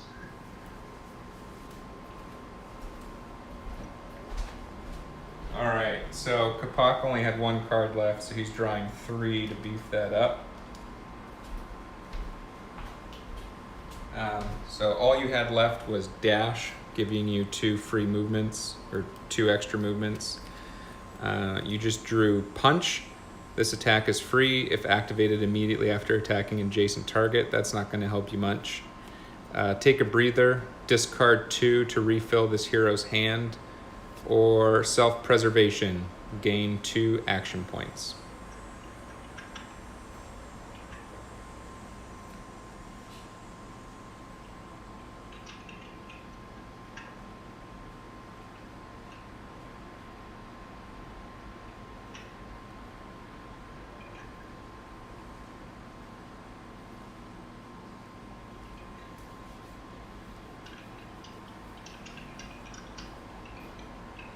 Could you show take a breather again?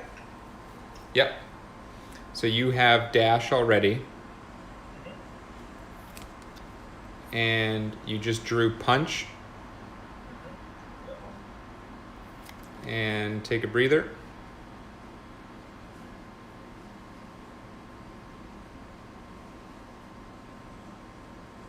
Which might be helpful right now, because you don't really have cards that are helpful.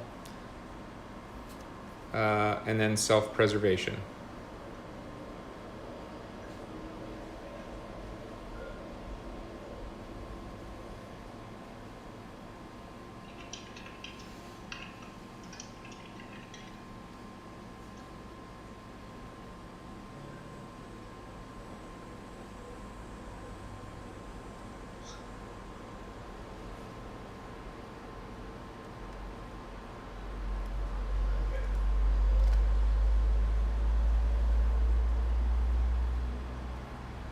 So I think I will use take a breather and discard punch and dash. Okay.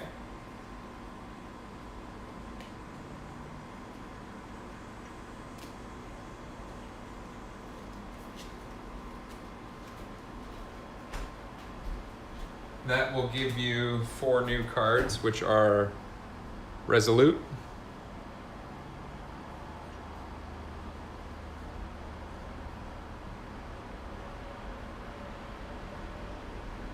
which is gain 2 armor, Throw Rock,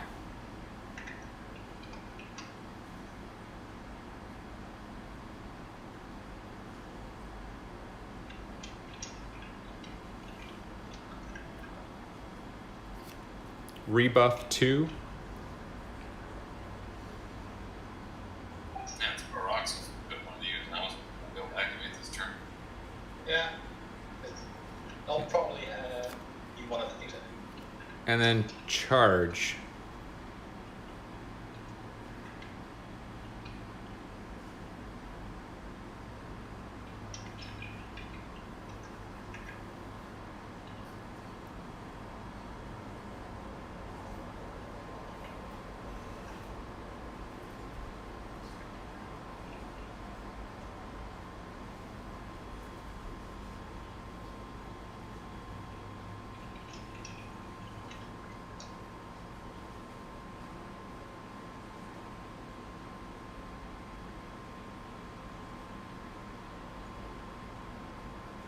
Okay, so I will use self-preservation to get my 2 AP back. Yep.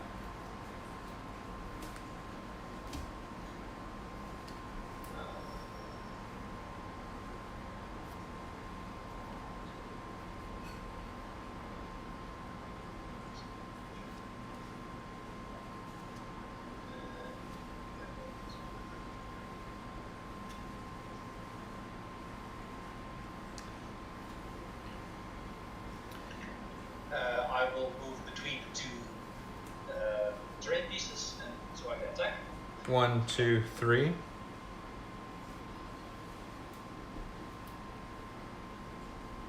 And then you want to do your basic attack? Yep.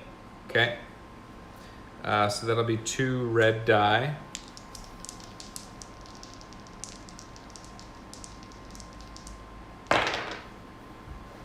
Which is 4, because the skull denotes 3 damage, because they're impact dice, plus your base damage of 3, and they have an armor of 1, so that is 7 minus 1 is 6. So you did 6 damage to Inquisitor 2. They're now at 10 damage. Right. That means he is still alive. Still alive, 5 health left. And I'll try one. And then you're going to use your remaining action points to stun him. Yes. All right, he's now stunned, which means he won't go. Yeah.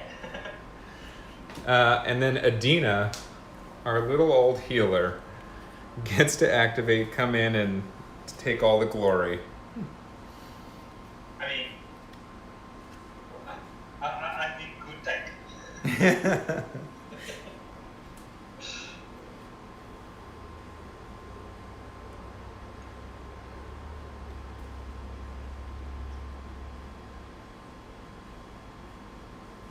Yeah, that was my turn, so the stun would be removed now. Yep, the stun is now removed because we skipped their turn because of it, so it's now gone. Adina is now going to activate, and she is within range to do a basic attack because her mace has a range of 2. She raised enemies, throw rock, 1 power, blessed aid. She doesn't really have anything that's too substantial in her hand right now other than Holy Blast. So she has 5 action points. It costs 3 to do a regular attack, which I'll do. And then I can do this attack for the last 2 action points. And after this attack, this hero may discard 2 cards to attack again with this. And I have cards I can throw away. So I have up to 3 attacks here to do 5 damage. So I'll do her basic attack for 3 action points, which is 3 magic die. It's 2 attacks, isn't it? Well, this card isn't attacking with the mace. It's rolling 2 blue die just for using the card. Yeah, so that's 2. Right. But after the attack, if I discard 2 cards, I get to attack again with Holy Blast per this. I read that as after this attack that you're doing right now. After the attack, this hero may discard 2. I see. Yeah. The symbol is not a little plus sign, which is the enhancement sign. So yeah, you're right. Yeah. So you do have up to, but this only pertains if I have the cards to throw away. Yep. Yeah. Yep, we're good. So 3. Crafting. So they have 2 magic armor, unfortunately. They have 2 base defense against magic. So my basic attack is 4, plus 1 is 5. So minus 2 is 3. So we did 3 damage at least.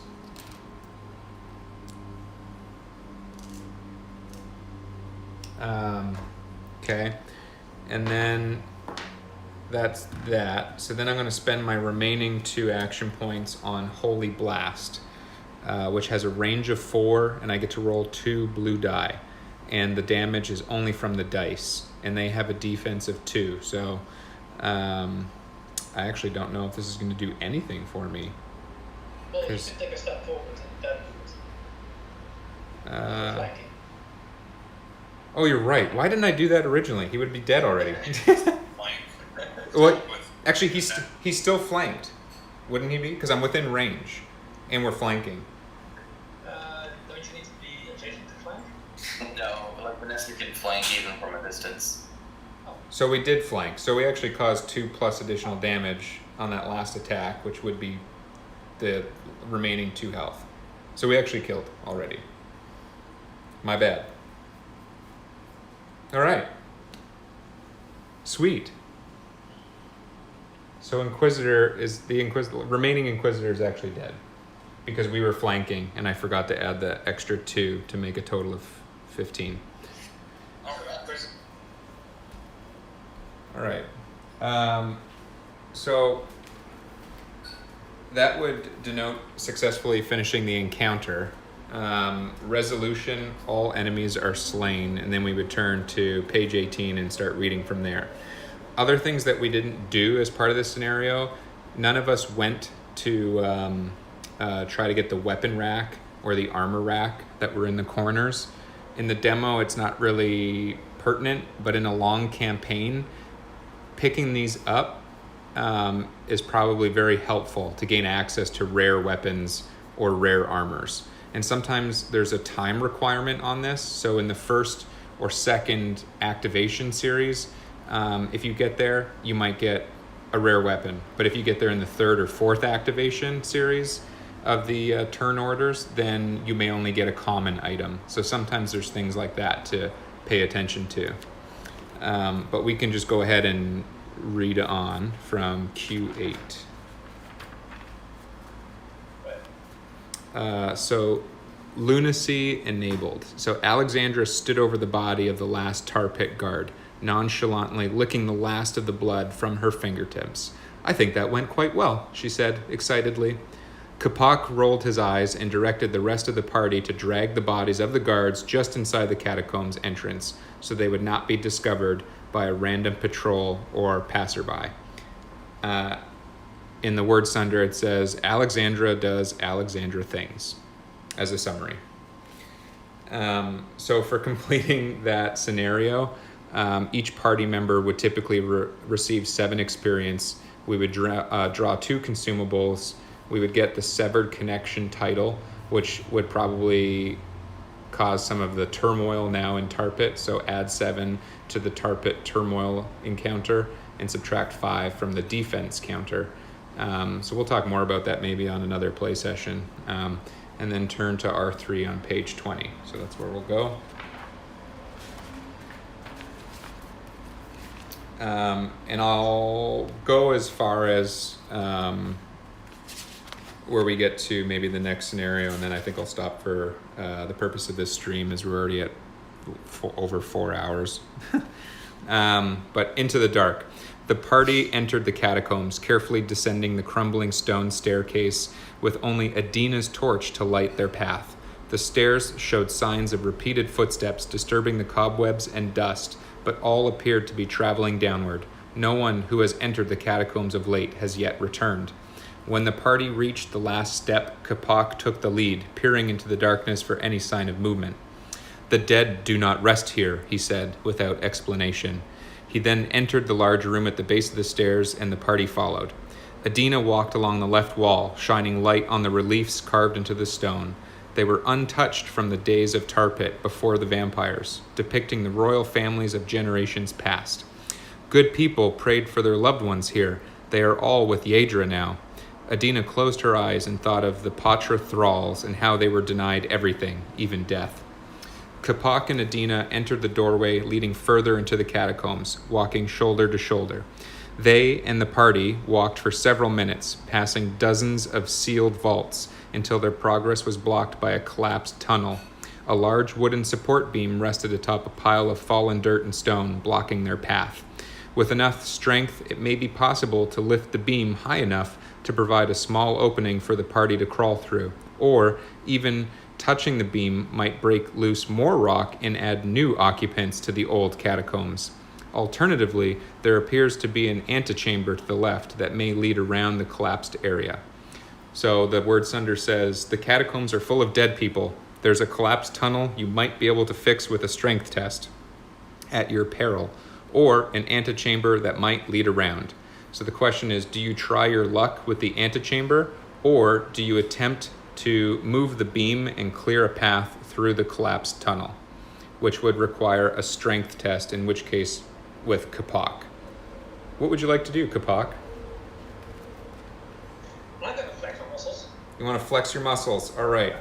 So we need a total strength check of 22, and your character sheet says you have a strength of 11. So we need to roll at 3, right?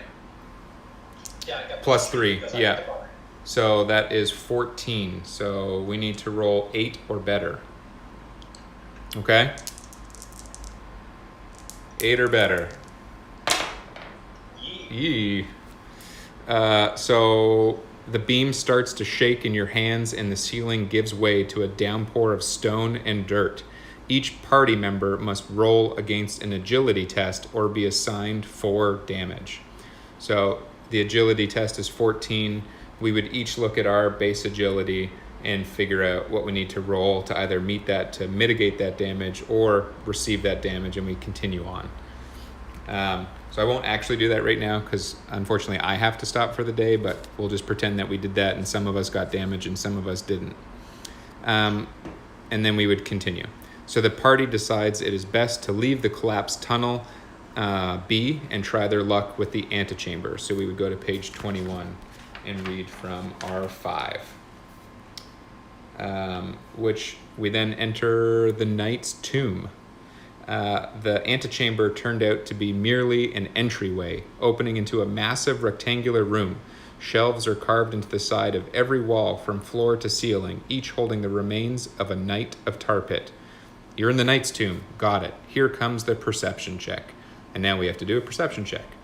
In which case, I believe Vanessa has the best perception of all of us.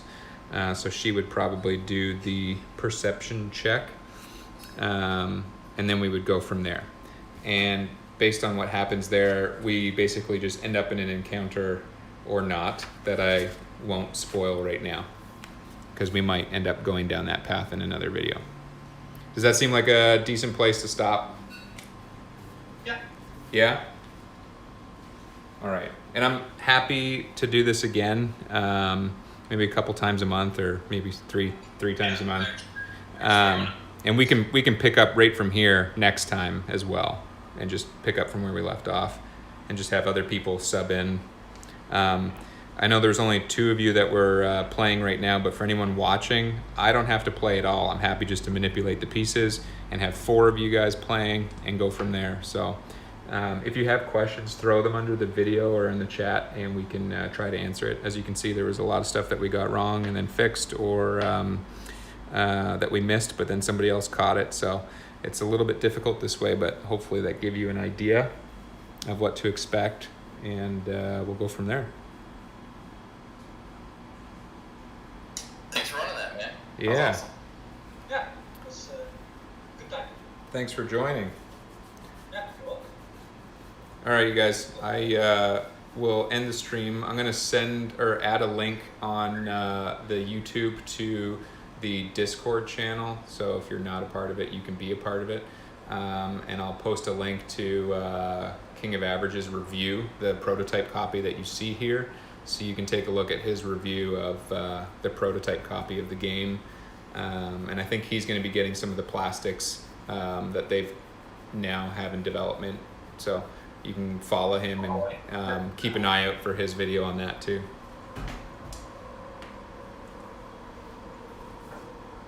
Sound good? Yeah. All right, guys. Thanks. Sounds good. See ya. Ciao.